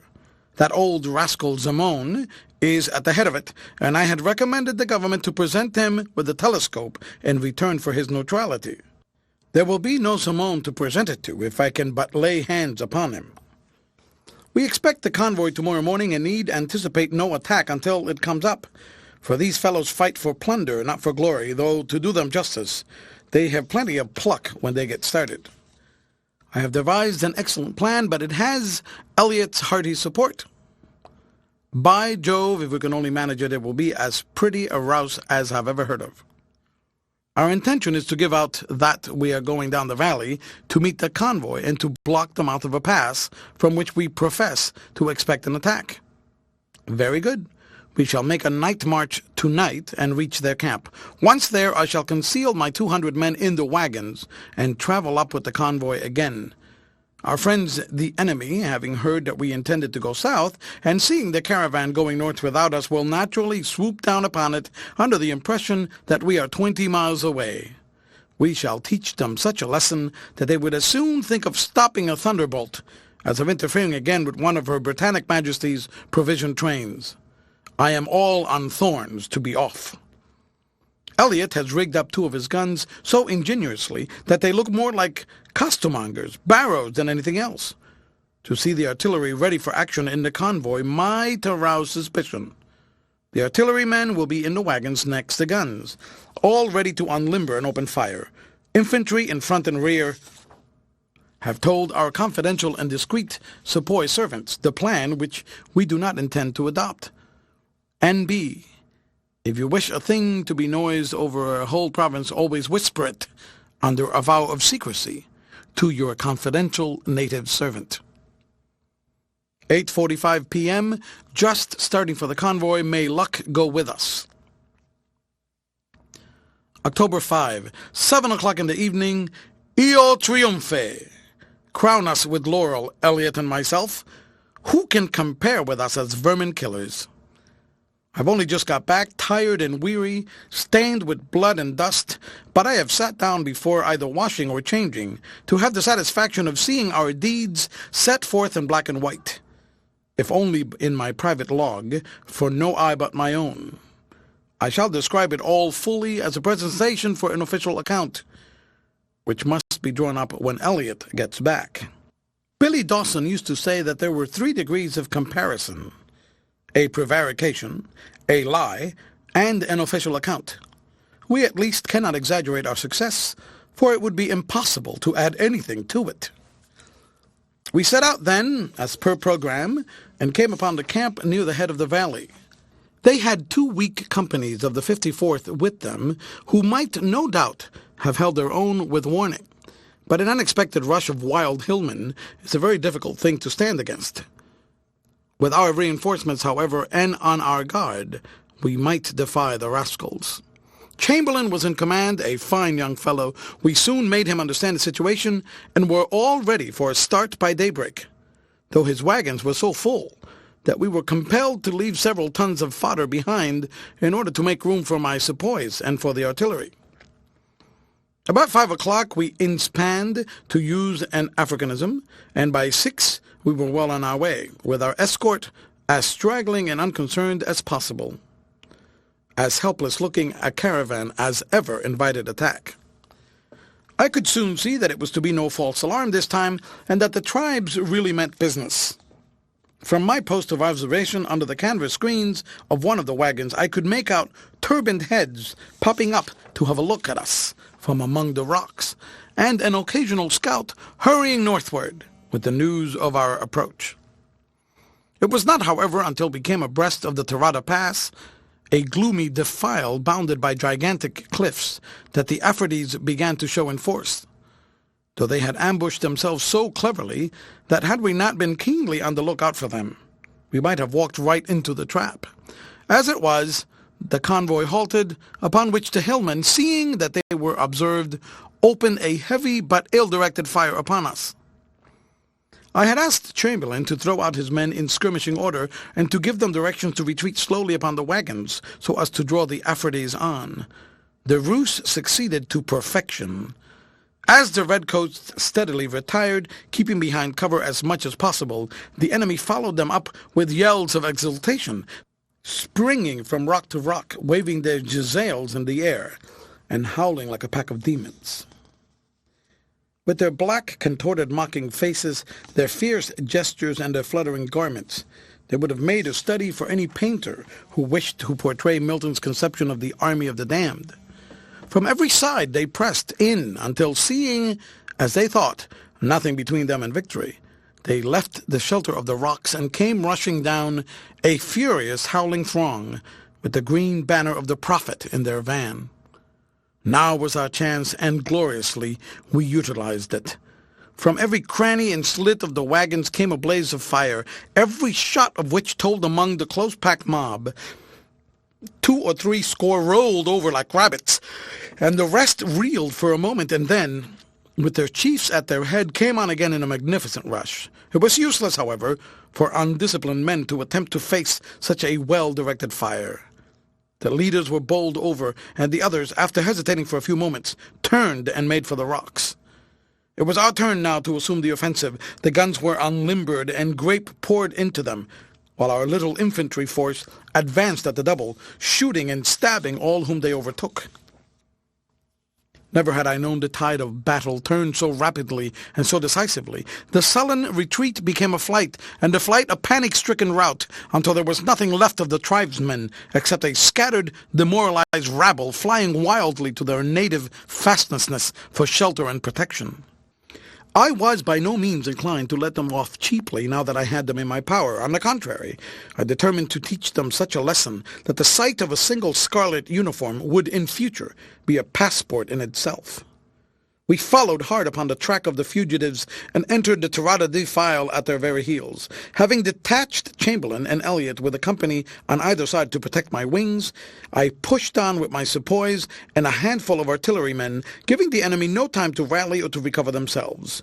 We were so handicapped, however, by our stiff European uniforms and by our want of practice in climbing, that we should have been unable to overtake any of the mountaineers, had it not been for a fortunate accident. There's a smaller ravine which opens into the main pass, and in their hurry and confusion, some of the fugitives rushed down this. I saw 60 or 70 of them turn down, but I should have passed them by and continued in pursuit of the main body, had not one of my scouts come rushing up to inform me that the smaller ravine was a cul-de-sac, and that the Afridis who had gone up it had no possible means of getting out again, except by cutting their way through our ranks. Here was an opportunity of striking terror into the tribes. Leaving Chamberlain and Elliot to continue the pursuit of the main body, I wheeled my sepoys into the narrow path and proceeded slowly down it in extended order, covering the whole ground from cliff to cliff. Not a jackal could have passed us unseen. The rebels were caught like rats in a trap. The defile in which we found ourselves was the most gloomy and majestic that I have ever seen. On either side, naked precipices rose sheer up for 1,000 feet or more, converging upon each other so as to leave a very narrow slit of daylight above us, which was further reduced by the feathery fringe of palm trees and aloes, which hung over each lip of the chasm. The cliffs were not more than a couple of 100 yards apart at the entrance, but as we advanced they grew nearer and nearer until a half-company, in close order, could hardly match abreast. A sort of twilight reigned in this strange valley, and the dim, uncertain light made the great basalt rocks loom up vague and fantastic. There was no path, and the ground was most uneven, but I pushed on briskly, cautioning my fellows to have their fingers on their triggers, for I could see that we were nearing the point where the two cliffs would form an acute angle with each other. At last we came in sight of the place. A great pile of boulders was heaped up at the very end of the pass, and among these our fugitives were skulking, entirely demoralized apparently, and incapable of resistance. They were useless as prisoners, and it was out of the question to let them go, so there was no choice but to polish them off. Waving my sword, I was leading my men on when we had a most dramatic interruption of a sort, which I have seen once or twice on the boards of Drury Lane, but never in real life.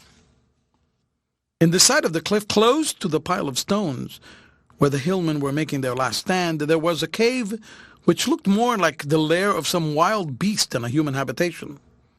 Out of this dark archway there suddenly emerged an old man, such a very, very old man that all the other veterans whom I have seen were as chickens compared with him. His hair and beard were both as white as snow, and each reached more than halfway to his waist. His face was wrinkled and brown and ebony, a cross between a monkey and a mummy, and so thin and emaciated were his shriveled limbs that you would hardly have given him credit for having any vitality left, were it not for his eyes, which glittered and sparkled with excitement, like two diamonds in a setting of mahogany. This apparition came rushing out of the cave, and throwing himself between the fugitives and our fellows, motioned us back with as imperious a sweep of the hand as ever an emperor used to his slaves. "Men of blood!" he cried in a voice of thunder, speaking excellent English too. "This is a place for prayer and meditation, not for murder. Desist, lest the wrath of the gods fall upon you." "Stand aside, old man," I shouted. "You will meet with a hurt if you don't get out of the way." I could see that the hillmen were taking heart, and that some of my sepoys were flinching, as if they did not relish this new enemy.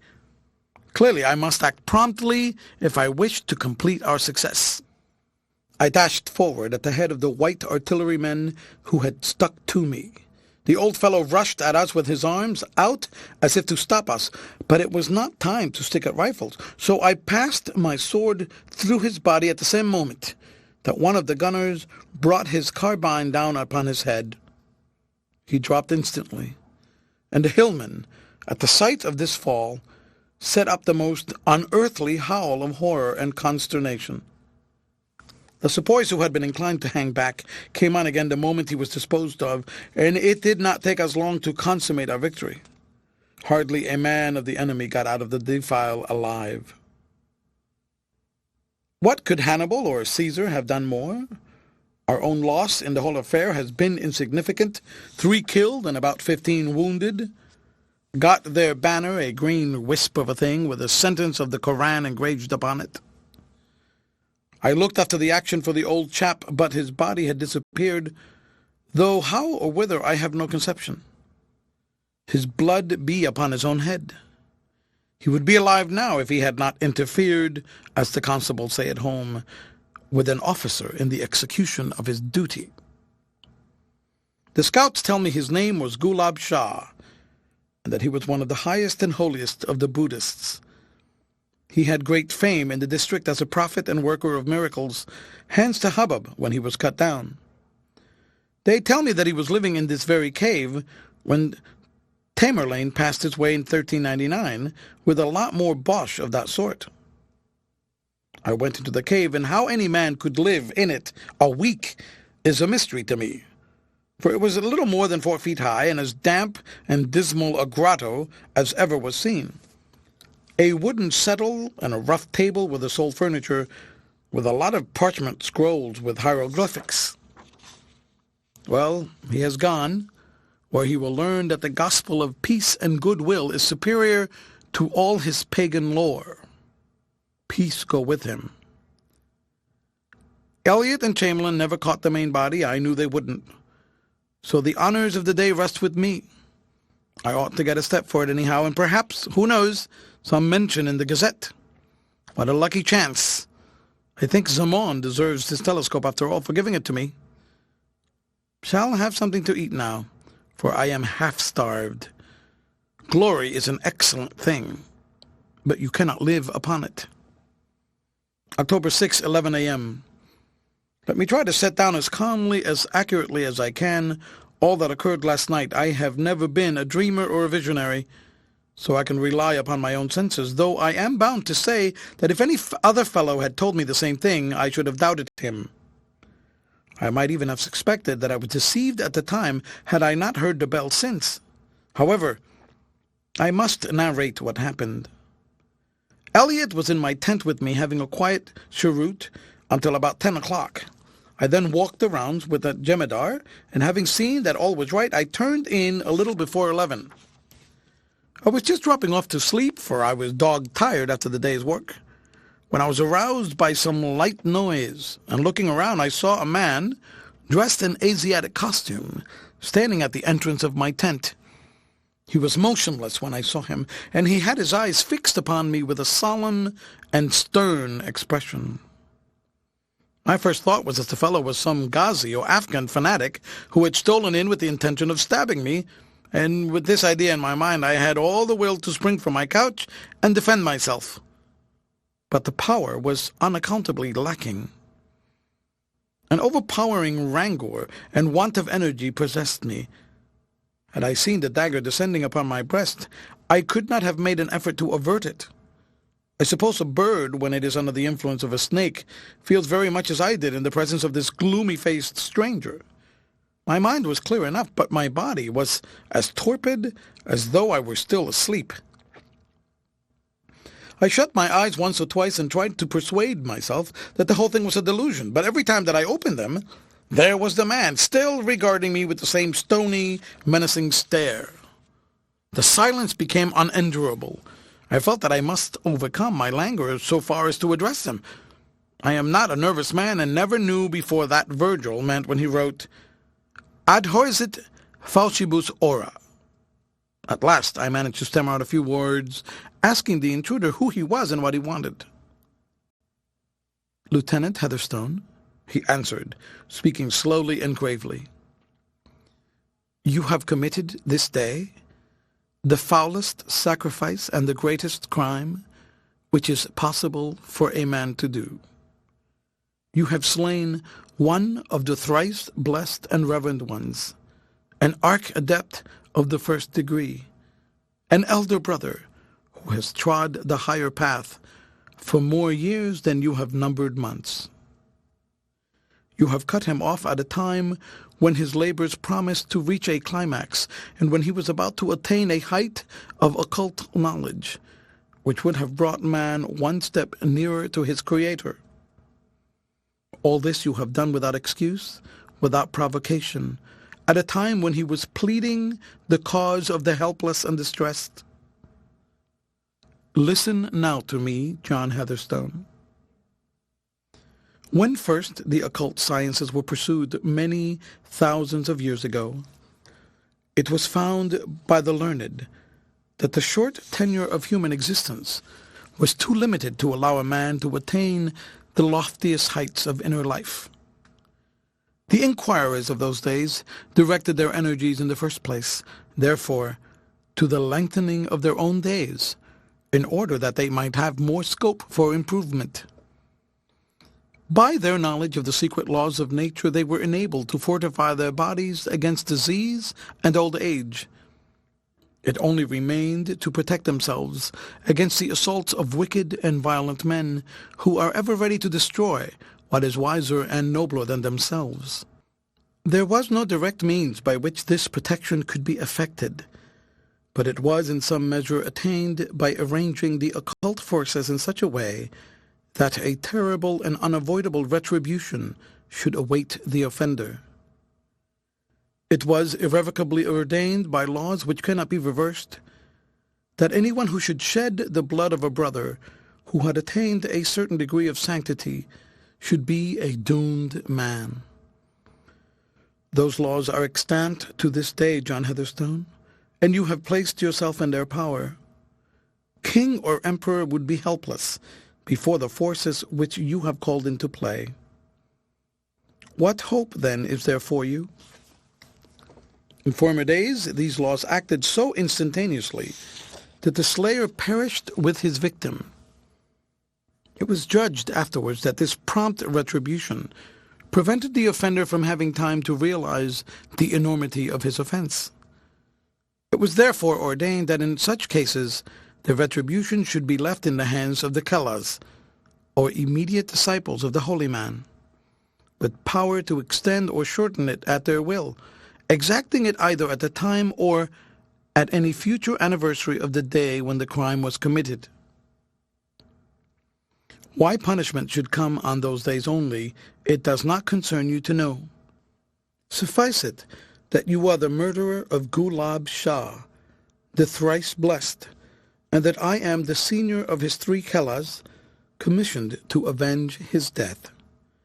It is no personal matter between us. Amid our studies, we have no leisure or inclination for personal matters. It is an immutable law, and it is as impossible for us to relax it as it is for you to escape from it. Sooner or later, we shall come to you and claim your life in atonement for the one which you have taken. The same fate shall be meted out to the wretched soldier Smith, who, though less guilty than yourself, has incurred the same penalty by raising his sacrilegious hand against the chosen of Buddha. If your life is prolonged, it is merely that you may have time to repent of your misdeed and to feel the full force of your punishment, and lest you should be tempted to cast it out of your mind and to forget it. Our bell, our astral bell, the use of which is one of our occult secrets, shall ever remind you of what have been and what is to be. You shall hear it by day, and you shall hear it by night, and it will be a sign to you that do what you may and go where you will, you can never shake yourself clear of the chelas of Gulab Shah. You will never see me more, accursed one, until the day when we come to you. Live in fear, and in that anticipation which is worse than death. With a menacing wave of the hand, the figure turned and swept out of my tent into the darkness. The instant that the fellow disappeared from my sight, I recovered from my lethargy which had fallen upon me. Springing to my feet, I rushed to the opening and looked out. A sepoy sentry was standing leaning upon his musket a few paces off. "You dog," I said in Hindustani. "What do you mean by letting people disturb me in this way?" The man stared at me in amazement. "Has anyone disturbed the Sahib?" he asked. "This instant, this moment. You must have seen him pass out of my tent." "Surely the Burra Sahib is mistaken," the man answered, respectfully but firmly. "I have been here for an hour, and no one has passed from the tent." Puzzled and disconcerted, I was sitting by the side of my couch, wondering whether the whole thing were a delusion brought on by the nervous excitement of our skirmish, when a new marvel overtook me. From over my head, there suddenly sounded a sharp, tingling sound like that produced by an empty glass when flipped by the nail, only louder and more intense. I looked up, but nothing was to be seen. I examined the whole interior of the tent carefully, but without discovering any cause for the strange sound. At last, worn out with fatigue, I gave the mystery up. Throwing myself on the couch, was soon fast asleep. When I awoke this morning, I was inclined to put the whole of my yesternight's experiences down to imagination, but I was soon disabused of the idea, for I had hardly risen before the same strange sound was repeated in my ear as loudly and to all appearance as causelessly as before. What it is or where it comes from, I cannot conceive. I have not heard it since. Can the fellow's threats have something in them, that this be the warning bell of which he spoke? Surely it is impossible, yet his manner was indescribably impressive. I have tried to set down what he said as accurately as I can, but I fear I have omitted a good deal. What is to be the end of this strange affair? I must go for a course of religion and holy water, not a word to Chamberlain or Elliot. They tell me I am looking like a ghost this morning. Evening. Have managed to compare notes with Gunner Rufus Smith of the artillery, who knocked the old fellow over with the butt of his gun. His experience has been the same as mine. He has heard the sound too. What is the meaning of it all? My brain is in a whirl. October 10, 4 days later. God help us. This last laconic entry terminated the journal. It seemed to me that coming as it did after 4 days' complete silence, it told a clearer tale of shaken nerve and broken spirit than could any more elaborate narrative. Pinned onto the journal was a supplementary statement which had evidently been recently added by the general. From that day to this, it said, I have had no night or day free from the intrusion of that dreadful sound with its accompanying train of thought. Time and custom have brought me no relief, but on the contrary, as the years pass over my head, my physical strength decreases and my nerves become less able to bear up against the continual strain. I am a broken man in mind and body. I live in a state of tension, always straining my ears for the hated sound, afraid to converse with my fellows for fear of exposing my dreadful condition to them, with no comfort or hope of comfort on this side of the grave. I should be willing, heaven knows, to die, and yet, as each 5th of October comes round, I am prostrated with fear because I do not know what strange and terrible experience may be in storage for me. 40 years have passed since I slew Gulab Shah, and 40 times I have gone through all the horrors of death without attaining the blessed peace which lies beyond.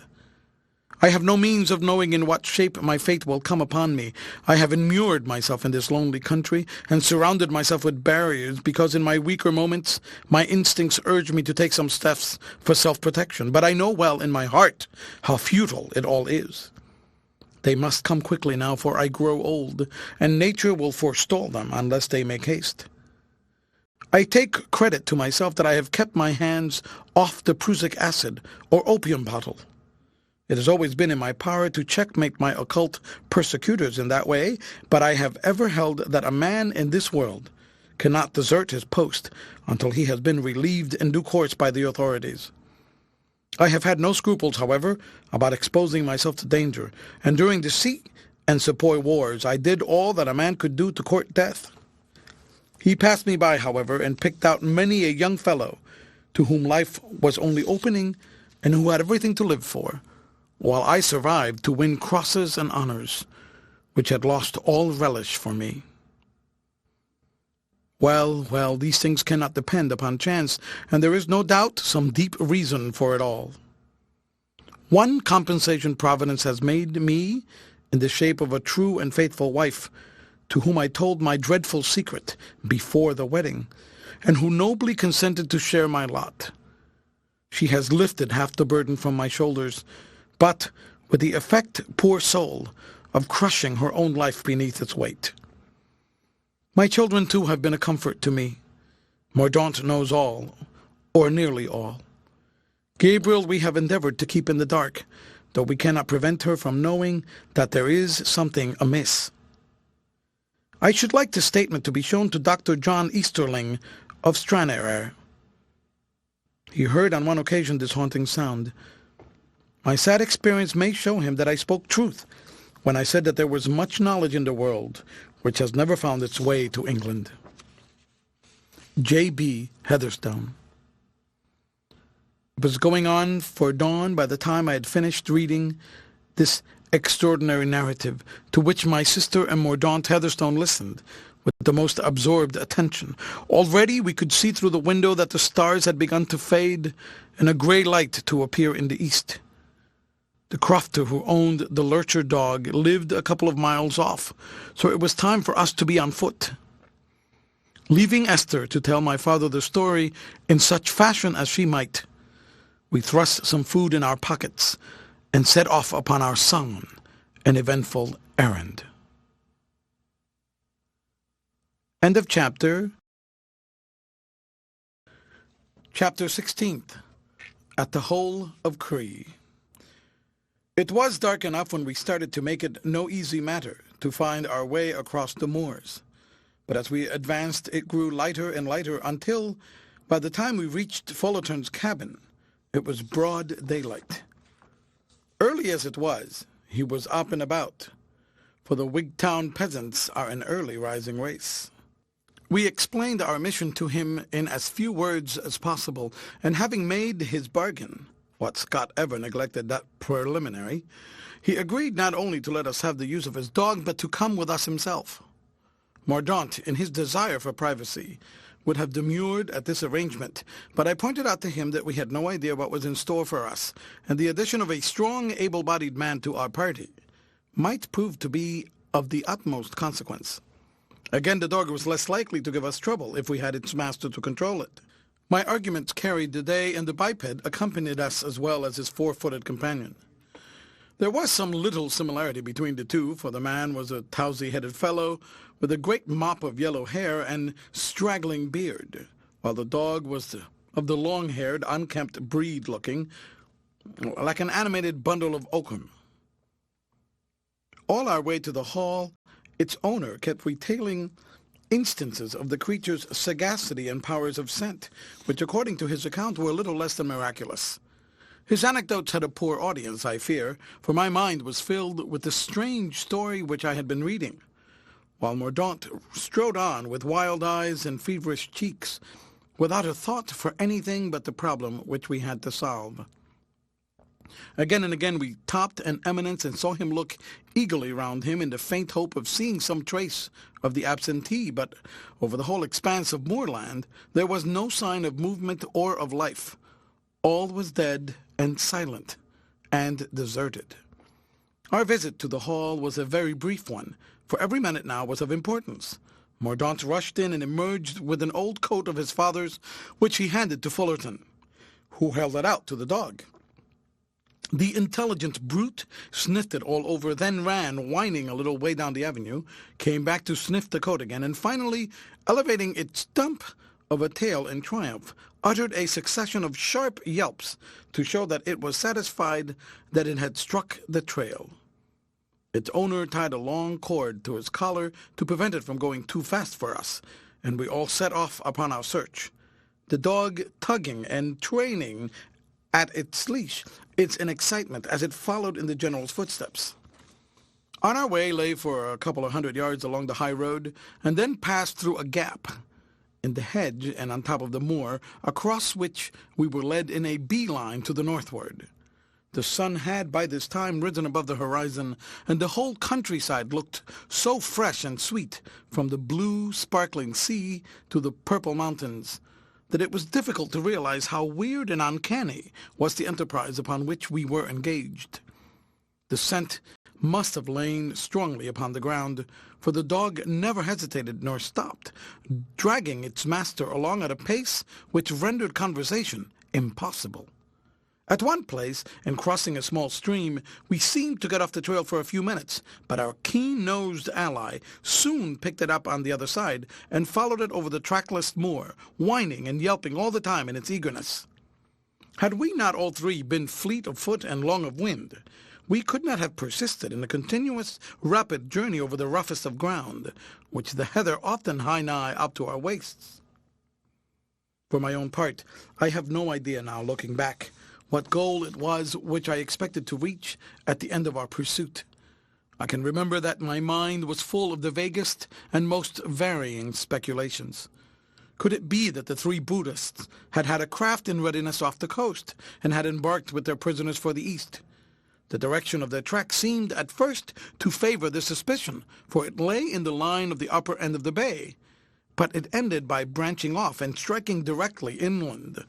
Clearly, the ocean was not to be our terminus.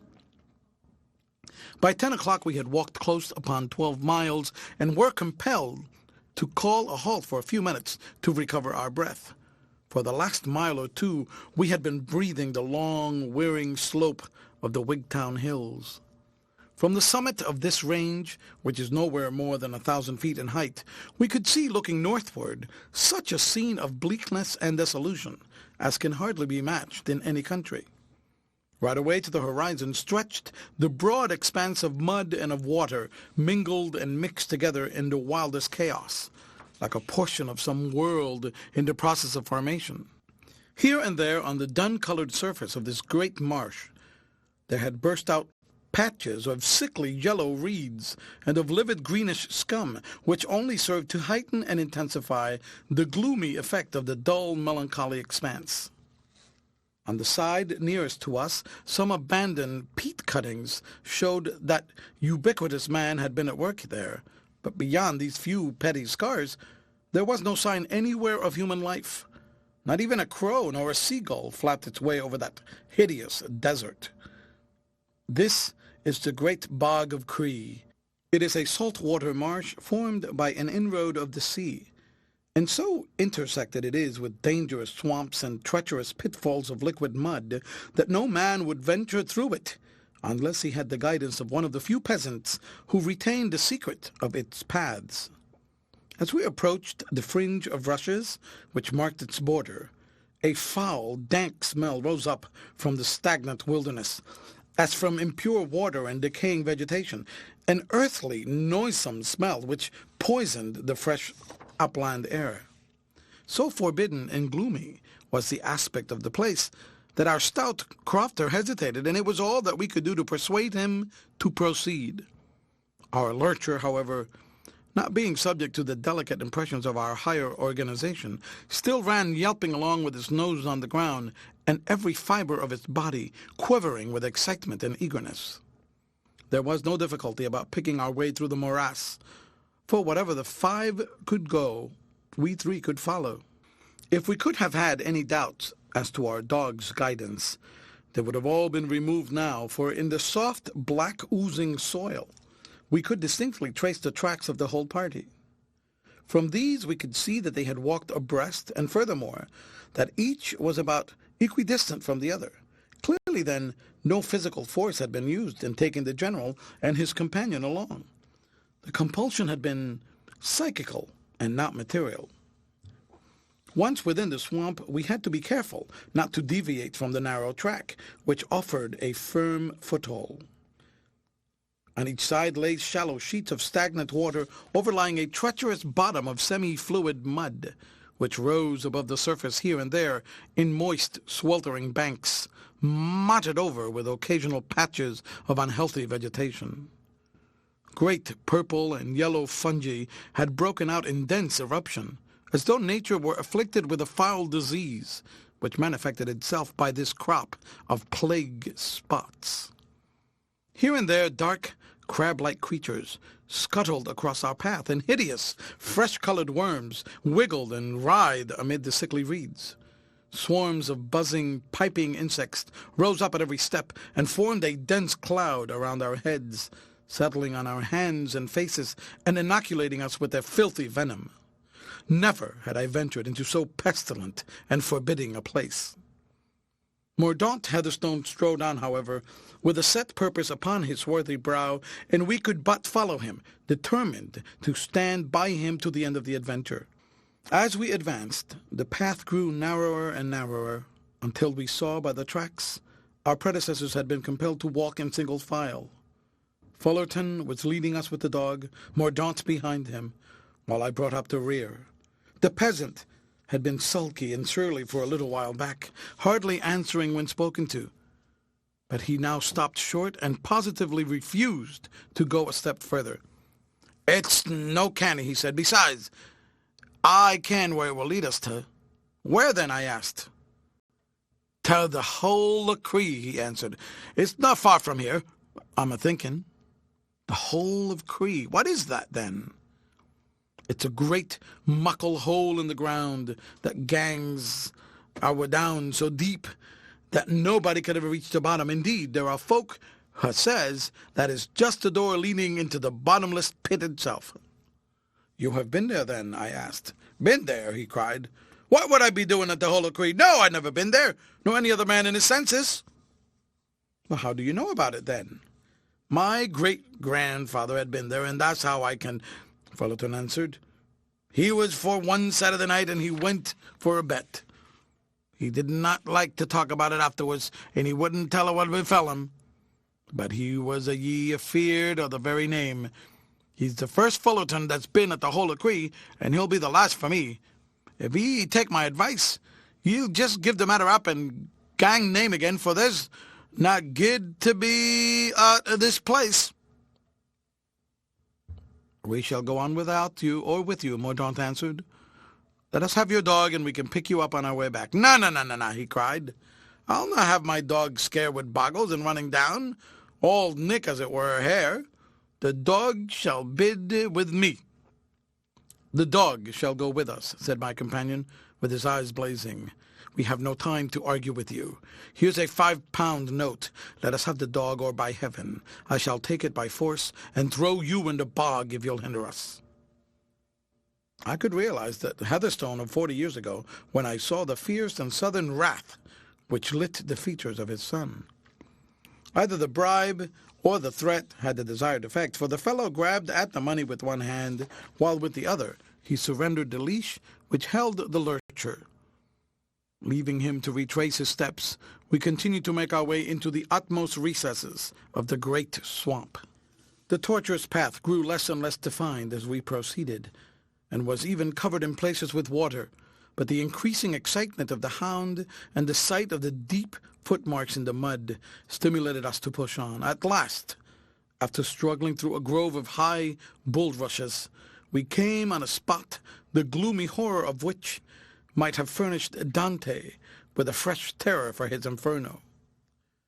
The whole bog in this part appeared to have sunk in, forming a great funnel-shaped depression, which terminated in the center in a circular rift or opening about 40 feet in diameter. It was a whirlpool, a perfect maelstrom of mud, sloping down on every side to the silent and awful chasm. Clearly, this was the spot which, under the name of the Hole of Cree, bore such a sinister reputation among the rustics.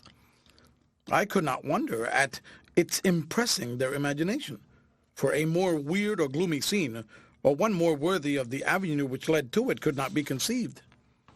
The steps passed down the declivity which surrounded the abyss, and we followed them with a sinking feeling in our hearts as we realized that this was the end of our search. A little way from the downward path was the return trail made by the feet of those who had come back from the chasm's edge. Our eyes fell upon these tracks at the same moment, and we each gave a cry of horror and stood gazing speechlessly at them, for there, in those blurred footmarks, the whole drama was revealed. 5 had gone down, but only 3 had returned. None shall ever know the details of that strange tragedy. There was no mark of struggle nor sign of attempt at escape. We knelt at the edge of the hole and endeavored to pierce the unfathomable gloom which shrouded it. A faint, sickly exhalation seemed to rise from its depths, and there was a distant, hurrying, clattering sound as of waves in the bowels of the earth. A great stone lay embedded in the mud, and this I hurled over, but we never heard thud or splash to show that it had reached the bottom.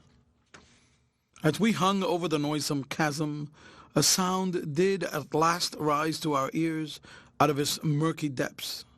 High, clear and throbbing, it tingled for an instant out of the abyss, to be succeeded by the same deadly stillness which had preceded it. I did not wish to appear superstitious, or to put down to extraordinary causes that which may have a natural explanation. That one keen note may have been some strange water sound produced far down in the bowels of the earth. It may have been that, or it may have been that sinister bell of which I had heard so much. Be this as it may, it was the only sign that rose to us from the last terrible resting place of the 2 who had paid the debt which had so long been owing. We joined our voices in a call with the unreasoning obstinacy with which men will cling to hope, but no answer came back to us save a hollow moaning from the depths beneath. Footsore and heart-sick, we retraced our steps and climbed the slimy slope once more. "What shall we do, Mordaunt?" I asked, in a subdued voice. "We can but pray that their souls may rest in peace." Young Heatherstone looked at me with flashing eyes. "This may be all according to occult laws," he cried, "but we shall see what the laws of England have to say about it. I suppose a chelas may be hanged as well as any other man. It may not be too late yet to run them down. Here, good dog here."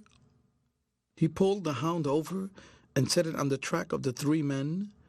The creature sniffed at it once or twice, and then, falling upon its stomach, with blistering hair and protruding tongue, it lay shivering and trembling, a very embodiment of canine terror. "You see," I said, "it is no use contending against those who have the powers at their command, to which we cannot even give a name.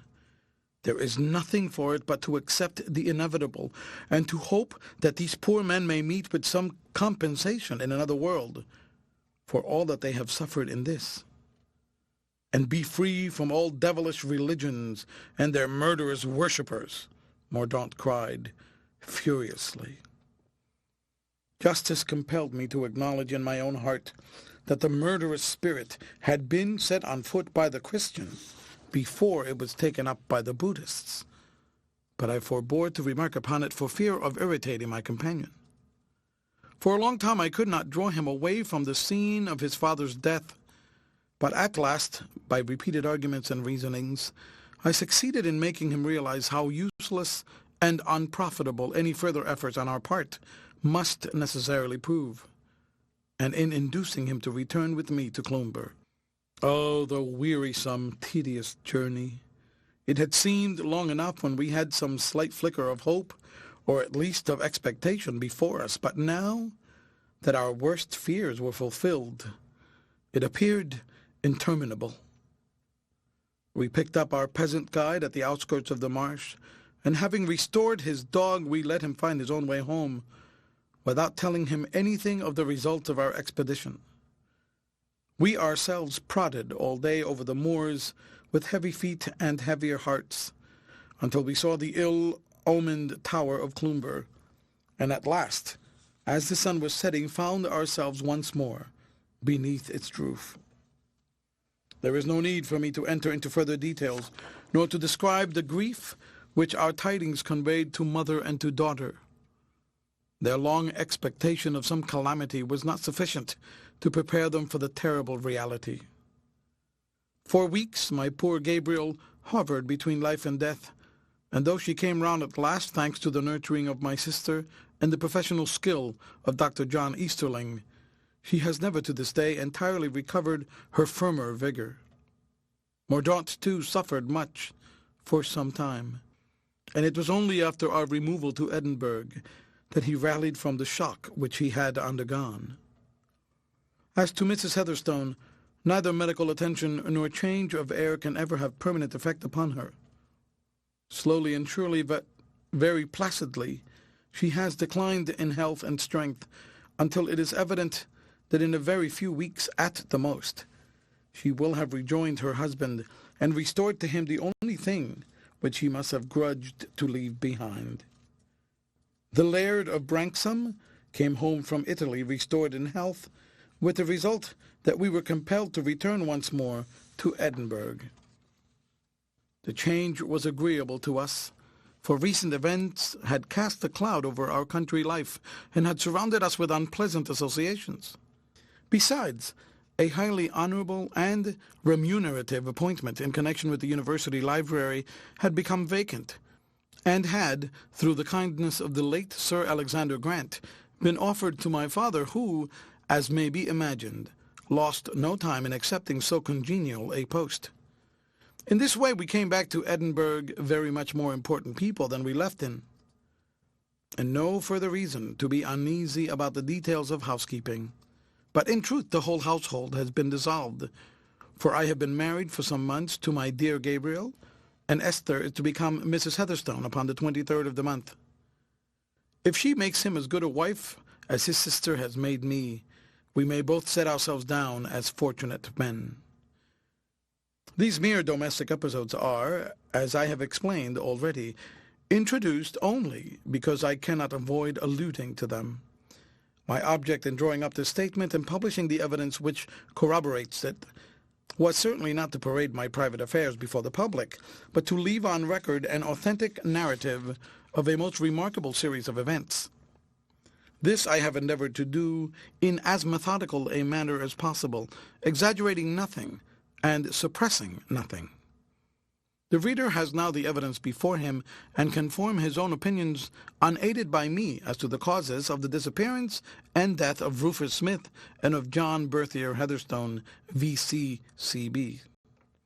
There is only one point which is still dark to me. Why the chelas of Gulab Shah should have removed their victims to the desolate hole of Kurrachee instead of taking their lives at Cloomber is, I confess, a mystery to me. In dealing with occult laws, however, we must allow for our own complete ignorance of the subject.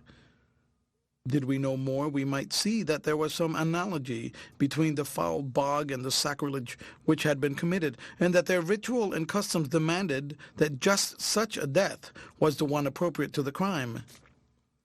On this point I should be sorry to be dogmatic, but at least we must allow that the Buddhist priests must have had some very good cause for the course of action which they so deliberately carried out. Months afterwards I saw a short paragraph in the Star of India, announcing that 3 eminent Buddhists, Lal Holmi, Maudar Khan, and Ram Singh, had just returned in the steamship Deccan from a short trip to Europe. The very next item was devoted to an account of the life and services of Major General Heatherstone, who has lately disappeared from his country house in Wigtownshire, and who, there is too much reason to fear, has been drowned. I wonder if by chance there was any other human eye but mine which traced a connection between these paragraphs. I never showed them to my wife or to Mordaunt, and they will only know of their existence when they read these pages. I don't know that there is any other point which needs clearing up.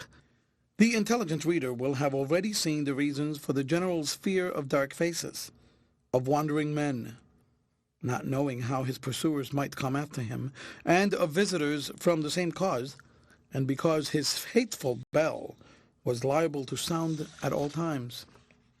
His broken sleep led him to wander about the house at night, and the lamps which he burnt in every room were no doubt to prevent his imagination from peopling the darkness with terrors.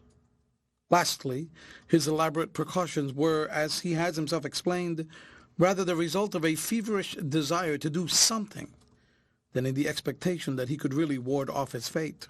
Science will tell you that there are no such powers as those claimed by the Eastern mystics. I, John Fothergill West, can confidently answer that science is wrong. For what is science? Science is the consensus of opinion of scientific men, and history has shown that it is slow to accept a truth. Science sneered at Newton for 20 years. Science proved mathematically that an iron ship could not swim, and science declared that a steamship could not cross the Atlantic. Like Goethe's Mephistopheles, our wise professor's forte is stets verneinen. Thomas Didymus is, to use his own jargon, his prototype. Let him learn that if he will but cease to believe in the infallibility of his own methods, and will look to the East, from which all great movements come, he will find there a school of philosophers and of savants who, working on different lines from his own, are many thousand years ahead of him in all the essentials of knowledge. The End. Read by Jorge Acosta for Lit2Go on the web at fcit.usf.edu.